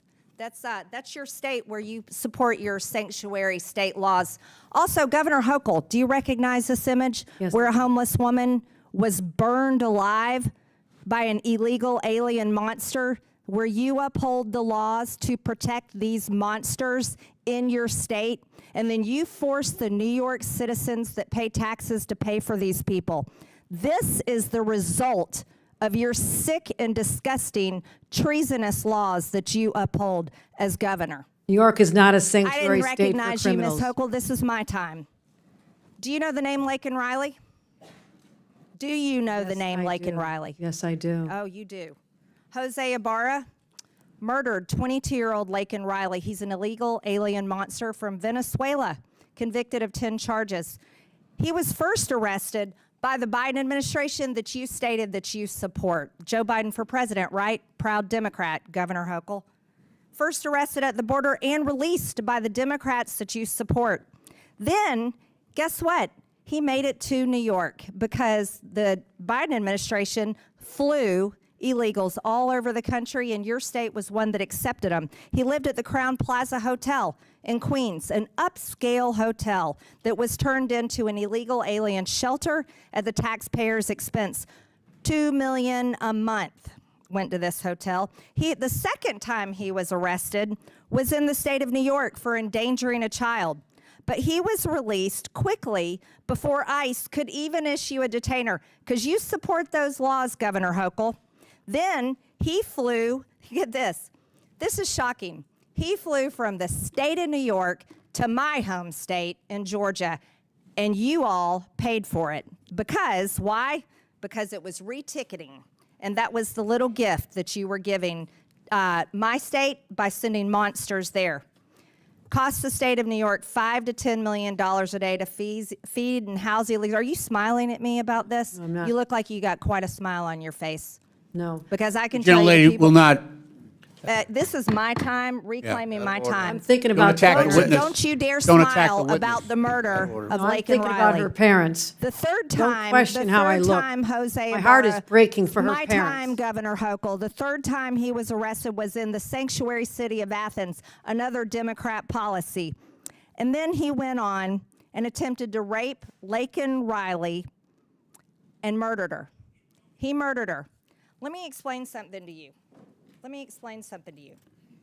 This little girl right here, she would be alive today if you weren't such a treasonous governor supporting sanctuary laws in the state of New York. This little girl would be alive today, and her mother very much would like for her to be alive. This is outrageous for anybody in this country to support for non-citizens to be able to come in our country, be able to travel wherever they want, and then make taxpayers pay to house them, feed them, and then give them a plane ticket after they had been arrested in their state. That's what you did. You are responsible for the murder of this little girl, Laken Riley. And the Department of Justice should prosecute you for her murder. Objection. Objection. I don't care how much you object, and if you Objection. support it too, Objection. you're All right. responsible for her murder. All right. I yield Gentlelady- back, Mr. gentle- Chairman. On a point of order. Gentlelady- On a point of order. Gentlelady's On time's a point of expired. order. State your point. Mr. Chairman, these witnesses have been here for over 4 hours. They've all voluntarily have been engaging with our members with respect.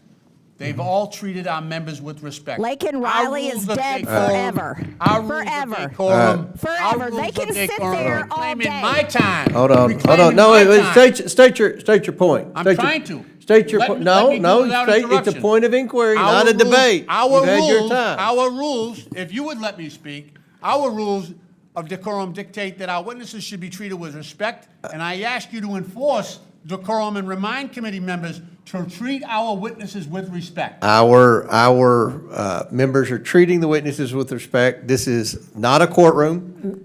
We engage with the witnesses, and I think everybody's acting within the realm. We haven't cried and screamed when you all are criticizing the current Accusing them of- president, even though that's in accusing the them of treason rules, and not to breaking the criticize. law and All how right. they look, All right. That's- Maybe Mr. if Chairman. if you win the chairmanship, if you all flip the House, you win the chairmanship, then you can do what Ms. Crockett says she's going to do and then try to impeach Trump again or whatever you're all. Mr. Chairman, is there any chance you would yield me 30 seconds to just respond that we are heartbroken what happened to her family? Laken Riley should be alive today. And I'm so sorry for what happened to her. I truly am what happened. But This has nothing to do with our civil enforcement of the laws. We are always cooperating with criminal investigations, always have, always will. So misstating our policies is not serving the purpose of making sure we have meaningful policies that'll actually move the dime. Why aren't we working together to come up with meaningful immigration reform, secure our borders, do vetting at the Wait a border? minute. We're simply asking We're going to for go that. back. Okay, Governor, with all due respect, there was no, the policy of the previous administration was an open border. It was an open border. You all supported that. Now you're saying we need. Point of order, whose You were time is saying it? you were, no, wait a minute. Point of Ms. inquiry, whose time is it? Ocasio-Cortez, I will recognize you because I like you. Thank But now, you. but here, wait, Thank wait you just so a much, second. Mr. Chairman. I appreciate that. Here's the border was open, and you all said nothing. All right, now you said we had to pass legislation. We didn't have to pass legislation. Donald Trump secured the border on the first day. Now, there's no question you all have been obstructing and criticizing and failing to work with this administration in trying to apprehend the criminal illegals. That's what this hearing's about. It's not about theater. It's about trying to get a consensus on working with this administration to deport the criminal illegals. We do it every day of the week, Not defend all Mr. the people Chairman. who are over here illegally, to deport the criminal illegals. So We do it every day of the everyone's out week. of order. I'm going to let Ms. Not- Ocasio-Cortez state her point, and then we're going to go to Ro Khanna. Oh, we can continue. I was just curious whose time it was, but we can proceed. right. Thank you. Mr. Chairman, I have a unanimous consent request. Okay. I'd like to seek unanimous consent to enter into the record this tweet. Just happened, stunning. Senator Alex Padilla from California was just forcibly removed from the news conference being held by Without DHS. objection to order. You just have to state the title. Go ahead. This is the title. Mr. Lynch. Chair recognizes Mr. Lynch. All right. Mr. Chairman, I have a unanimous consent request. This is from MSN. Unquestionably in violation. Judge says U.S. government didn't follow court orders on Without objection, so on ordered. deportation. The next one is from Rolling Stone. Trump has now deported multiple U.S. citizens, children with cancer. Without objection, so ordered. This is New York Times. L.A. deployments of the military to cost $134 Without million objection, in the so last ordered. 50 days.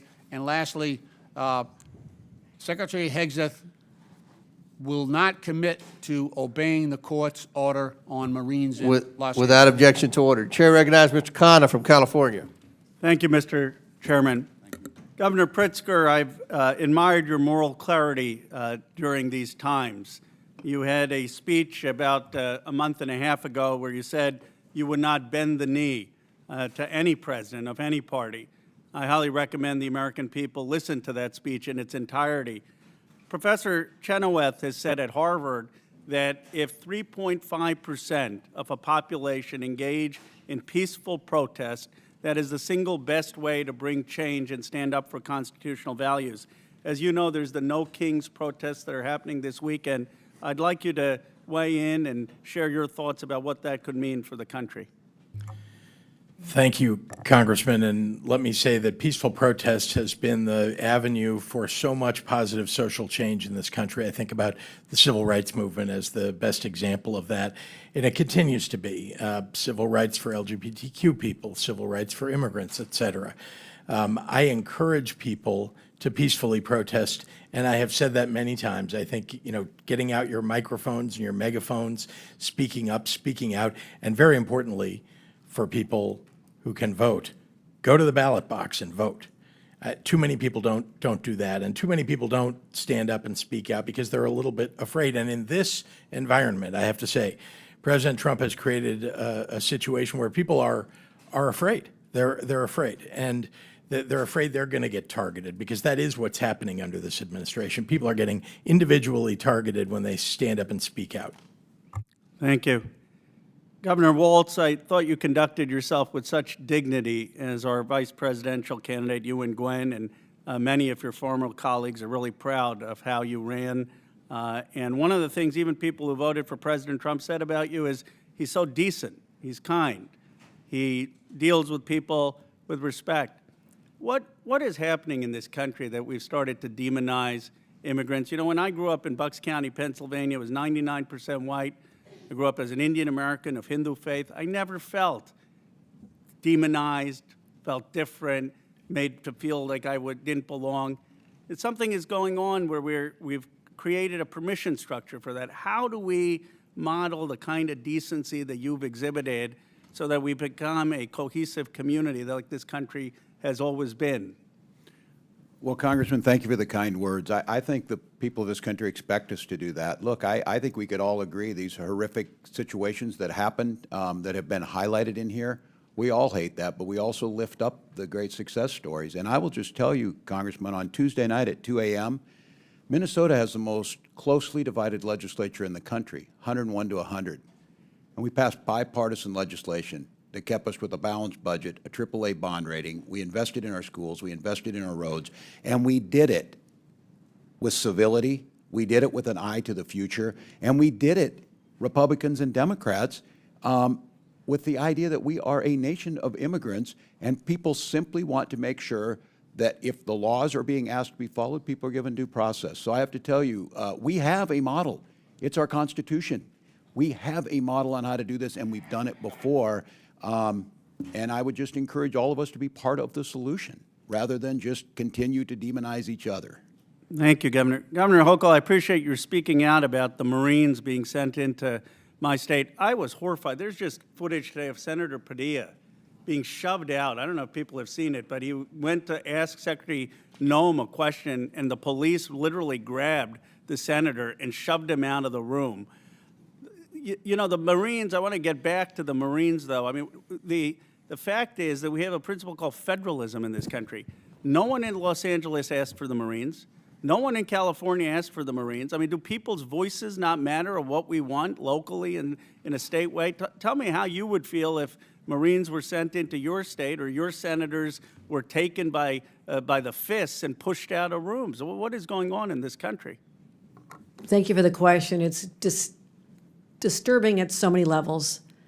I mean, I served as a member of the Armed Services Committee when I served in this body years ago. And to think that the Marines are being deployed against fellow citizens, fellow residents, is unprecedented. Now, we have different levels of law enforcement to manage crowds. That's all this is a crowd. When it gets out of control, when it's violent, there must be consequences. And that's what the police are trained to do, whether they're LAPD or what we have in New York is one of the highest trained organization of top law enforcement, people who put their lives on the line every day, who know how to deal with crowds and protests and if they devolve into riots. But to go to the extreme of not just the National Guard, which usurps the governor's authority, the governors are the commanders-in-chief of the National Guard, but to go all the way to the U.S. military as an indication that a mayor and a governor can't handle what's happening in their own streets is overkill at a level that is just unconscionable. And I hope we do not see this in other cities. We need to just calm the situation down, get rid of the criminals, we'll work together every day, and leave law-abiding individuals alone. Thank you. Chair recognizes Mr. Burchett from Tennessee. Thank you, Mr. Chairman. Governor Walz, you said that as long as you are governor, immigrants will be welcome in Minnesota. Do you find a difference between an immigrant and an illegal immigrant? A difference, their status? Is there a difference? Legal status or otherwise? Well, the legal status is different, but in Minnesota, we have a long tradition of welcoming. Okay. ICE in St. Paul arrested a criminal illegal alien who had been convicted for possession of child pornography on a work computer. Do you still stand by your statement that ICE agents are the modern-day Gestapo? ICE agents need to do a job, but they need to do it within the realm of due process and the law, wearing masks, no notice of who they are, no notice of the vans, and picking people up off the streets without that due process. I stand that is wrong and a road towards authoritarianism. I certainly stand by that. You know, I have one rule. I have a couple rules in my office, but one of them is never compare anything dealing with the Holocaust except for the Holocaust. I think that it desensitizes people about what really went on in Nazi Germany by making any comparisons there. Does Minnesota receive federal tax dollars for any programs that assist illegal immigrants? Minnesota's federal tax dollars are appropriated by you in Congress, and then we use state dollars under our laws. During the Biden administration, nearly $1.5 billion was sent to sanctuary states to pay for their illegal immigration policies, housing, health care. Governor Hochul, are crimes committed by illegal aliens preventable, in your opinion?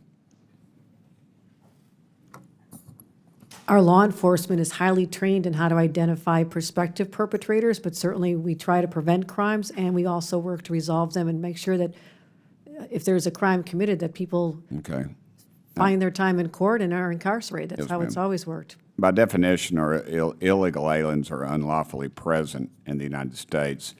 They should not be here in the first place to commit crimes. Don't you agree with that?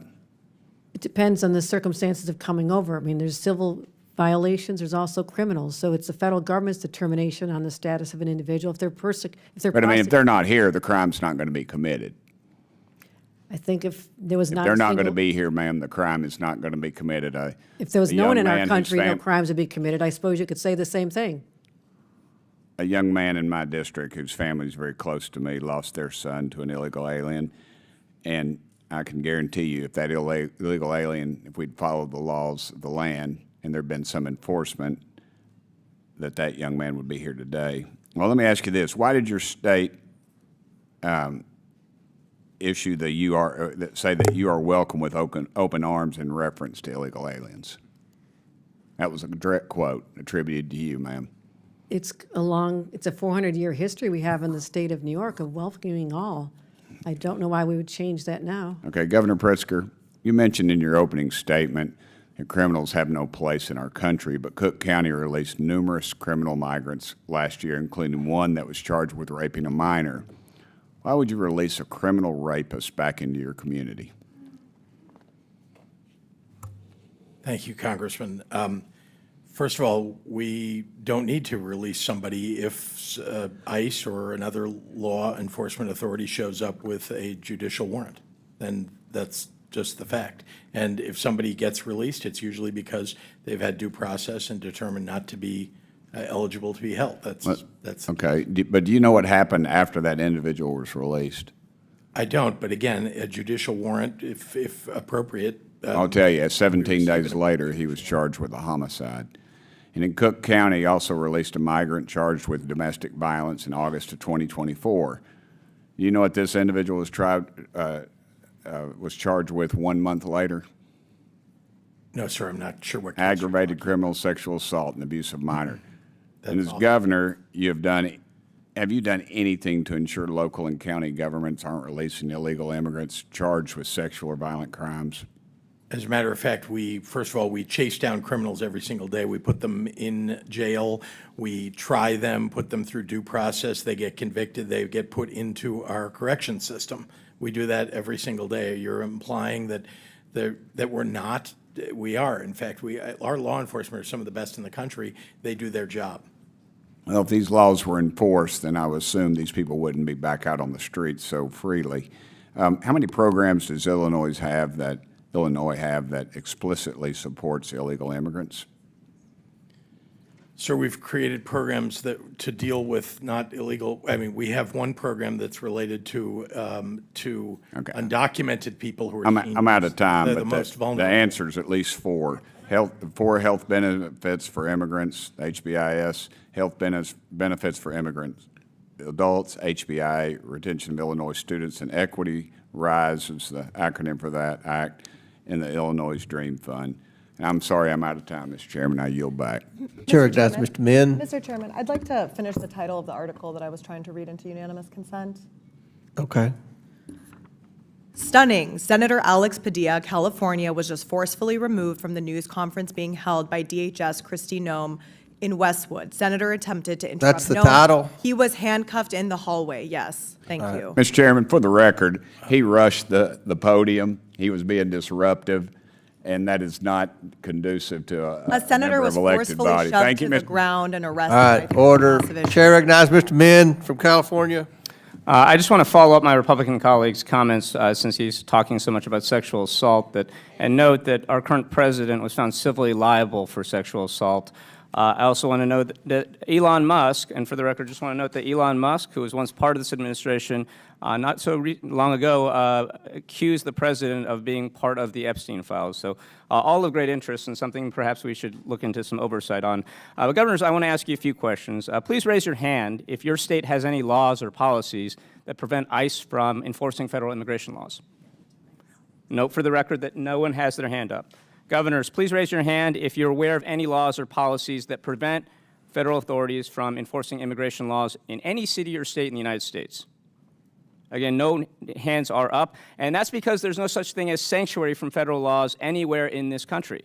What is really at stake here is whether state resources, including National Guard troops, should be used for Donald Trump's immigration policies, or whether National Guardsmen should be used primarily for responding to state emergencies, supporting state law enforcement priorities, or whether they should be conscripted to support ICE.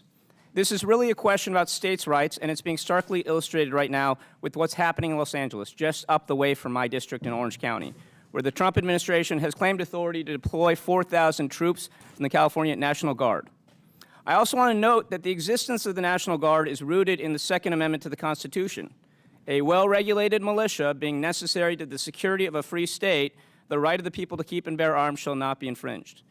The first part of that amendment, the part my Republican colleagues always forget to quote whenever they cite the Second Amendment, is the key part of it. A well-regulated militia being necessary to the security of a free state, with state being capitalized so that we know we're talking about the states in the United States of America.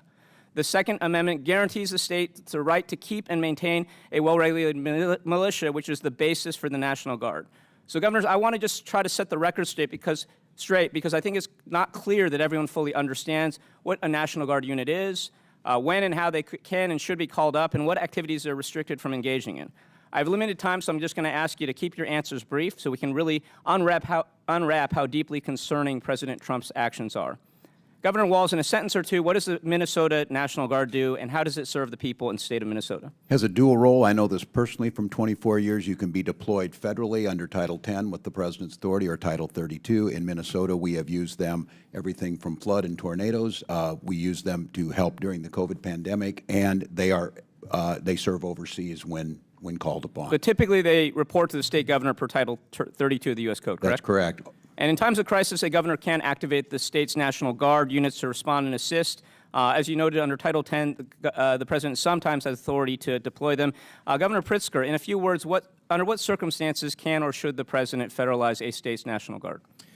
Well, the President of the United States, and I've been in office 6.5 years, has in fact deployed under Title 10 our National Guard to foreign lands. We have a terrific encampment of National Guard, Illinois National Guard in Poland. We have the largest Polish-American population in the country, and very proudly our National Guard serve all over the world, in fact, as part of our military to protect our nation. And so Title 10's Section 12406 allows the President to deploy National Guard troops when the United States is being invaded, when there is a rebellion, or when the President is unable with regular forces to execute the laws of the United States. Do you believe that the protests in Los Angeles or the ICE raids qualify for any of these particular provisions? I do not. Okay, thank you. And you're aware that Governor Newsom did not make any request to President Trump to federalize the California National Guard? He did not. In fact, he rejected it. And so this is illegal. It does not comply with the bases for deployment. It was done against the express wishes of Governor Newsom. Now, I want to highlight a key point that my Republican colleagues across the aisle should keep in mind regarding the federalization process of National Guard units. Even under Title 10, these troops may not be used for law enforcement purposes. And what we are seeing right now is a total violation of that. We are seeing them used to aid ICE raids, and I just want to note that ICE is acting largely as a civil organization at this point in time. Governor Hochul, correct or incorrect, being undocumented in the U.S. is a civil violation, not a criminal offense. Yes or no, please. I believe most cases are civil. In some cases, the federal government can determine that it's a criminal violation, right? And correct or incorrect, deploying U.S. Marines to support ICE raids constitutes a law enforcement purpose and non-national security purpose. It appeals to have crossed the line, given that we have highly trained local law enforcement who are more than capable of handling those situations. Thank you, and I'll just close with this. There's no rebellion. There's no invasion. Law enforcement has not collapsed. There's no national emergency. What is happening right now is not just unprecedented. It is illegal. and it is very alarming to those of us who care about democracy and the rule of that law. And with that, I yield back. But with unanimous consent, I would ask to introduce this article into the record. Marines to join National Guard troops protecting ICE agents. Without objection, so ordered. Thank you. Unanimous consent. Go ahead. Mr. Chairman, I ask unanimous consent to enter into the record this picture of Senator Padilla being knuckled and looks like he's being arrested and restrained by three police Okay, officers. I can't understand. we'll enter the picture in. Without objection, so ordered. Chair recognizes Ms. Mace from South Carolina. Thank you, Mr. Chairman. Welcome to the unofficial 2028 Democrat presidential primary right here on stage at the Oversight Committee. Governor Newsom must be seething. The three of you beat him to the stage, but he's a little busy right now defending illegals and defending Antifa, torching what is left of Los Angeles. Governor Walz knows the playbook. In 2020, he rolled out the red carpet for anarchists while Minnesotans watched their neighborhoods burn. You've turned your states into sanctuaries for illegals. You've done more to shield MS-13 than to protect the single mom working 2 jobs in Chicago, Queens, or Minneapolis. And you've worked harder against ICE than with them. So Governor Walz, and boy, does that feel nice to say the word governor, my first question is for you. Did you know the Nazis killed 6 million Jews during the Holocaust? It's a yes or no question. Did you know the Nazis killed 6 million Jews during the Holocaust? Pushing my button to Okay. answer. Yes, I believe that's historic. Okay, would you agree the Holocaust is the most horrific atrocity in human history? Yes or no? I think the Holocaust ranks amongst them, yes. Did you know the Nazi Gestapo imprisoned, tortured, and murdered Jews by the hundreds of thousands and committed genocide against the Jews? Did you know that? I do know they operated as secret. Did you know ICE has done none of that? Yes or no? Operated as a secret police force? No, that's not the question. Did you know that ICE has not committed genocide against anyone? Yes, I do know that. Okay. Do you apologize for your disgusting comparison of ICE to the Gestapo, who killed hundreds of thousands of Jews during the Holocaust? As a history teacher, Yes or no is the question. a historical You're a comparison. governor. You understand what the question is. It's yes or no. Will you apologize for what you said about ICE, comparing them to I would ask ICE to Gestapo? identify who they are when they operate, to not use unmarked. Okay, Mr. Chairman, this governor, or honorable, can't answer the question. Do you believe the Nuremberg trials were a good exercise in holding the Nazis accountable? Yes or no? I think due process. Okay, is so always the are you calling for ICE agents to be brought to a tribunal under the threat of death by comparing them to the Gestapo? Everyone is afforded due process. What don't you understand about yes or no? Like, what can't you comprehend about yes or no questions? I Do you understand still want being to a governor abolish is a ICE? different Do you job. still want to abolish ICE? Yes or no? Said I wanted to abolish ICE. Didn't you march in a rally calling for ICE's abolishment? Not that I can recall, Congressman. Well, according to widespread media reports, you did. And the media is always correct. How do you rate Kamala Harris's job as border czar? I want a number between 1 and 10. How was she as border czar? I wouldn't have a way to measure that. I was not in the administration. Weren't you her running mate for vice president?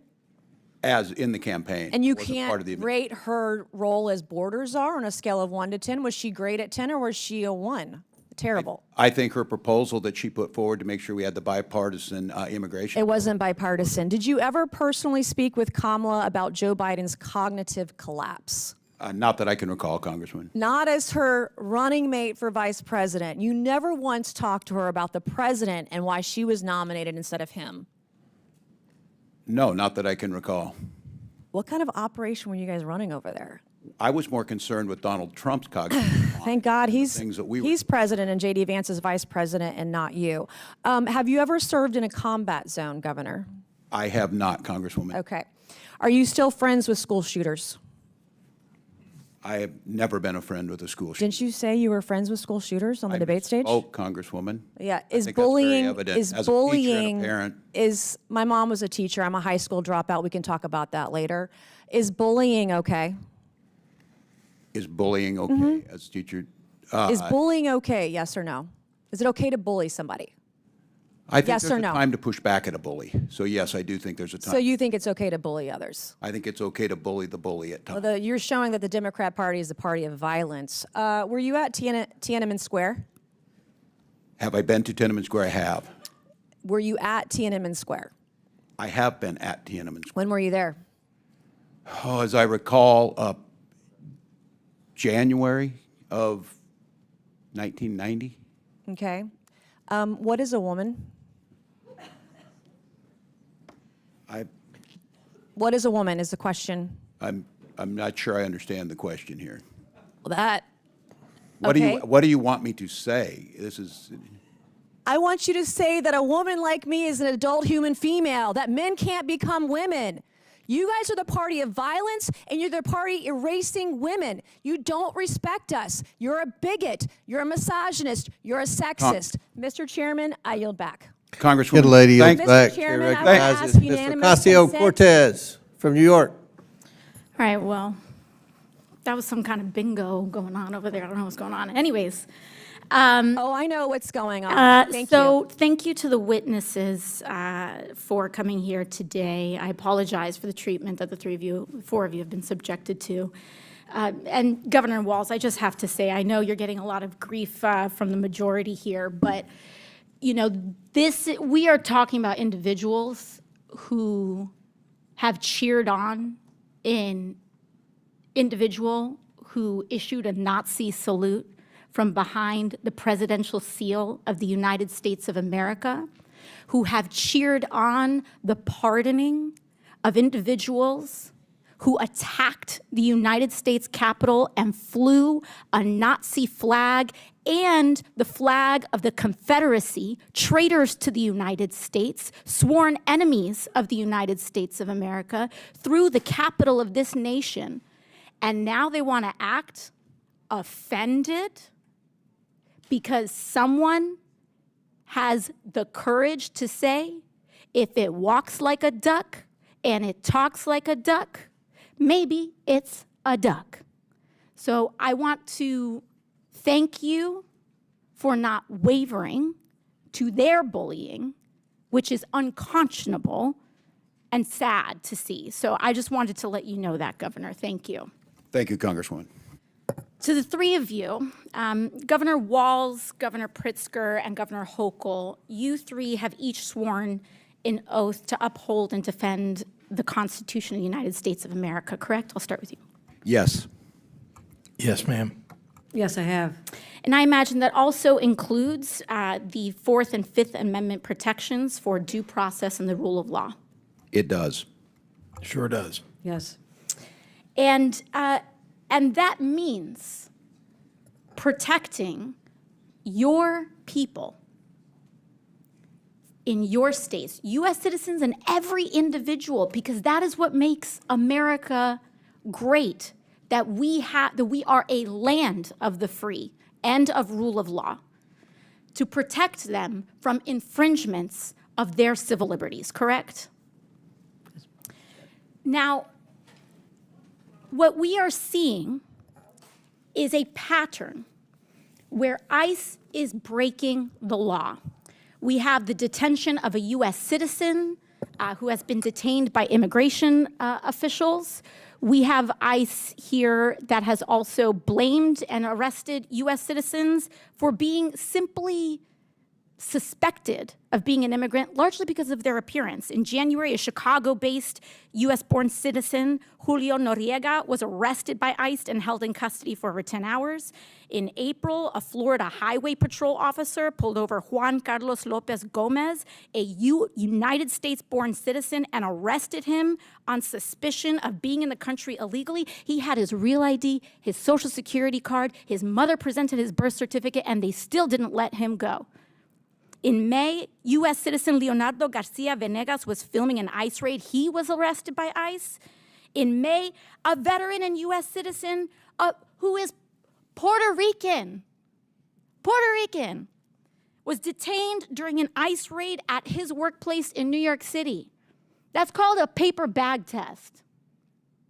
And your job, Governor Hochul, is to protect people from that kind of infringement, correct? Yes. Because all of us must adhere to the law, and no one is above it. So if a U.S. citizen tries to break the law, or if an ICE officer tries to break the law, your job is to uphold the law, correct? We absolutely uphold the laws of the United States Constitution and the Constitution of the State of New York. And sanctuary states are about U.S. citizens as well having sanctuary against the attacks on our constitutional rights from illegal search and seizure. There is nothing preventing ICE from issuing a warrant and you having complete compliance with their request. Correct, Governor Hochul? We comply in cases where there's been criminal activity alleged. Yes, we always do. But we're not involved in civil immigration enforcement because our state police that I control have to deal with other crimes that they're solving. And apologies, I just have 10 seconds left.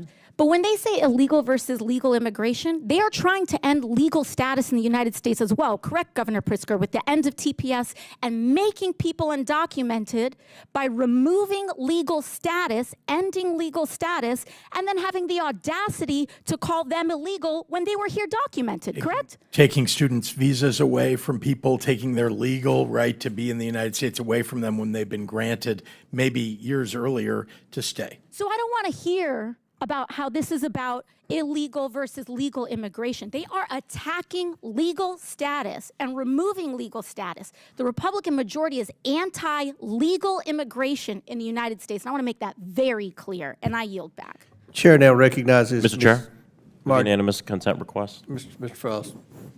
Unanimous consent request sent to the record a NBC article, Senator Alex Padilla removed from news conference with Homeland Security Secretary Noem. All right, without objection to order. I have another one, the Hill article, Padilla forcibly removed from Noem press conference. Without objection to order. And I have a third one, Axios Democratic Senator forcibly removed from DHS press conference. Without objection to order. Mr. Chair, also, we were just talking about this. I want to know if you can commit to working with us so we can subpoena. You're out of order. Chair recognizes I have Ms. a point Green. I have a point of order. No. I have a point of order. State your point.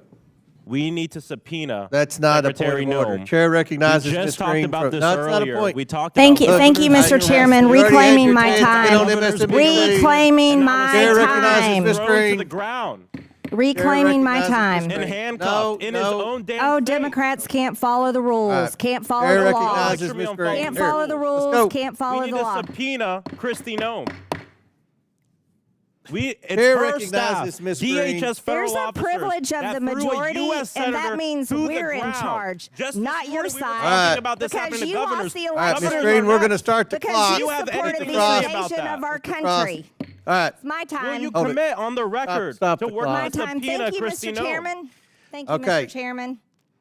You're out of order. Chair recognizes Will Ms. you Green. commit on the Thank record you. to subpoenaing Kristi Noem because a U.S. senator was just thrown to the ground and detained in his own Democrats detained- Frost, can't follow the you're rules, out of can't order. follow the law, Will you can't commit- follow the Shut rules. up.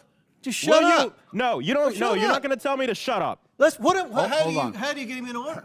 You're running for do- the Not like that. he has been out of order 6 times. He's trying to get on MSNBC. You probably knocked I get it. somebody off I don't have any problem MSNBC getting to on get on there. MSNBC. That's Ms. not I what it's Green, think about. as he's been is arrested as a recognized. former Yeah, well, Antifa okay, member, here, right? back to order, Antifa. Ms. Green. Go. But he's a Go. former All Antifa right, Ms. member, Green. You're Mr. Chairman. recognized. You got no it. surprise. Who's a former Yours. Antifa member? Me? Yeah, you. I asked that these words be taken down.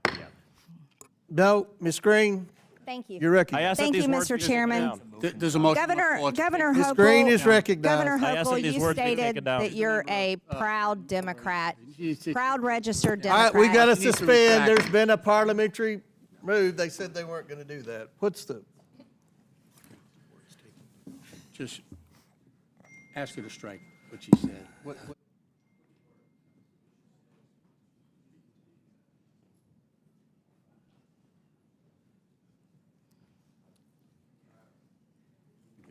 Okay. Suspend for 2 minutes.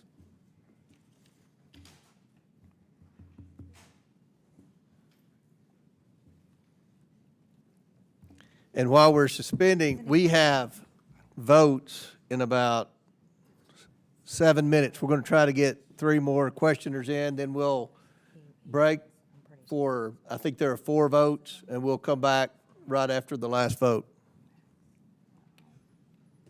We don't have that many more questioners, so.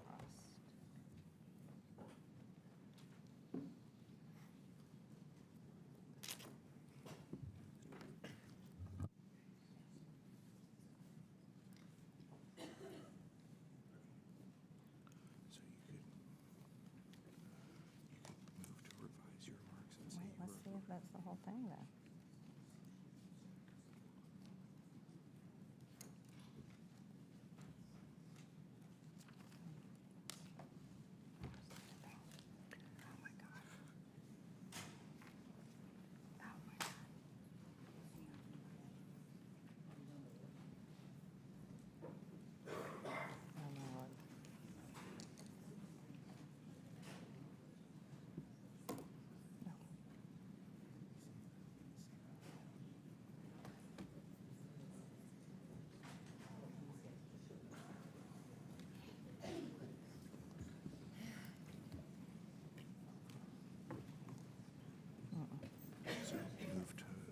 Say, Mr. Chairman, I move to revise my remarks and say that Congressman Frost was arrested at a rally, but not for being a member of Antifa. What was the question for? Because did he want illegals to vote? Sure. Prerequisite with so many people across our country to not vote. So you can say, I move to revise my remarks. Mr. Frost was arrested at a rally for moving to have illegals votes. But not member of Antifa or something like that. If that works. We were called what do I want to do? By the ranking member. Move to revise your remarks and say, Mr. Frost was arrested at a rally, but not as a member of Antifa. Okay. Affiliated permanent demonstration. Mr. Chairman, I move to revise my remarks. Congressman Frost was arrested in 2021 at a voting rights rally. Okay. Without objection? Proudly. All right. Chair recognizes Ms. Green. Thank you, Mr. Chairman. Governor Hochul, you stated that you're a proud registered Democrat. Yes, I did. Is that illegal now, too, in your country?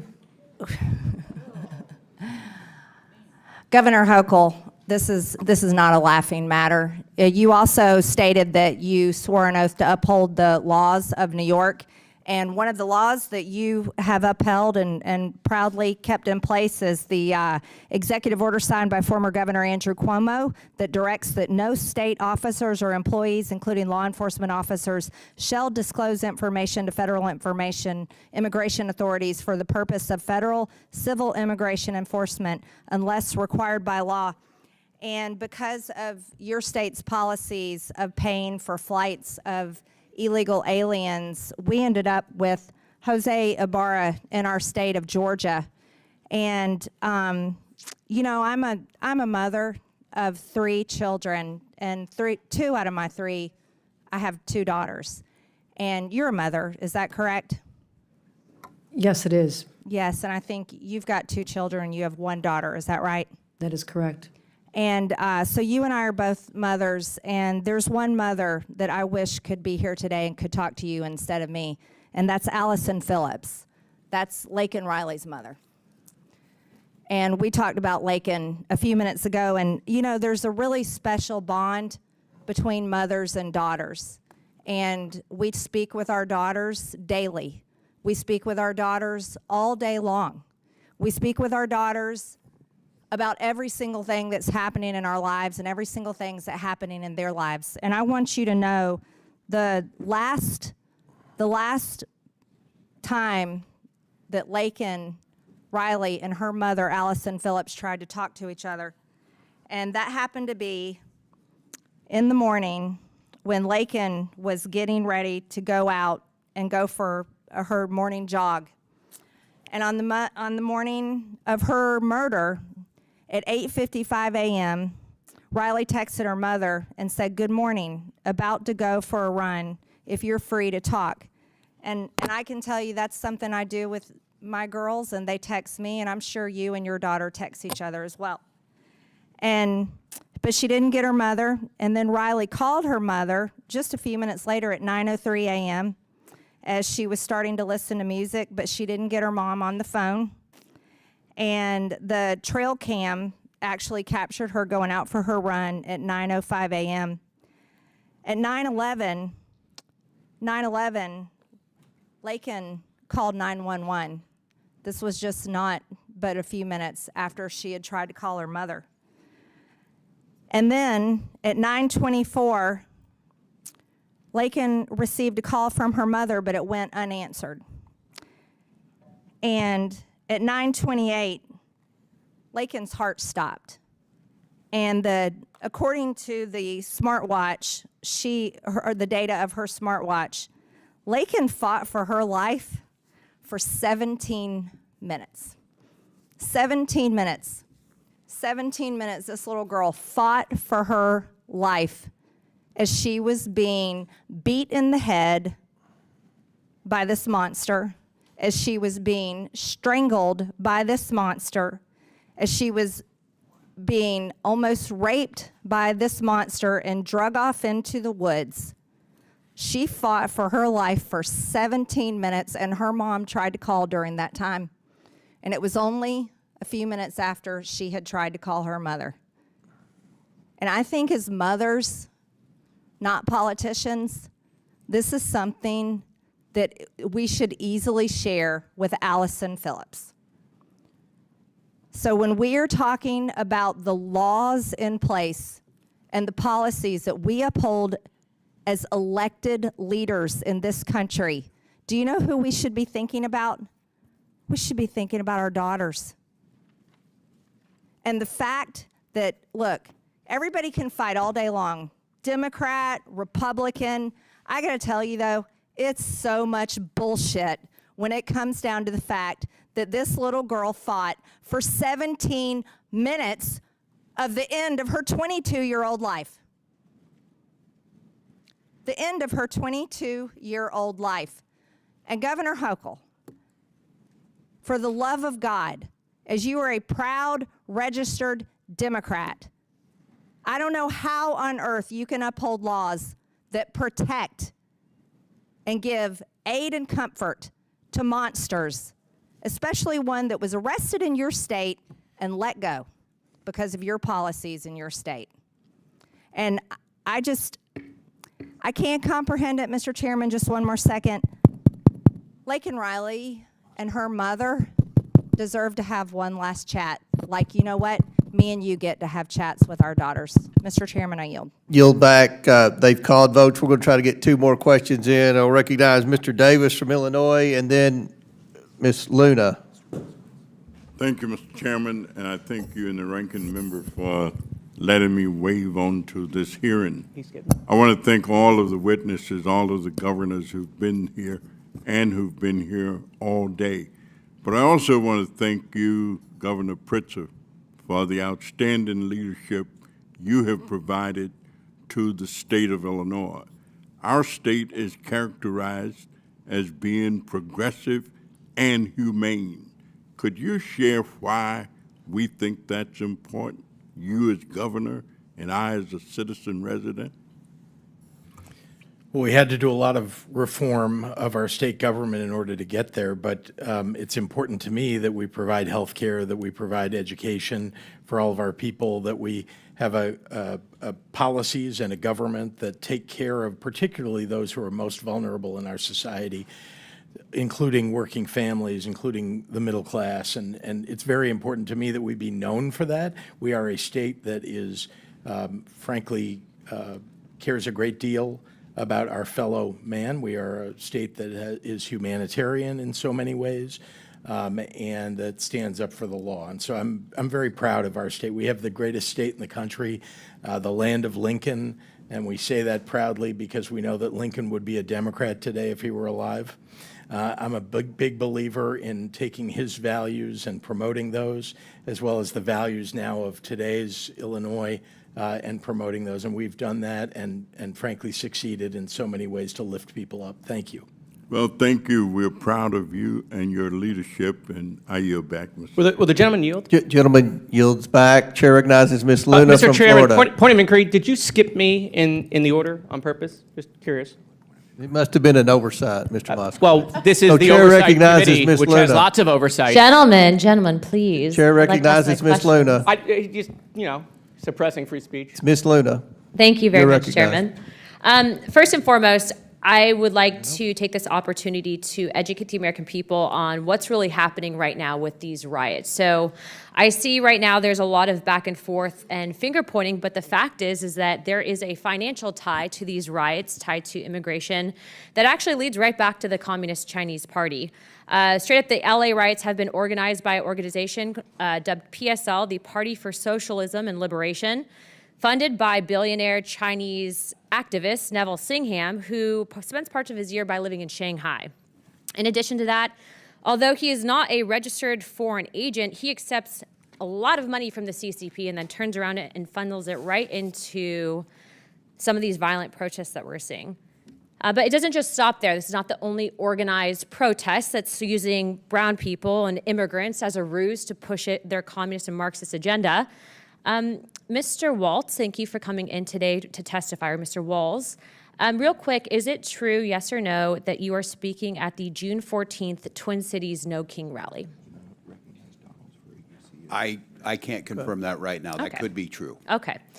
Just so you know, they're advertising you speaking there. Okay. The graphic's actually on X right now. I'd be happy to provide it for you, so I'll take that as probably speaking. Is it true also, I know on your campaign, that you had admitted to visiting China anywhere from 15 to 30 times, sir? Yes or no, please? I did live in Okay. China and No, visiting, sir, in addition to living there and in addition Yes, to having, okay. that's correct. All right, also too, I'd like to note that during your time in Congress that you filed for a $5 million earmark that actually was secured. $2 million of it went to the Harmel Institute that actually collaborated with the Wuhan Institute.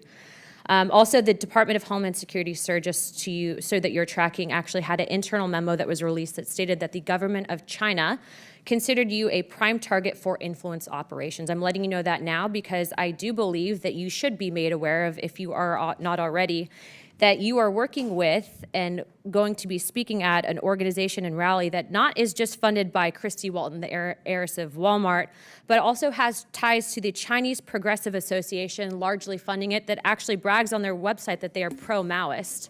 Also, too, funded by the National Endowment for Democracy. I know there's a lot of people on this committee that don't like billionaires interfering in politics, but say nothing when George Soros gets over $260 million from USAID through the last administration that's then funneled into some of these nonprofits and organizations. So I guess my question for you guys is, now that I've made you aware that these riots are not about illegals and they're not about immigrants, if they did, they would have been protesting under Barack Obama, who's also dubbed the deporter-in-chief. And frankly, I think many of you would say that Barack Obama was a good president. Are you going to say that Barack Obama wasn't a good president? Yes or no, Governor Walz? Do you think he was a good president? Do I think Barack Obama was a good Correct. president? I think he did a good job. Okay, how about you, Governor Pritzker? I think he did a good job, yes. Hochul? Hochul, and yes, he did do a good job. Okay, next. Perryman? I think President Obama did a good job. So then you would understand that Barack Obama had the very same policies, for the most part, on immigration that Republicans are parroting today, and yet you guys are sitting here saying that we're Gestapo. And what I would tell you is that what happens with open borders is that the real people that are coming here, the ones that are exploited, actually it hurts people on both sides, not just Americans, but the illegals. Some of you had said here to the actual committee that you are doing what you can to assist these people, but what I would say is that your policies aren't actually done from a place of understanding and sympathy. I would say that it's actually doing the exact opposite. And when you use brown people, just like they use black people with BLM and Marxists during BLM to usher that in, when you use brown people and you put Mexican flags with them saying that you stand up for illegal immigrants, but you follow the money and it's going back to the Communist Party, what you're essentially doing is using your platform as elected officials, the trust that the American people have put in you, essentially to usher in communism. You're not actually fighting for American values. Don't roll your eyes, because it's a serious topic and that's where the money's coming from. So now I'm informing you, so now you guys can make your decisions, but please be informed, sir, Mr. Walz, that if you truly do uphold the American ideologies and perspectives on the Constitution, you should not be speaking at that rally. I've given you the correct information, and as of right now, I've authorized a letter to be sent to my office to the President of the United States to rescind millions of dollars in funding that we know are going to the No Kings protests that were authorized and basically given under the last administration. That is what Congress is supposed to do, not point fingers, not blame people, but actually ensure that the American people are protected and not fighting for foreign interests, foreign governments, and also the communist. Will the gentlelady yield for a question? No. You don't want to tell us what your evidence is of all this connections? Actually, no, I will yield. You know, to that. I appreciate Mr. Goldman, you'll get 5 minutes. Take your word for it. But Let me answer you'll the question. appreciate we might want actual evidence. I would be happy to provide that, and I'd also be happy to inform Chairman that actually we have a letter of which you can sign on to. I know you like to sign on to letters with us, especially on the Epstein stuff. But we actually have a letter going out to Neville Singham on Friday, and it's actually signed by every single member of Oversight. I'd like to extend that to you because that letter is calling him to testify, and it's also calling for his financial transactions. And do you agree, sir, that we should not be accepting money from the Communist Chinese Party? I think anyone on this platform would agree that that should not be accepted, correct? I would like for you to actually present evidence rather than just, quote, inform the witnesses. And now that they're informed, they should assume I what don't you disrespect say is you. I'm true going to answer your question. We are having a hearing on it where we can present all the right-wing evidence. Order. No, but let's have this dialogue. Yeah, go ahead. You're recognized, Ms. Luna. We are going to be having a hearing, and you can gavel on to the hearing. I'd appreciate you to do it because the fact is that the Democrat Party, remember, Is it going to be as good as the Biden impeachment hearing? Mr. Goldman, you'll have 5 minutes in a moment. Let's focus real quick. Well, Mr. I'd Chairman, like to she's go out of a step time. I just think further. you're trying not to let me talk. Guys, if you guys want to talk about it, I'll answer the question. But Mr. Singham is also funding Code Pink through his wife. You know, it's my turn. Can we ask Elon to divest from China That- while we're at the it? ladies' time's expired. The ladies' Thank you time's very much. expired. We'll be having the hearing. Y'all are invited. We might have you guys All right, back. thank you. Before we go to votes, which have been called, I'm going to recognize Mr. Donalds for unanimous consent. Mr. Chairman, I want to submit a letter into the record from Congressman Richie Torres to Governor Hochul, speaking specifically about that the Penn Station Center is actually being led by MTA, where the chairman is actually appointed by the governor of New York, and the cost overruns are $7 billion. Without objection, so ordered. And again, the witnesses, I apologize. The votes were supposed to be at 4 o'clock when we scheduled this. They've been moved to 3. We have 4 or 5 votes. We'll come back here as soon as the votes are the last vote. So pursuant to the previous order, the committee will recess for floor votes. The committee will return 5 minutes after the last vote. There are only 7 or 8 more questioners, so the committee stands in recess. The chair recognizes, and I appreciate the witnesses' indulgence here. Again, we were told the votes would be at 4:15, and they were at 3 o'clock, so I apologize. We had 2 more votes than we were supposed to.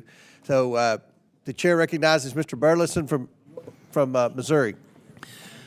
Thank you, Mr. Chairman. I'm just still kind of trying to understand the connection between our ICE officers and the Gestapo. I think the statement was horrific.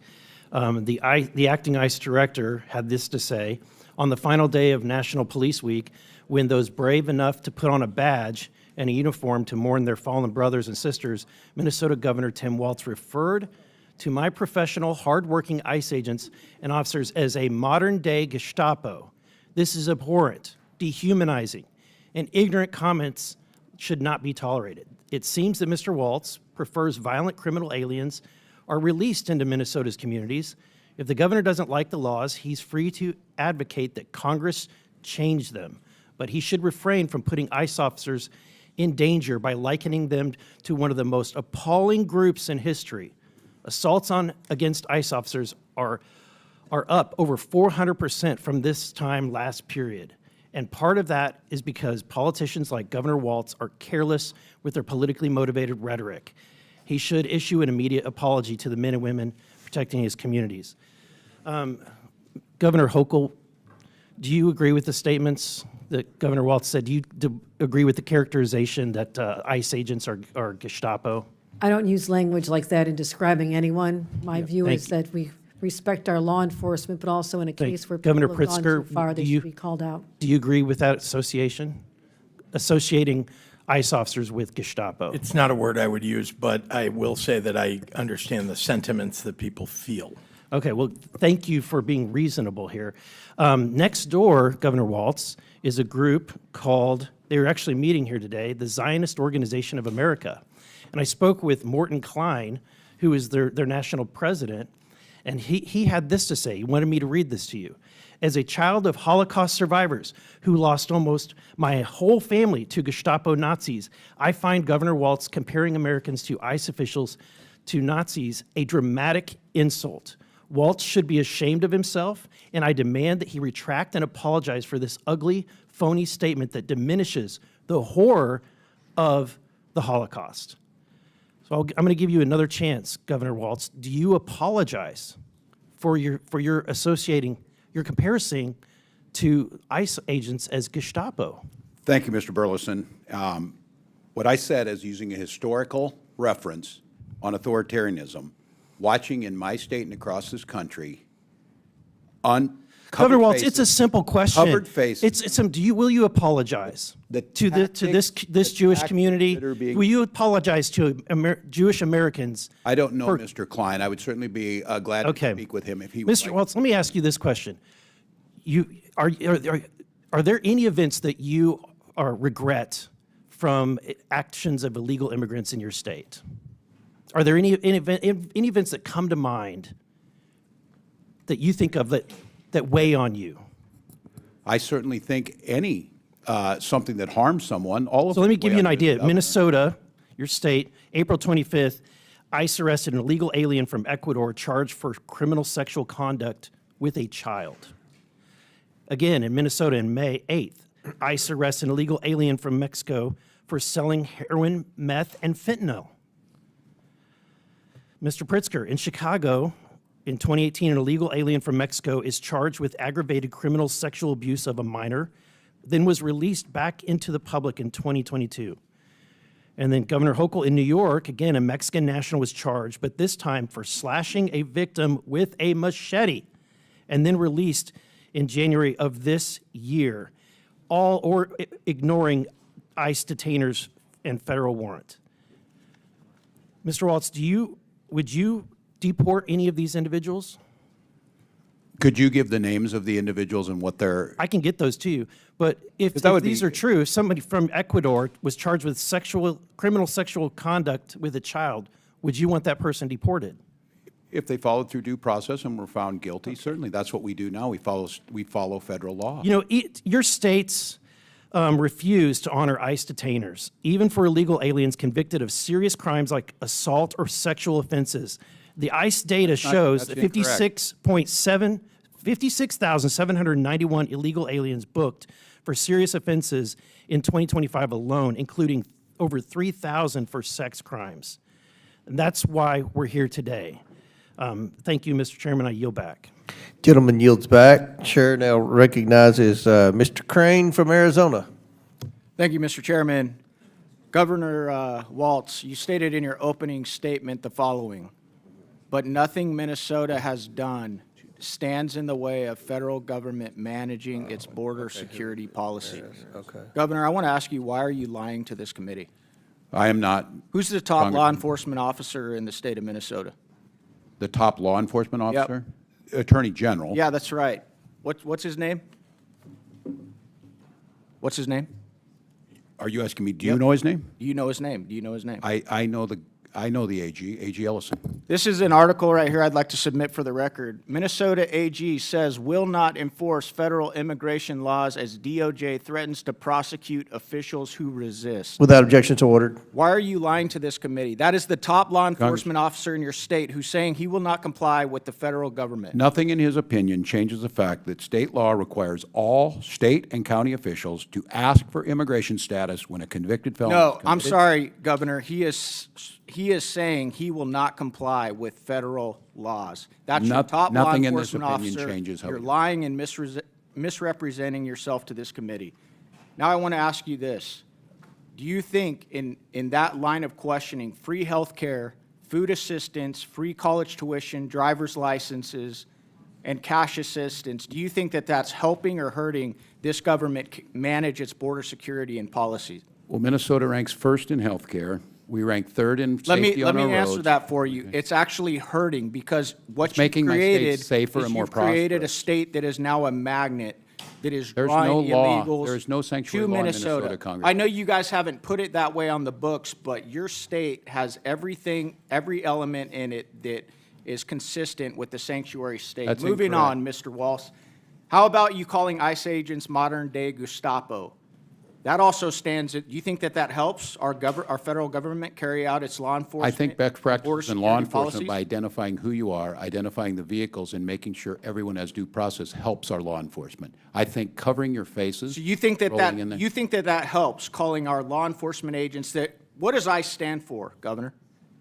immigration, custom, enforcement, right? These are the guys that are tasked with enforcing immigration, federal immigration That's right, laws? federal, that's their job. It's So not you the think state's that job. calling them Gestapo is helping? You're not standing in the way. None of the messaging, none of the rhetoric is standing in the way of this administration doing what they've been tasked to do. Is that what you're saying? I think what would help them is to follow due process, and when they do these missions, do the things that we expect of law enforcement. How about when you Identify went on yourself. Anderson Cooper, Governor Walz, and you said, how high is this wall?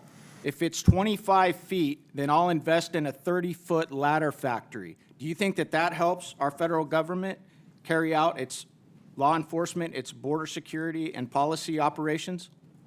When did I say that? You went on Anderson Cooper and said that. Do you not remember saying that? Because you've said so many outlandish things that you No, I can't don't even recall. keep track of them. The point being is. The that you clip need is there more for information. everybody. It's there for all Americans. If you guys want to go watch it, it's an easy Google. All right, Governor, you recently went on Gavin Newsom's podcast. You stated in regards to MAGA voters, I scare them a little bit, which is why they spend so much time on me. No, I'm serious because they know I can fix a truck. That's your direct quote. You also said on the show, I think I could kick most of their asses. I want to be very clear with you, Governor. You do scare us a bit, but it's not because you can fix a truck or change a tire. It's actually because of your radical left-wing agenda. You supported putting tampons in boys' bathrooms. You advocated for the disarming of Americans of their Second Amendment rights. You're pro-sanctuary city, as we have uncovered here today. You claim there is no guarantee to free speech when it comes to misinformation and hate speech. That right there is why the American people have such a hard time with you. It's not because we're crazy MAGA people. It's because of your radical left-wing agenda. I want to ask you on that last one where you claim there's no guarantee to free speech. Did you pick that up on one of your 30 trips to communist China, Governor? That sounds a lot like something that they would do. Yes or no? So I don't believe hate speech Okay. has a place in there. Hate speech that incites violence. Governor Walz, you said that Kamala Harris picked you for vice president to code talk to white guys. How did that work out for this administration? How well did you do with white guys? I don't have the You data. lost by 22 points to white guys.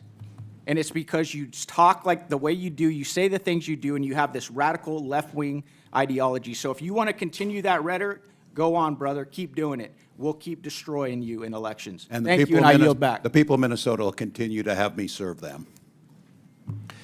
Chair recognizes Ms. Ramirez from Illinois. Thank you, Chairman. I want to start by acknowledging Governor Pritzker from our great state of Illinois and thank him for coming before the committee, especially given the deeply unserious nature of this hearing. I want to start by asking Governor Pritzker a few questions. Governor, you have said that actions that bring all branches of government to stand in respect of one another underpin the guardrails of democracy.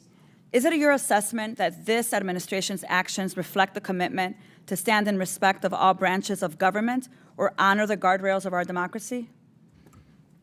Thank you very much, Congresswoman, and it's good to see you. This administration has ignored court orders. This administration has ignored the laws that have been passed by the Congress. This administration is, in many ways, telling its agencies not to follow what the laws and the regulations that have been on the books, and this administration has been going after people individually and as groups that they believe are opponents of theirs, political opponents of theirs. That is not the way that a president ought to operate. We ought to have a president who follows the rule of law and doesn't break it. Thank you, Governor. I agree with you. In your 2025 budget address, you noted that our state, the state of Illinois, is among the best in the nation for workforce talent, clean energy, educational and scientific institutions, and more. I couldn't agree with you more. Our economy is over $1.1 trillion, the 5th largest in the U.S. and the 18th largest in the world.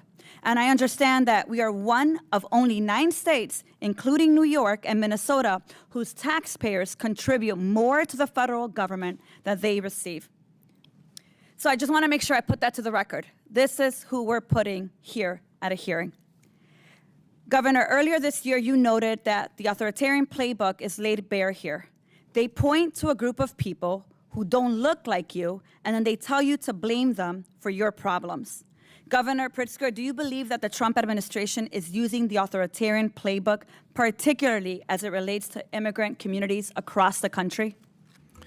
It's clear when you look at every action that they've taken with regard to immigration since they've taken office, including going in and attacking our communities in the state of Illinois. I think in the first week in office, Tom Homan bringing Dr. Phil with him unseriously, and then bringing the very serious ICE officials in to break down doors, to scare communities, to keep people from going to work and so on.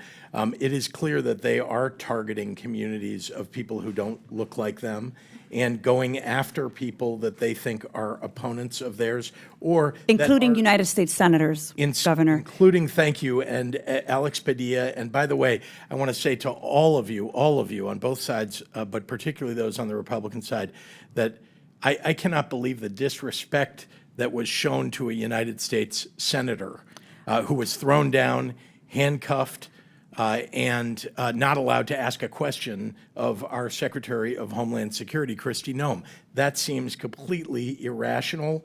Governor, I agree with you, and because I have a limited time, I actually want to show the footage because I think what you're saying has to be seen here. I'm going to ask now that we play a clip of Senator Padilla being wrongfully arrested while we're in this hearing. Go ahead and play it. A United States senator. I want to make sure that people see. Easy on my hands. Go ahead. Stand behind my back. All right, cool. Hey, one hand. Lay flat. Lay flat. Other hand, sir. Other hand.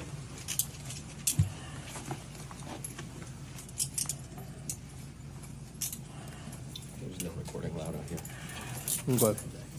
I do not know. There's no recording allowed out here per FBI rights. They don't want you recording so that you don't see how they violate due process repeatedly. I want to make sure that you see that footage. This is a United States senator asking a question of Secretary Noem, and in return, he is pulled from the press conference, shoved down to the floor, slammed to the ground with handcuffs, arrested for doing his job of oversight. So let me go ahead and make sure that I say this clear, because I serve in Homeland Security, and I can tell you for a fact, they are weaponizing the government and the military against U.S. citizens to exert control and suppress dissent. I call that authoritarianism. We've seen it before. Here's the point: terror. That's what they're doing here. This hearing is a witch hunt against the governors that run successful cities, and we need to call it what it is. What we need here right now is Secretary Noem answering questions and oversight on why the hell she thinks that what happened to the senator is acceptable. With that, I yield back. Gentlelady yields back. Hopefully you'll get to see the beginning of that tape when he approached the podium where the secretary was. You hadn't seen To that ask yet? a question. Mr. Chairman, on the full statement of the committee on the Democratic side, Senator Padilla is currently in Los Angeles exercising his duty to perform congressional oversight of the federal government operations in Los Angeles and across California. He was in the Wilshire Federal Building to receive a briefing with General Guillot and was listening to Secretary Noem's press conference. He tried to ask the Secretary a question and was forcibly removed by federal agents, forced to the ground, as you saw, and handcuffed. He is not currently detained, and we are working to get additional information. And while we respect the Senate's ability to review this as a primary investigation, we also echo Ms. Ramirez's statement that we would like to have an investigation of that incident here from beginning to end. You want to enter that into the record? I do. All right, without objection, so ordered. Now, Chair recognizes Mr. Jack. Okay, wait a minute. We did two Republicans, so we're going to go to Mr. Goldman. Thank you, Mr. Chairman. I would urge you to reserve comment on what happened to Mr. Padilla until you get full information. In fact, I would urge all of my Republican colleagues to take a breath before you once again desperately run to bend the knee to Donald Trump and to Kristi Noem, because anyone with 2 eyes that can see that that was authoritarian, lawless behavior that no person in America, much less a senator conducting constitutional oversight, should have received. And I know it's hard for all of you to speak up against Donald Trump, and that's why we're here at this hearing talking all about Joe Biden, talking all about Joe Biden's policy this, Joe Biden's policy that, all these people who committed crimes under Joe Biden. Is it just because you're consistently trying to ignore the fact that Joe Biden is not president? Donald Trump is president. And what he's doing right now, which you all know, is he is going after people who are lawfully present. Now, I appreciate the governor's being here. I'm sorry you have to deal with this crap. Governor Hochul, especially, I want you to know, as a proud member of the delegation of your state, I am not going to use my 5 minutes to mount a campaign for governor against you, as my colleague from the North Country chose to do. I will give you the opportunity to actually answer some questions, unlike she did. And I will allow you to explain exactly what the policies in New York are as it relates to cooperation between the state and federal agents. First of all, glad you're not running against me. Thank you. Secondly, I appreciate the opportunity to break through all the noise here today and to stop the talking points that keep mischaracterizing our policies in the great state of New York. New York is not a sanctuary or a haven for criminals. We devote an enormous amount of our energy working to keep New Yorkers safe. $2.5 billion I've allocated just in the last few years. We do cooperate with ICE when it comes to investigating or building a case against criminals. We do this all the time. And when someone goes through the criminal justice system in the state of New York, they do their time in prison. We alert ICE as to when, 30 days in advance of when they're to be removed, and we send them away. That's how it's supposed to work. But what we do not do under our laws is divert our essential resources to protect everyday New Yorkers from crimes themselves and have that help ICE with civil immigration enforcement. That is their job. That is the federal government's job. And we cannot be told to enforce federal laws. It's not constitutional. Or to use all your limited resources to spend all that time doing their job. My concern is that every minute that ICE officers are going after moms and dads and kids and separating families, perhaps one more criminal is still out there at large. Well, it's Why funny don't you say focus that. on them? I'm sorry to interrupt you, because I actually, in my district office down in Lower Manhattan, witnessed ICE officers waiting for immigrants to come out of a courtroom. These are immigrants who have asylum applications. And I'm sure you agree with me that asylum is a lawful pathway to immigrate to this country. Is that correct? That is absolutely correct. So in order to make these immigrants here unlawfully, the DHS is now dismissing their cases, their own removal proceedings against them, to void out the asylum process, the asylum claim. That way, when they go downstairs in the elevator, there are ICE agents that can be there and to arrest them and put them in expedited removal. And they don't have an asylum claim that is live anymore because they've just voided it out. These are non-criminal, these are non-violent immigrants who are here going through lawful process. And this is who the Trump administration is going after every single day. It's a disgrace. You said you were going to go after the worst of the worst. You were going to go after convicted criminals. You're here questioning about all these criminals. You're going after people who actually are going through the lawful process you say they should.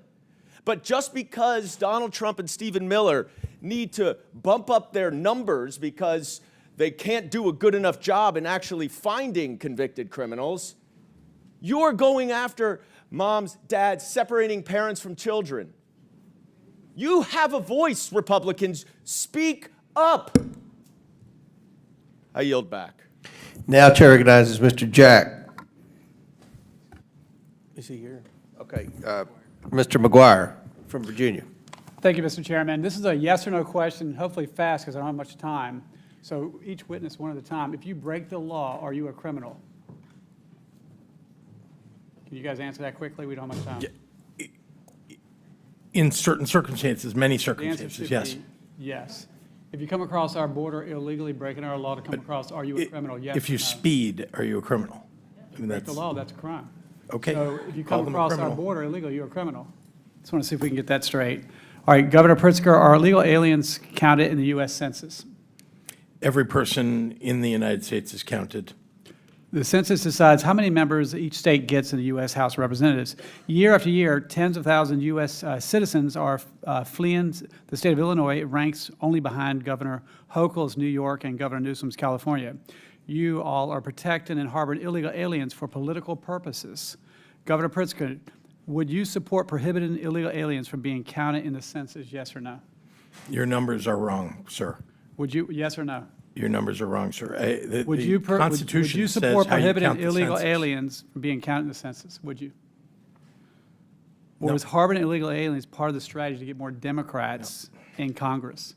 The bottom line is this: all illegal aliens have committed a crime and should be deported. Any additional act of violence committed by an illegal alien is entirely preventable. All sanctuary jurisdictions are unlawful. Each of you are breaking the law. And my message to you, or the message from the people, is you need to get it straight. Governor Walz, just over 3 weeks ago, you compared ICE agents to Donald Trump's modern-day Gestapo. Governor, do you regret those comments? I regret that law enforcement is not following best practices, showing who they are, not taking people off the street, not giving due process. We It would puts not all have of a us at country risk. without our men and women in law enforcement. Yes That's or no? correct, Did you and know those who ICE show their officers faces. are did you know ICE officers are facing 413% increase in assaults? Don't wear the masks, identify yourself, and work with local law enforcement. You guys are doxing them. All right, your attacks on ICE officers are putting our law enforcement in deadly situations. It led to destructive riots breaking out in Los Angeles last weekend. President Trump had no choice but to step up and stop Los Angeles from burning buildings to the ground. Did you see videos of rioters throwing rocks through the windows of police officers' vehicles while they were driving on the highway? Did you guys see that?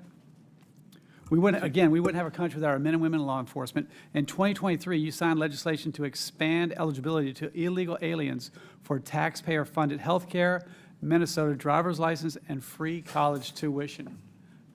America Last policies. Let's take a look at some of the illegal aliens you so boldly want to support with taxpayer funds. I'll probably say his name wrong, but Abrahashad Alimi, illegal alien from Somalia, criminal history includes convictions of murder, DUI, and disorderly conduct. Eric Martinez Mondragon, illegal alien from Mexico and known member of 18th Street Gang. He served time in robbery and possession of a firearm. And Marco Granda, illegal alien from Ecuador, he was convicted for criminal sexual conduct of a child. The taxpayer-funded incentives you are providing in Minnesota bring in vicious thugs who are robbing, raping, and killing your citizens. And American people are tired of these America Last Marxist policies. We need more patriotism. You know, when I look at a MAGA, to me it means make America great again for all Americans, regardless of party, race, religion, or creed. America first, and that's why we won the presidency and we got the Senate and the House. If you had a basketball team and you hate your basketball team, you will never win. And we have a heart and love all people of the world, but if we can't take care of our country, if we're allowing these illegal criminal aliens to rob, rape, and kill the American people, that is wrong, and that's why we won, and if you guys keep that up, we'll keep winning. Congressman, can I respond to the two cases in Minnesota? I think it's important to the hearing we're having. You want to know what we're doing. Mr. Alami was held in Freeborn County Jail. So, Straight resources Governor paid for Hochul, that. Debrina Kwam fell asleep on a subway in New York. While she was asleep on a train, she was set on fire and killed by an illegal alien from Guatemala. This could have been prevented. And what upsets me or strikes me the most is that in Democrat-run cities, people are so desensitized by the violence and the policies that people just stood by and watched that happen. What can we do better?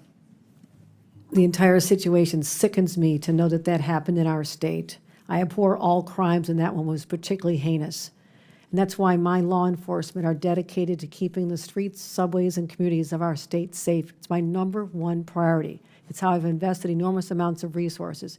And just for the record, we do cooperate in criminal identification, prosecution, and removal of individuals who commit crimes who are not in this country legally. We want them deported. We cooperate with ICE every day of the week to make our streets safer.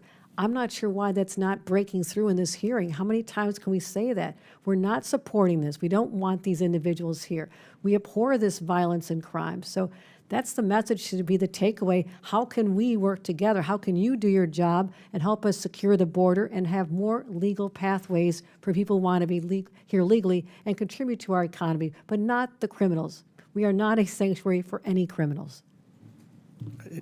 Yield back. Gentleman, time's expired. Now, Chair recognizes Ms. Morrison from Minnesota. Thank you, Mr. Chairman. I want to thank the witnesses for being here today, especially you, Governor Walz. It's great to see you as ever. Welcome back to the People's House. Thank you for your distinguished service in the National Guard, 24 years, I believe. Thank you for your service here in Congress and as our governor. I'm sorry you haven't received the warmest welcome here today, but I'd like to start by taking a moment to correct the record on a few points. I think all of us here would agree that violent criminals who aren't citizens shouldn't be in this country, full stop. But that's not what this hearing is about. This hearing is about intimidation and striking fear in immigrant communities. This hearing, unfortunately, is not about moving forward with the comprehensive immigration reform our country so desperately needs. It's about distracting the American people from the disaster that has been the first few months of the Trump administration and his Republican majority in Congress. Much like our state, my congressional district is diverse. I represent many immigrant families who call our community home, and we welcome them because they make our community stronger. I recently had the honor of attending a naturalization ceremony where we welcomed new Americans from 85 different countries. It was an incredibly moving day, an auditorium full of new Americans who were so excited and proud to join our great American project. The room was full of hope and patriotism. I could not have been more proud to welcome them and to participate in that day. We are a country of immigrants. It is what makes us strong and dynamic and unique in the world.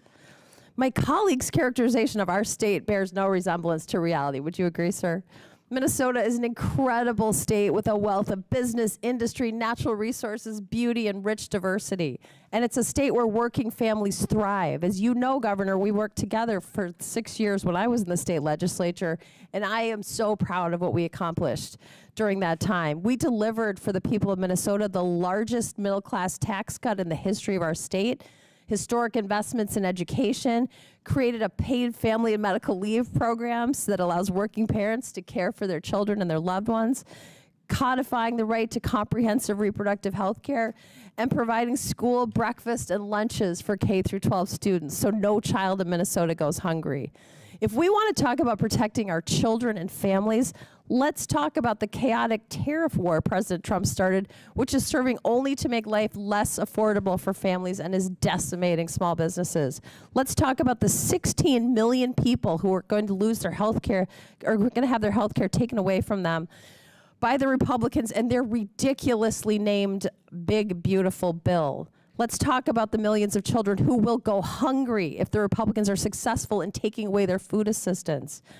Governor Walz, since my Republican colleagues want to talk about threats to our children and families, let's talk about food insecurity. It's now been over 2 years since you signed the school meals legislation into law. What has been the impact of this program on fighting child hunger in Minnesota? Yeah, well, thank you, Congresswoman, and we miss you in Minnesota, but glad you're here. Well, the direct impact to families is a savings of about $1,700 a year to those families that they're able to see, and mostly middle class. But the real impact is on educational achievement. Last year, Minnesota was able to notch the highest graduation rates in our state history. We also see school attendance rates go up. We see better behaviors, less discipline from it. So it's a smart investment. It's the right thing to do. And the payoff for Minnesota is we have a healthier, better educated workforce, which is why Minnesota almost always ranks near the top in quality of life indicators. Thank you, Governor. Now I want to talk more about the Republican plan to take food assistance away from our children and families. If their budget becomes law, it will be the biggest cut to SNAP in history and jeopardize food assistance for millions of families across the country, including 100,000 Minnesotans, many of whom are children. Would you agree that the Republican proposal to cut SNAP is one of the biggest threats facing children and families in Minnesota right now? Yes, coupled with Medicaid and Medicare cuts. And also, Governor Walz, I just want to give you a moment to, if there's anything you'd like to clarify that's been said in this unbelievable committee hearing today. I don't even know what the adjective is. Well, thank you, Congresswoman, and we have like 30 seconds. Look, we're here to work with you. You've heard time and time again. We have a job to do as governors. The federal government has a job to do. Not doing ICE's job is not interference or not wanting to get these people. And the gentleman asked the question and then left. The gentleman he brought up with, we held him, we paid for it, we called DHS before he was released. The second one he mentioned, DOC called DHS prior to his release. We do that every single time in Minnesota. That law has been on the books for many years, and that's how we implement it. So I just don't understand why we don't want to work together to be successful. None of us want the criminals on the street, but I certainly want immigrants in Minnesota who are contributing to our quality of life. Gentlelady's time's expired. Thank you, Governor. Chair recognizes Ms. Bobert from Colorado. Thank you, Mr. Chairman. The Los Angeles riots are certainly a shameful explosion of lawlessness that we are once again seeing. The narrative has changed in these riots, but it's certainly the same type of actors. We're seeing businesses torched, cars torched, families uprooted, certainly communities that are scared. And this is by no means a peaceful protests. It is absolute chaos, and rioters don't get a free pass to burn down cities just simply because they're mad, because they are mad that our nation's laws are being upheld, that our federal agents are upholding their oath and doing what they were hired to do. Our first responders deserve respect. They do not deserve to have rocks thrown at them and to be injured. But, I mean, let's be honest, this violence didn't really spark in a vacuum. Sanctuary policies are a magnet for trouble. They shield criminals, undermine the rule of law. And, governors, I've sat here and I've heard you today. You say that safety is your #1 priority. You want your communities safe. You want your people safe. And, Governor Hochul, you just asked, how can we work together to ensure that that happens? Well, that's exactly what we want to do in this hearing. We want to work together. We want to talk to you about your sanctuary policies that are actually preventing us from working with you to keep your community safe, because we want them safe as well. I have the same policies in Colorado that restrict our local law enforcement officers from coordinating with federal agents. And some of my counties have issued lawsuits to try to end that. But this is serious, and we owe it to every American to restore safety and enforce our laws. It's been stated that this is a federal law, and it's not your job to uphold the federal law. Well, we're not asking you to uphold it. We're just asking you to kind of step out of the way and allow the federal government to do the job, to uphold these laws. When you have someone, don't wait until they commit a violent, heinous crime before we know their immigration status. So now we're seeing these riots everywhere. We've heard in 2020 that everything was mostly peaceful as cities burned down, as people lost their lives, as law enforcement officers lost their lives. So I just want to ask you three governors, yes or no, is the destruction of private and governmental property, is that something that fits under your definition of a peaceful protest? Governor Walz, yes or no?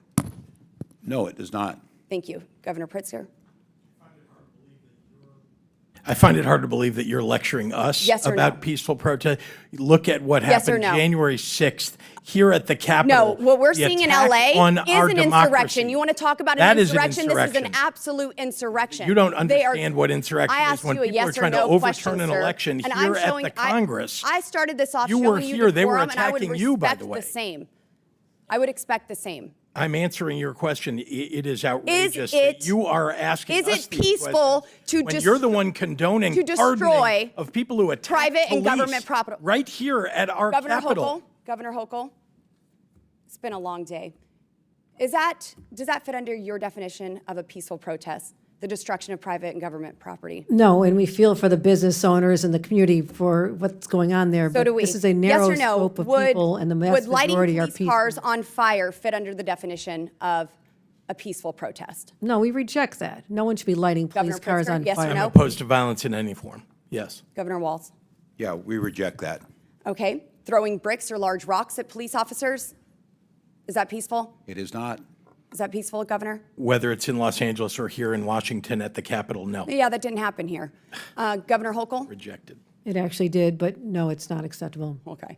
Governor Pritzker, you have you or have you not called for mass protests and mobilization and disruption? Indeed, microphones, megaphones, and going to the ballot box. Well, they're responding in a much different way, are they not? President Trump also asked for people protest to is the history of this peacefully country. make their voices heard. So it's okay for you to say that and hold that standard, but President Trump has a different standard when he actually makes the claims. Inciting peaceful, riots at and the you Capitol? said Yes, you want there mass is a difference protests, between the two. mobilizations, and disruption as a response to President Trump's policies. I just think that this is all hypocritical. You've called in your National Guard. You don't want President Trump to come in and enforce the rule of law to keep communities safe, and your destructive policies are harming American citizens. We should not have to wait until violence is committed to find out their legal status. We have 2 million unknown gotaways because of Joe Biden's administration, and we have got to find them and get them out of America, and I thank President Trump and his administration for doing just that. I yield. Gentlelady yields. Chair recognizes Mr. Craig from Minnesota. Mr. Chairman, thank you so much for allowing me to wave on to this committee today. I think if I were a permanent member, I'd have a permanent headache. Well, you won't have to worry about it, but Governor go ahead. Walz, it is so good to see you today. Let me start by saying that we should all be against chaos. We all are for a safe and secure border and an orderly immigration system. What we're seeing now, though, is chaos out of the current administration with their blatant disregard for due process and their indiscriminate immigration executive orders. In fact, the Trump administration's Department of Homeland Security had to take down its posted sanctuary jurisdictions list because it created mass confusion in Minnesota for local officials and was opposed by local law enforcement.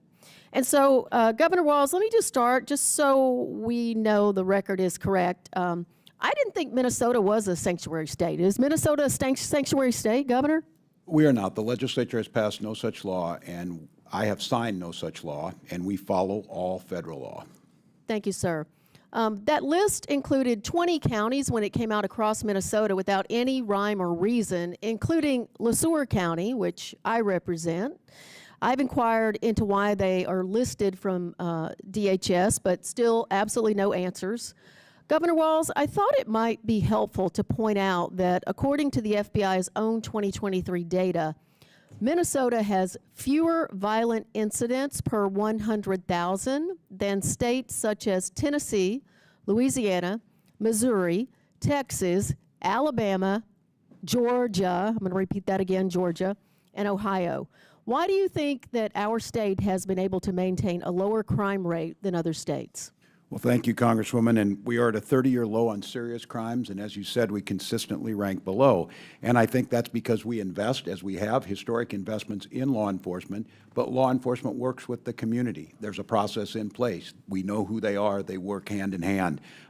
We make sure that those laws are followed, and we also have policies where we show compassion to our neighbors. And it's not chaos, as you said. It's done right. So I am grateful for the law enforcement who does that work, but I'm also grateful to the legislature and my administration who have put in historic amounts of help to make sure they're able to deliver those services. And they are the ones that are best trained to do it. And the case that you brought up of listing these, in Minnesota, counties can go above the federal floor. If they want to issue detainers, they certainly can. Many of those counties that were listed on there would fit the definition of everyone on this side of the aisle is asking for, and they're doing that. Nothing prohibits them in Minnesota from doing that, and yet they ended up on the list. It caused great chaos, and law enforcement themselves, and as you heard earlier, Sheriff's Association issuing, that they can't be done this way. Thank you, Governor. Earlier today, I spoke with the Minnesota Chamber of Commerce, and I think all of us here share the goals of lowering costs for our constituents and growing the economy. According to a Minnesota Chamber Foundation report from this February, Minnesota's immigrant labor force participation rate was over 74%, well above the national average, and they fill important jobs in our agriculture, healthcare, and manufacturing sectors. Governor Walz, how can we ensure Minnesota remains a state to attract the talent we need and a strong economy? We invest in our people. We make sure we remain the #1 healthcare state. We make sure that people are safe in their communities. We talk about focusing on the work that the State Patrol keeps our roads safest. Top 3 state for the lowest number of traffic accidents. That's what they should be focusing on. Investing, and as the Chamber is focusing on, Minnesota's #4 in Fortune 500 per capita, and we are ranked 6th best state for business. Continue to have a well-educated, a healthy, safe, and make sure we're investing in those opportunities for people. That's all we're asking, and we're asking that the federal government do their job. You continue to ask states to do ICE job. They are free to do their job in Minnesota, but they're asking us to do the job when we're doing everything we can to help, but we have all of the other responsibilities of educating, of public safety, of roads, of transportation, of water infrastructure. And that's why Minnesota remains a top state, because we invest in our people, we invest in their growth, we invest in their families. Thank you, Governor. I appreciate this, and Mr. Lynch, I'll yield last 20 seconds to you if you've got that. Thank you. I'm happy to take that. Thank you very much, Representative. For this 12 seconds, I just want to read, this is from the Minnesota Reformer from February 12th, 2025. The sanctuary bill that was offered in the Minnesota legislature is already dead, as House Speaker says it doesn't have the votes. So this was an attempt to actually make Minnesota a sanctuary state, and it, like the Speaker said, didn't have the votes and died very early in the process. And we got to the business of balancing our budget and investing in all of the other things we needed to do.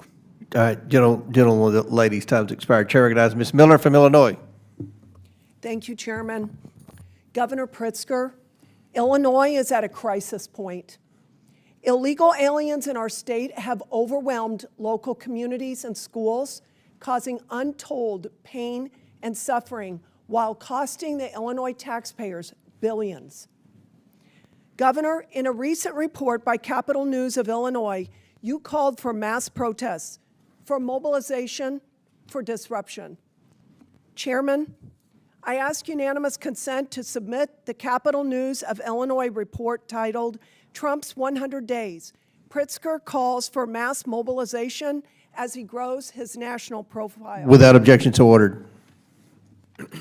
Governor, before we go any further, will you commit today to working with the Trump administration and ICE to ensure that the violence we've seen in Los Angeles does not occur in Chicago or anywhere else in our state? Yes or no? Thank you, Congresswoman Miller. We work every day with the federal government Yes to or keep no, our sir? streets safe. Will you commit to working with the We Trump do administration? all the time work with the federal government, law enforcement, Okay, I'm constantly. taking that as a yes. Governor, you said earlier this afternoon that you were willing to, and I quote, stand in the way of Tom Holman, end quote, who, I would like to note, is carrying out federal law. I have before me numerous examples of illegal alien violence in Illinois, but I want to highlight the story of Joe Abraham, whose daughter was tragically murdered by an illegal alien in central Illinois. Under your watch, sir. I will now read his account. Hello, my name is Joe Abraham. I am the father of 3, and Katie was my youngest. Katie had a beautiful soul, a sharp wit, and a huge personality. She loved life, and she lived it with authenticity, humor, and heart. She was the kind of person who succeeded at anything she put her mind to. She had a future full of promise. She was everything to our family. In the early hours of Sunday, January 19th, Katie was riding in a Honda Civic with 4 friends. They were stopped at a red light when their car was struck from behind by an SUV traveling 78 miles per hour. The driver didn't brake, he didn't swerve, he just slammed into them. The driver had previously been deported and was in the country illegally using an alias. He was allegedly intoxicated. After the crash, he fled the scene on foot without calling 911, without offering any help to the 5 women he had just hit. Katie died at the scene. Another young woman passed away the next day at the hospital. Instead of staying to face what he had done, the driver fled Urbana, made his way to Chicago, and then boarded a bus headed to Mexico. Thankfully, he was captured before fleeing the country. We share Katie's story, not just to honor her memory, but to raise awareness and to seek justice. No family should have to endure this type of loss. Sir, the family is here. The father is here. Would you like to apologize to Katie's family? Feel free to direct your comments to me. I am very sorry for their loss. I really am. I can only imagine what other instances have taken place but have not been reported. You have stated that Illinois will not allow local police departments to assist ICE as they work to address the illegal immigration crisis that you helped to create. In light of the crimes that I have mentioned, do you stand by your policy of tying the hands of Illinois law enforcement? Yes or no, sir? You know, Congresswoman Miller, I am Yes or not no, going sir? to be lectured to by somebody who I'm extols reclaiming the my virtue time. of I'm Adolf reclaiming my Hitler, time, Chairman. of somebody In who has allowed the 2024, pardoning of January 6th. I'm reclaiming my time. In 2024, after the presidential election, you stated on MSNBC that, and I quote, "I am going to do everything that I can to protect our undocumented immigrants," end quote. Mr. Chairman, I ask unanimous consent to submit a Fox News report into the record titled, "Dem Governor J.B. Pritzker vows to do everything I can to protect our undocumented immigrants." Congresswoman, I was These talking about policies the people are who have not lived in our only state for deadly. decades These now. policies are not only deadly, but they have cost Illinois taxpayers billions to the tune of $3 billion since 2022. Governor, your state budget doesn't balance without massive yearly tax increases. This year, you hiked taxes by $800 million. Your budgets fund the services of illegal That's inaccurate, aliens, while Congresswoman. Americans Again, are left behind. inaccurate. With many Nearly everything choosing is to flee our mischaracterized state. in your statement. Governor, I judge you based on your actions, not on your words. And from what I can tell, you are doing everything in your power to roll out the red carpet for illegal aliens to protect them, all at the expense of working people of Illinois. Your policies have been disastrous for our state, and they would be disastrous for our country. And with that, I yield back. Your failures are a Gentlelady disaster for this yields country. back. Gentlelady yields back. Chair recognizes Mr. Superman. Thank you, Mr. Chair. I first want to say that what happened this afternoon, this afternoon's manhandling of Senator Alex Padilla after he sought to speak at a public press conference was wrong and should be condemned by both parties, by every member in this chamber. But it follows a pattern in this administration of weaponizing law enforcement and using excessive force to attack peaceful protests and political opponents. And it's terrible. I mean, you know, we're talking about what's going on in sanctuary states, quote unquote. But you know, I live in Virginia, and we're not a sanctuary state. But what is happening is that our sheriff's office has made a decision to participate in the 287G program, and basically working with ICE to show up in schools, show up in businesses, and try to basically attack kids, right? Detain kids. And this is wrong.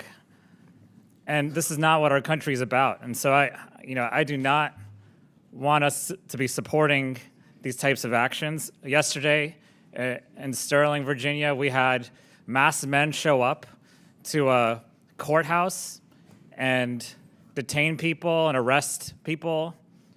And a lot of this is peaceful, and this, again, follows this pattern of weaponizing law enforcement and weaponizing the DOJ and other places to attack political opponents, attack peaceful protests, and to go around trying to make a political point.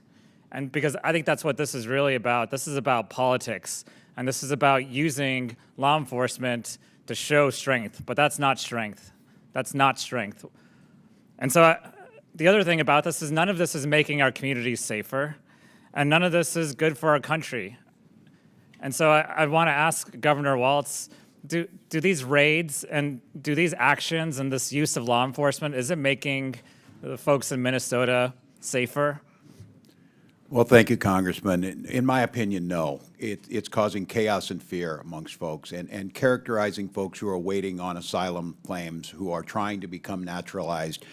It causes chaos. And the other thing it does, it causes local law enforcement, they lose trust in the community. It puts them at risk. And the lack of coordination that we hear, that no calls are coming in, we always coordinate. And in the past, Democratic and Republican administrations have coordinated with us. We're not seeing it. It's creating chaos and fear. And yes, get these stories of these violent criminals. We hold them. We call DHS. But those violent criminals aren't at a preschool. That's what we have to get right. Go after why you're doing this. Get us a bipartisan bill that makes sure that folks can process and be documented, and let's make this country prosperous and continue to have a country. Exactly, because that's a great point, because if we really want to solve immigration, why don't we do a bipartisan immigration reform bill? We can strengthen our border. We can find a path for those who've been here for a long time.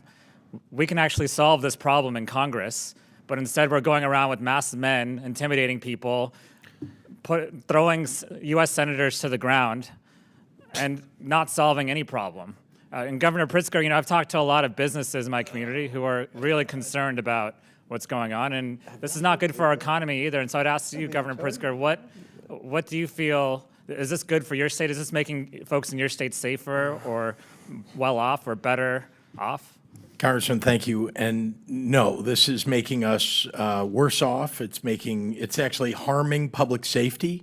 It's frightening our communities. And frankly, if you're one of the people, the U.S. citizens that are getting taken off the streets, or people who are here in this country legally taken off the streets, I mean, imagine what effect that has on the rest of the population. And in my state, we reject that. I mean, the values of the people of the state of Illinois reject that. And I just want to say, because Congresswoman Miller would not allow me to, I just want to say very importantly that anyone who is condoning the $400 million airplane going to the President of the United States from the Qataris, who would spy on us in an instant if they were able to do this, anybody who's condoning the President of the United States accepting the Chinese Communist Party money to his family through his meme coin. I mean, that is corruption, and yet that is what Congresswoman Miller is condoning. She's the one who thinks it's okay to pardon people who attack police right here at the Capitol. Thank you for giving me that moment. Yield back. Gentleman's time's expired. Chair recognizes Ms. Fishback from Minnesota. Thank you very much, Mr. Chair, and I just want to say thank you so much for allowing me the opportunity to be waved on today, Mr. Chair. And I will just say that oversight is far livelier than Ways and Means. But, and Governor Walz, I want to say I thank you for being here, because I know you've been very, very busy running around the country, giving speeches and having town halls in Republican budgets. Yeah, well, you were running around, though, I know, while they were trying to negotiate that. I'm a So it's my multitasker. time, Mr. Governor Walz, it's my time. But there has been a lot of discussion and questions about policies that provide benefits for illegal aliens. And I understand, Governor, that you're going to say Minnesota is not a sanctuary state per se because the legislation was not passed. And just a yes or no question, Ranking Member Lynch had mentioned that there was a bill that was introduced for a sanctuary state this year in the Minnesota legislature. Would you have signed that bill? Did you support that bill? Oh, thousands of bills introduced, hypothetical.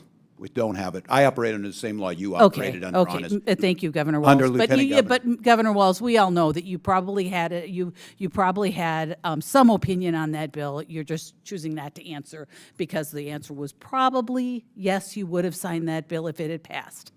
So, but like Mr. Emmer, Mr. Crane, I think Mr. McGuire, a whole bunch of them mentioned the the policies that Minnesota has. So yes, I understand, not a sanctuary state per se, but the policies are certainly making it into, I think, as I recall, they mentioned driver's license for all, they mentioned the free tuition for illegal immigrants, they mentioned the Medicaid benefits, you know, so you in essence create a sanctuary state. You know, You know the not sheriff formally. supported the driver's license bill, the hospitals and others. Governor Walz, I am certainly aware of that. I served many years in the legislature. I still keep an eye. I have many friends there. I understand that. But in essence, they are creating a sanctuary state in practice. And so we are going to talk a little bit about the legislature because just earlier this week, both chambers of the Minnesota legislature passed HF 1. And you're probably familiar with it. I don't know if you've signed it yet or not, but it repeals Minnesota care eligibility for illegal immigrants, adults ages 18 and older.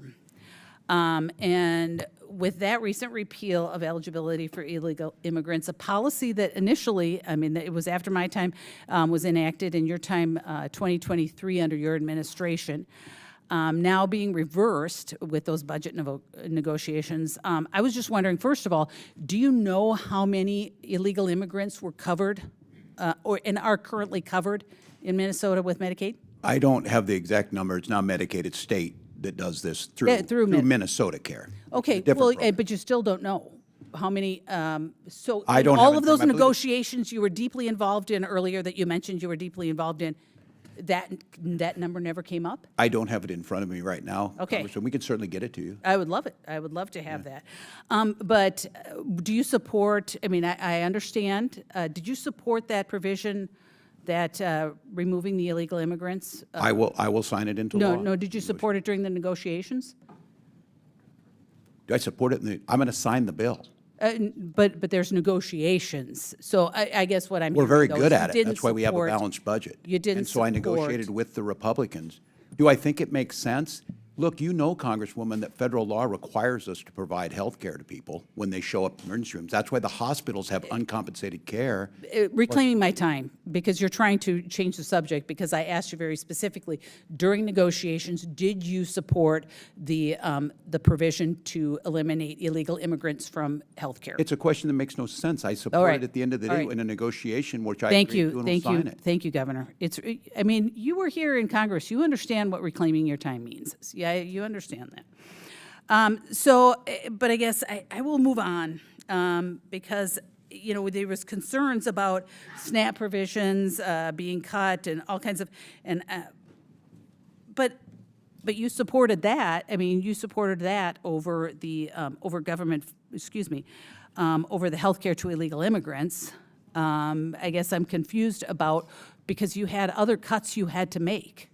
So what did all of the things that you guys have been talking about with law enforcement, education, school breakfast and lunch, did you cut that during the budget negotiations this year? Because my understanding is you had quite a deficit. We don't. We have a budget surplus, as you know, Congresswoman. Well, long-term, but you had to make cuts this year. We had a balanced budget. It's something we can help you all with. We have a balanced budget we agreed on. We left $1.9 billion on the bottom line for this biennium, and even But your structural budget, you had to make cuts. Structural balance is reduced by 50%. You had to make cuts. Or no, you didn't make any cuts.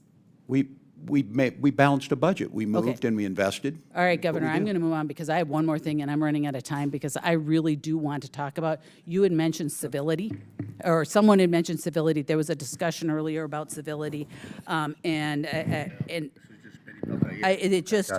Mr. Fallon had mentioned how you had said, you know, you want to kick Republican ass. You've mentioned bullying. There's another one where you're going to bully the SHIT out of President Trump. There's all kinds of things. And then you had a discussion about civility. And I'm embarrassed because you say you're an educator and you're the governor of my state that I'm supposed to be proud of, and this is the kind of garbage, the example you're setting for our children, that you're telling people to bully each other. And I try very hard not to say those kinds of things because I understand that it is meaningful. When you hold a position like this, you should not be saying things like that. But you support the president's language? Hey, gentleladies. The president is not in front of me right now, Governor. Gentlelady's time's expired. He should be. Chair recognizes the ranking member Kind for of unanimous consent. Thank you, Mr. Chairman. I have here a statement from the distinguished Representative Betty McCollum from Minnesota that notes that Minnesota's crime is declining, 30-year low, companies are hiring. It's one of the best places to raise a family in America, and it is not a sanctuary state. Without objection, so ordered. Chair recognizes Mr. Lawler from New York. Governor Hochul, under your watch, New York has spent billions of dollars of taxpayer money providing free housing, clothing, food, education, and health care to illegal immigrants. Meanwhile, you're charging hardworking New Yorkers $2,500 annually just for the privilege of driving to work. Speaking of driving, when you ran for Congress, did you oppose giving driver's licenses to illegals, yes or no? No, that was previous to that. It was in 2020. You had a commercial running for Congress touting your position. No, but the position about goes back earlier than that. driver's That's my license. point. My point. Did you oppose giving driver's licenses to illegals when you were running for Congress, yes or no? At the time I did, Yes and I'll or tell no? you Governor, why. yes or no? I had a Yes or chance no? to go out and see a very rural district. Reclaiming my where time. mothers were being denied the chance Governor, to drive yes their or no? kids Do to you the support doctor's illegal office. immigrants getting People were being denied the taxpayer-funded chance health to go to their care? jobs, and I understood the Governor, merits please of answer the having it. question. Governor, I'm not sure there'll ever be a real question. you were asked a question and you chose to I try gave to an deflect. answer. The fact is you did support giving illegals driver's There was licenses, a- oppose giving illegals driver's licenses. Now you support it. Mm-hmm. Governor, yes or no? Do you support illegal immigrants getting taxpayer-funded health care, yes or no? We provide health care to people in need, including moms with new babies. Do you support giving illegal immigrants taxpayer-funded health care, yes or no? We support giving money, support The for answer is healthcare yes. You expanded health care access in 2024 Yes, I did. under Medicaid. for senior citizens Governor, and after the moms with election, new you babies. said, I would do it all reclaiming over my again. time, Governor, after the election, you said, someone breaks the law, I'll be the first one to call up ICE and say, get them out of here. Governor, yes or no, have you personally called up ICE and asked them to get anyone out of New York? As the governor of New York, I have an entire state police force Have you that personally carries on called my anybody up directions. and asked ICE to get anyone out of New York, yes or no? My state police acts as my agency and You my have surrogate. not, correct? When I say me, I'm referring to my entities such as the state police that handle You're like that. Governor Cuomo, I am the government? That's your position? characterization, not mine. Yes or no, should ICE have been called on Sebastian Zapata Cali? Can you refresh me as to the circumstances of the case? He's the individual who burned the woman alive on the train. Of course, Should they ICE should. have been called on him? NYPD was handling that situation. Should ICE have been called? That's my question. Yes or no?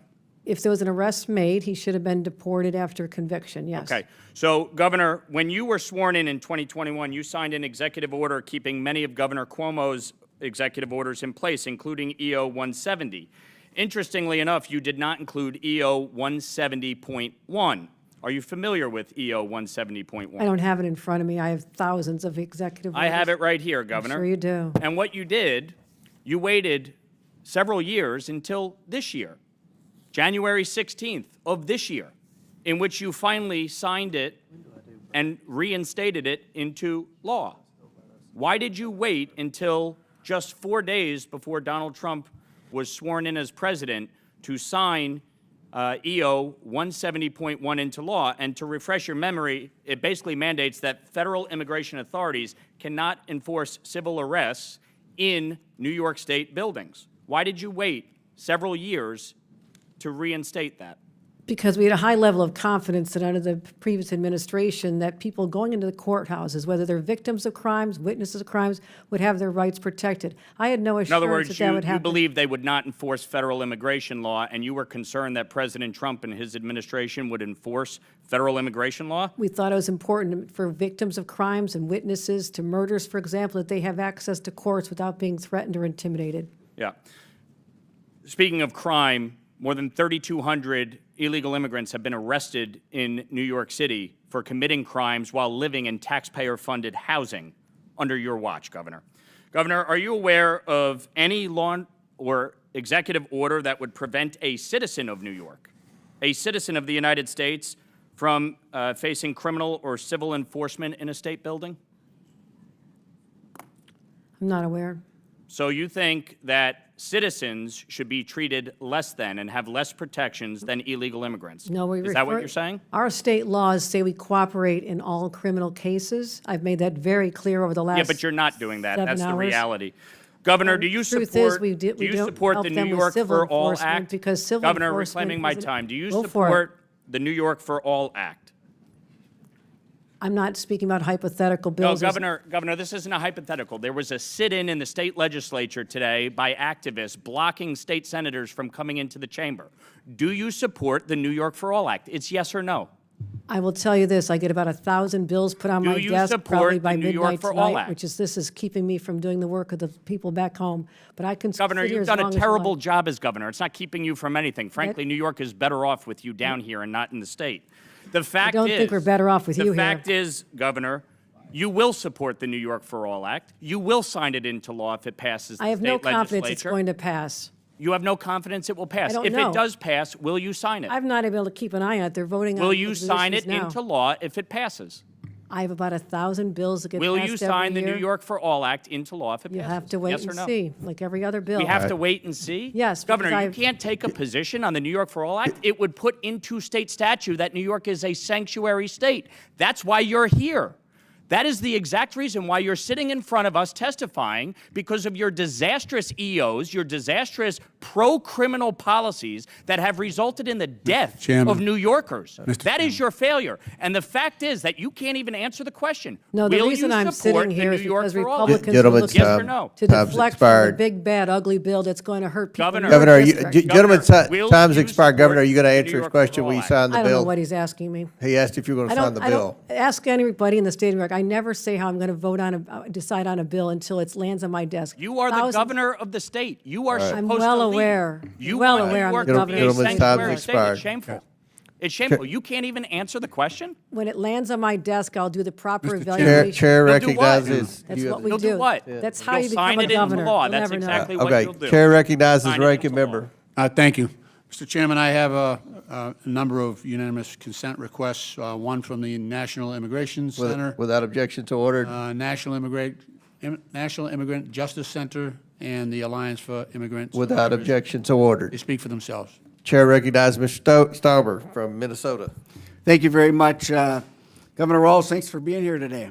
I'm going to ask you a few questions, and I ask you to keep your remarks brief. I got a lot to go through. As you know, I spent 23 years as a law enforcement officer in the state of Minnesota. You know that, right? Do you know that, yes or no? I Not don't a know trick how many. question. It's not a trick Congressman, question. I don't know I'll how many answer it for you. years. 23 years in Duluth. Thank you for that. So, Governor, do you recognize this picture? I do recognize the picture. Briefly describe it to us. What is it? What's going on? These were folks, I believe the people in the picture now are incarcerated in Minnesota. It's a to the best precinct of 3 my burning down because of your decision. Was this a peaceful protest? Was this a peaceful protest? The gentleman standing there? Was this a That was a- peaceful protest? It was a criminal act that people were prosecuted for. So it wasn't a peaceful protest, right? As I watched lawlessness devastate Los Angeles this past week, I was reminded of your failure to protect Minnesota from similar riots. Governor Walz, on May 29th of 2020, during your own press conference, you described your response to the riots during the 2020 Summer of Love as, quote, an abject failure. Governor, I couldn't agree with you more. That's out of context, And Congressman. on May you know it. 17th, 2025, you were at the law school, graduating Minnesota Law School, talking to the graduates. And we've talked about this. You called the enforcement of illegal immigrants a modern-day Gestapo. You've been asked 3-4 times if you would rescind that, and you won't. Will you rescind it? This is like the 5th time, yes or no? Congressman, I was talking to law students about due process, and I So said you won't rescind it. you took an oath to due Governor, process. was there a violent al-Shabaab terrorist who entered our country illegally, arrested in Minneapolis last year? Yes, there was. Were there 3 illegal child predators arrested by ICE in St. Paul earlier this year? I certainly hope so. That's their job. Yes, there was. Are the officers who arrested the al-Shabaab terrorists or the child predators, are they Nazis or the Gestapo? The tactics of wearing They're masks. not. The tactics of wearing masks. Why did you? Unidentified. Why did you process. tell us that they were the Gestapo? Do you believe that any of the violent illegal immigrants I have mentioned have a right to be in this country? I don't know what their immigration status was. They're illegal, violent criminals that the ICE took off the streets of Minneapolis.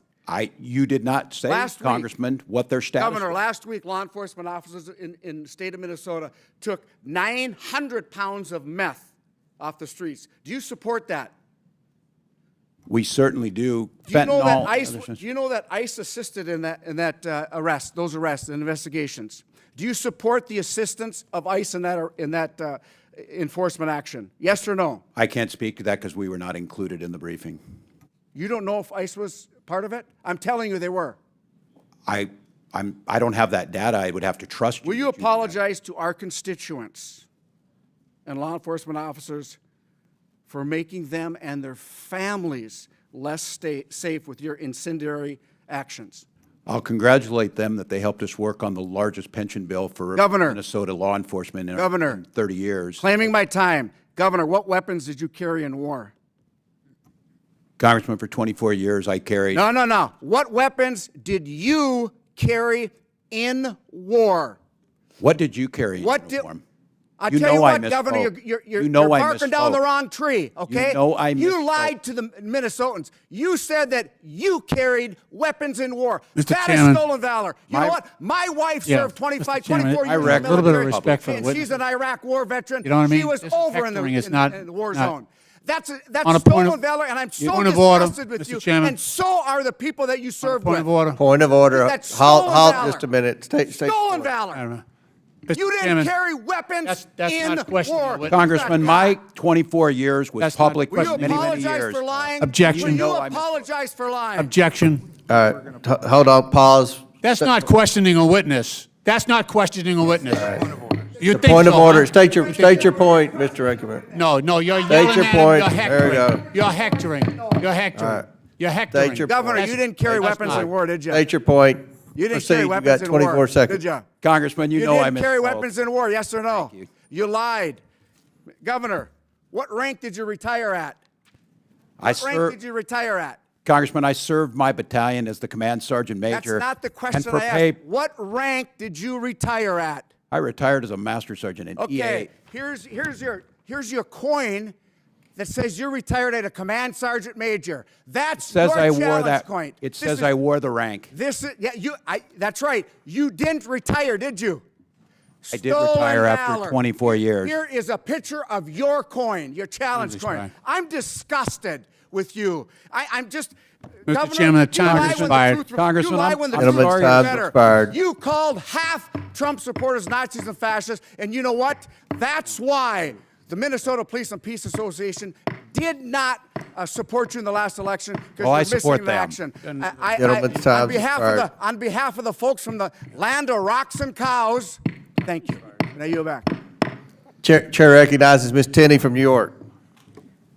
Thank you, Mr. Chairman, and thank you for allowing me to wave onto this committee for this important oversight committee hearing, and happy to have the governors here to hopefully answer some questions, and just to address a couple things that I've heard in this committee hearing. I haven't appeared on oversight before. I do serve in a much milder Ways and Means Committee, but I just want to say a couple things about what this committee, what we're doing today, and about sanctuary cities. We are all children of immigrants. My grandparents met at Ellis Island. They sat in quarantine. They came from other countries. They came here to work. That's not what this is about. This hearing is about people who have taken advantage of our borders and our country, who have come in as illegal cartels, who have overrun our northern border, which is part of my district in upstate New York, in New York 24. And these people have taken operational control of our southern and our northern border. And we need our governors to make sure that they're providing the law enforcement backup to our ICE agents and others, and not assisting and aiding and abetting in such a way to these illegal immigrants, particularly the cartels. And I think one of the most important things, I'm sick of hearing everyone defaming my constituent, actually, Tom Homan, who's doing an excellent job and who served our country honorably. His big concern, and I think it's a big concern for me, because when I served in the state legislature, Governor Hochul wasn't there as either the lieutenant governor or the governor, but I was one of the leaders on human trafficking. And one of the important questions that Tom Homan talked about repeatedly is, where are the 300,000 children who were human trafficked by people who are profiting off of this human trafficking? Not just drug trafficking, human trafficking, innocent children all through our interior. We don't know where they are. Those are the people that I'm concerned about. And what ICE is trying to do is get to those people who are taking these children and profiting off them and having no regard. And that's what worries me the most, is we've gotten off track on a number of things. And what concerns me is we have this defund and demoralize the police movement brought to a level where we're defunding and demoralizing ICE agents who are simply doing their job to protect our borders. And what concerns me is, and I know Governor Hochul, and obviously I'm going to address you because you're my governor, people have addressed the billions of dollars that New York State taxpayers, by the way, the highest taxed taxpayers in the entire nation now. We're always in a struggle with California, who's more, who's less, and I think we're winning out this race now. Not a good distinction, by the way. Not a good distinction to have a northern border that's overrun by people who are human trafficking, bringing illicit drugs into our communities. I've had three parents in my community, my own home community, where their sons died of overdoses because of illegal fentanyl. So these are real issues that are coming from people that are coming across our borders. So we know we've spent billions of dollars on all kinds of illegal immigrants in New York State. The estimate is between New York City and New York State, it's about $7 billion, and that's New York taxpayer dollars. Those are my tax dollars, constituents I serve who go to work every day. And all we're trying to do is keep these communities safe. And you mentioned that, Governor Hochul, that you were talking about keeping these communities safe. But I'm going to ask you a question. And I've got a series of questions, and some of them have been asked by my colleagues. But I want to ask you right now, because you're the governor of our state, and you've been presiding over a pretty disastrous situation with our prisons, and many of those prisons, including one of the maximum security prisons, is actually in my district, and a number of other facilities. Are there any criminal, illegal gang members in the New York State prison system right now? Just yes, if there are. No, Congressman, and do you know how many? And if you can't get me the answer, can your staff provide us with a general information on that? No, I'll tell you this. I totally agree with you, Congresswoman, that more needs to be done to protect our border. We've asked for support from the federal government for the border that you represent and I know so well. I've had to deploy $8 million of my own state dollars to amp up the Well, there are state dollars, but let me just take this back. But to Let me help ask with you human back about trafficking. let me get to the prisons, because I want to get into another thing. Are there criminal, illegal immigrant gang members in the New York State prison system right now? If there are, there will be a Do you know? 30 You don't day- know. I Yes. don't know. Do you know Of if course there are? I'm sure there are. But That's do you know? why Can I've you already just- sent that's all I wanted to know. 1,300. Can you get I've me the already number? had ICE take 1,300 of them upon But I'm not asking you that. I'm asking I you, have no can we doubt get that the there's some there. information about how many of these, whether they're Trende or Ragua, whether they're MS-13, Crips, Bloods? I've toured the prisons. I've seen, people that they line up in rows. I want to know how many of our illegal immigrants that are putting not only other inmates at risk, but also our prison guards who are at risk. Because right now, these types of people are in our prison system are putting our corrections officers at risk. And by you shutting down and cutting off the ability of our corrections officers who are trained to deal with these kind of people there, we're losing the ability of having the trained people there. And our National Guard are wonderful people who serve our communities, but they're not trained to be able to do this, and many of them are underage in that. Can I get the information from you on that? Certainly, and again, I just want to reaffirm that if there's someone convicted of a crime in our prison, they will be deported. We let ICE know 30 days before the end of their sentence, and that's why I've sent 1,300 people already just since I've been governor out of our country. I don't want them here any more than you do. Okay, can I just ask you one last, because you talked about you don't support a sanctuary city. Right now you were lieutenant governor when this was signed into law under Governor Cuomo. We have the green light law. It prohibits the local DMVs, gives driver's licenses to illegal aliens, which you once didn't support, but now you do. You've admitted that today. Under the green light law, would you support repealing the green light law so that we could allow ICE agents to work with our federal, with our DMV to find out when these people drive across the Canadian border and they have a carload full of innocent children and they can't find any information on them because they get a legal license? Can you just give me that information? Last question, but feel free to answer it. We Governor. absolutely share information on such situations with ICE. That is our job. Do you We support provide- repealing the Green Gentle Law? ladies, time's expired. Chair recognizes Mr. expired. LaHood. Thank you. Thank you, Mr. Chairman, and I appreciate your indulgence for letting me wave on the committee today. I know it's been a long day. I want to welcome our governors here today. Thank you. Governor Pritzker, on behalf of my constituents and myself, I have serious concerns about the current state of Illinois and the continued direction your administration is taking when it comes to sanctuary policies. And I know we've talked a lot about that today. And I want to be clear, your sweeping sanctuary policies are not just misguided in my view, I think they're dangerous. Your agenda puts ideology above public safety, ties the hands of law enforcement, and signals to violent, criminal, illegal immigrants that Illinois is a safe haven. Your administration has made the state of Illinois among the national outliers to defy federal law.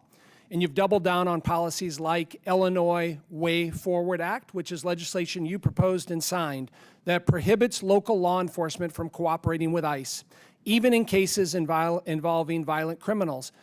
And I think, hearing you today, I think you honestly believe that refusing to turn over convicted felons to federal authorities makes our community safer. And I'll tell you, Governor, it doesn't. And as a former federal and state prosecutor who's worked very closely with law enforcement, none of that makes us safer or makes law enforcement feel comfortable. Instead of working with federal law enforcement to remove dangerous individuals from our streets in Chicago and across Illinois, you're creating bureaucratic roadblocks and political cover. And in my view, that's not leadership, it's government malpractice. Illinois families are already struggling with the highest combined state and local tax burden in the country. And they should not be forced to subsidize over $2.5 billion in Illinois taxpayer money that's been spent on illegal immigrants over the last 4 years under your sanctuary policies in Illinois. I want to mention two specific cases, although I could talk about a lot more. A tragic case involving the family of George Levin, a 63-year-old man who was murdered by a pair of illegal immigrants who were arrested in Chicago in January.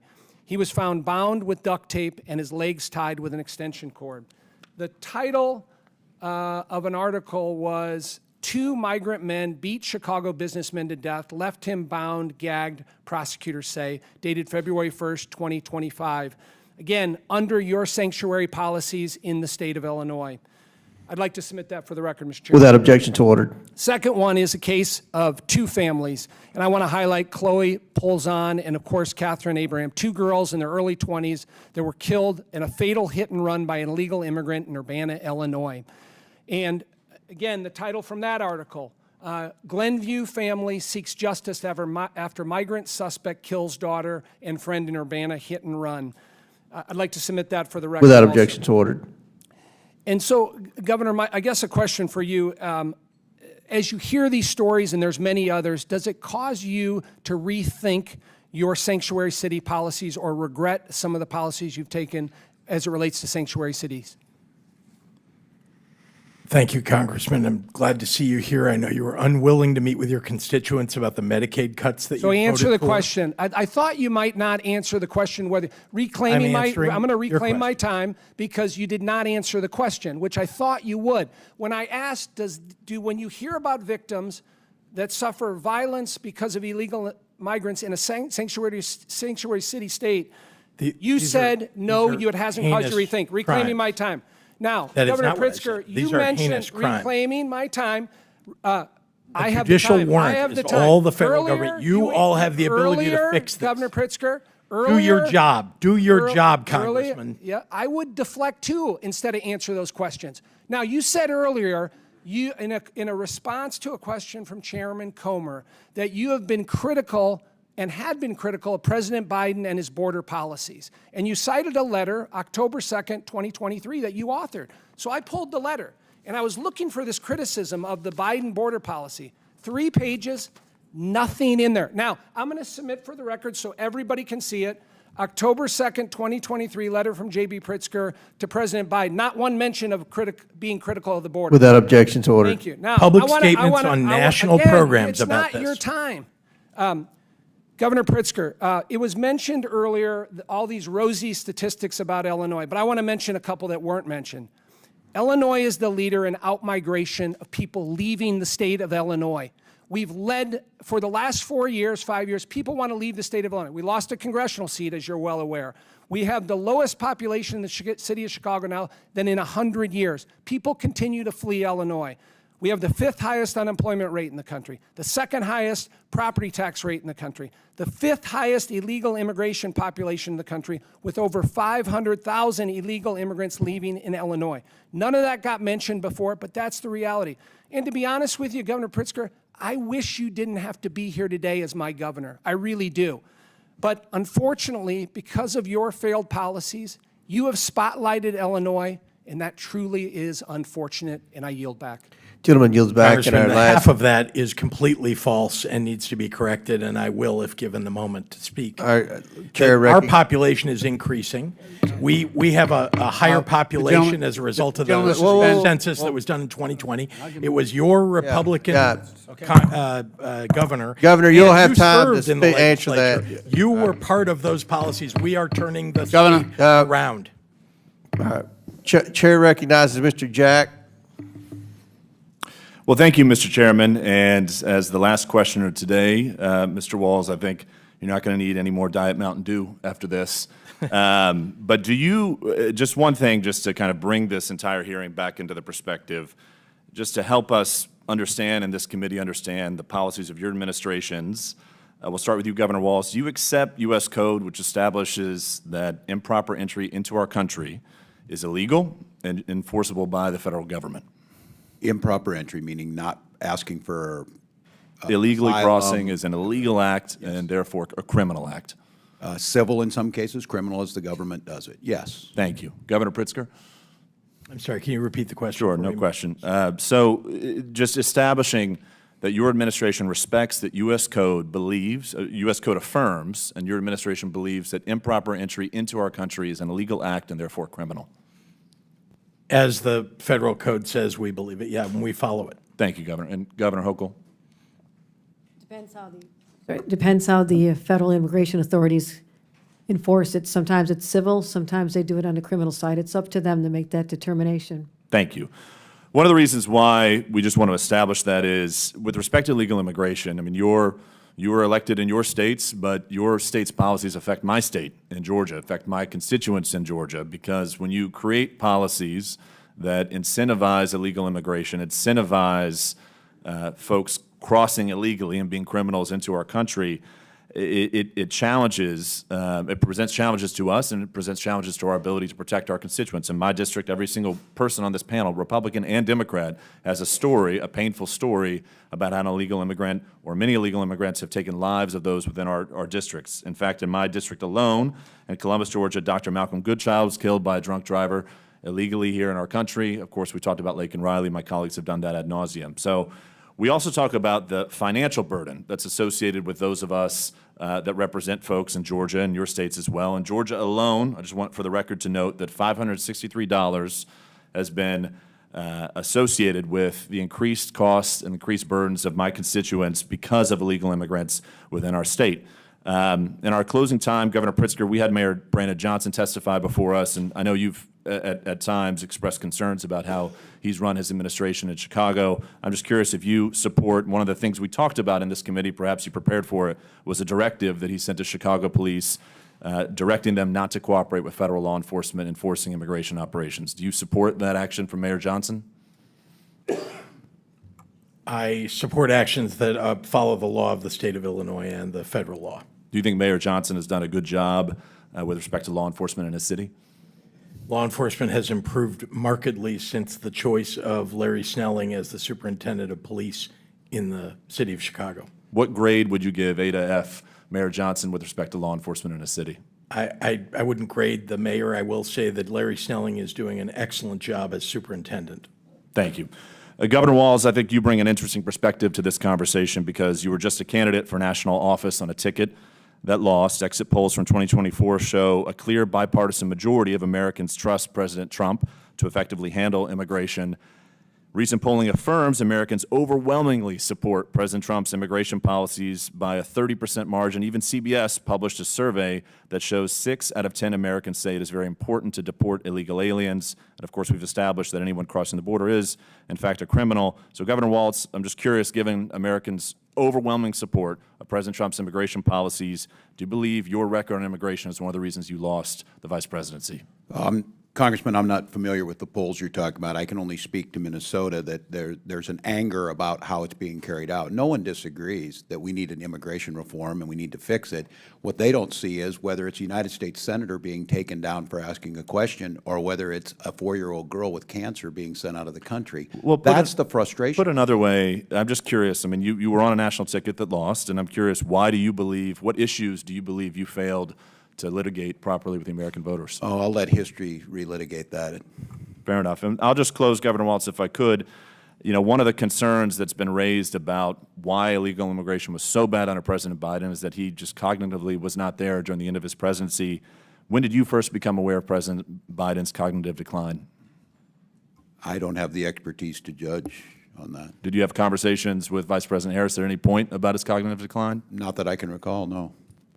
With that, I yield back to our chairman. Thank you for convening this hearing, and I appreciate your attention to all of our communities that we serve. Thank you, Chairman. Thank you, gentleman. Yields back. Because we had some wave-on members on our side that went over, I'm going to yield 2 minutes to Mr. Lynch. Thank you. I just want to update the gentleman on the most recent polls. You're right. The president did have favorable marks on his immigration policy early on, but since these snatch and grabs have started, he's underwater. 54% of the American people oppose his current policy, this active policy he's got going on right now. With that, I know, Governor Pritzker, you had a desire to fire back at some of the allegations to you. You have that opportunity now. I yield you as much time as you need, although if you have any left over, you can give it to your colleagues. Appreciate it, and I am a sharer. I will thank you very much, Congressman, and let me just say that I'm so proud of my state and the way that we have operated, particularly in the last 6.5 years, to protect people. Public safety, so important in our state. I've increased the number of state police in Illinois, actually to highs that didn't exist even before my predecessor, the Republican governor. We also have done a lot to invest in violence prevention.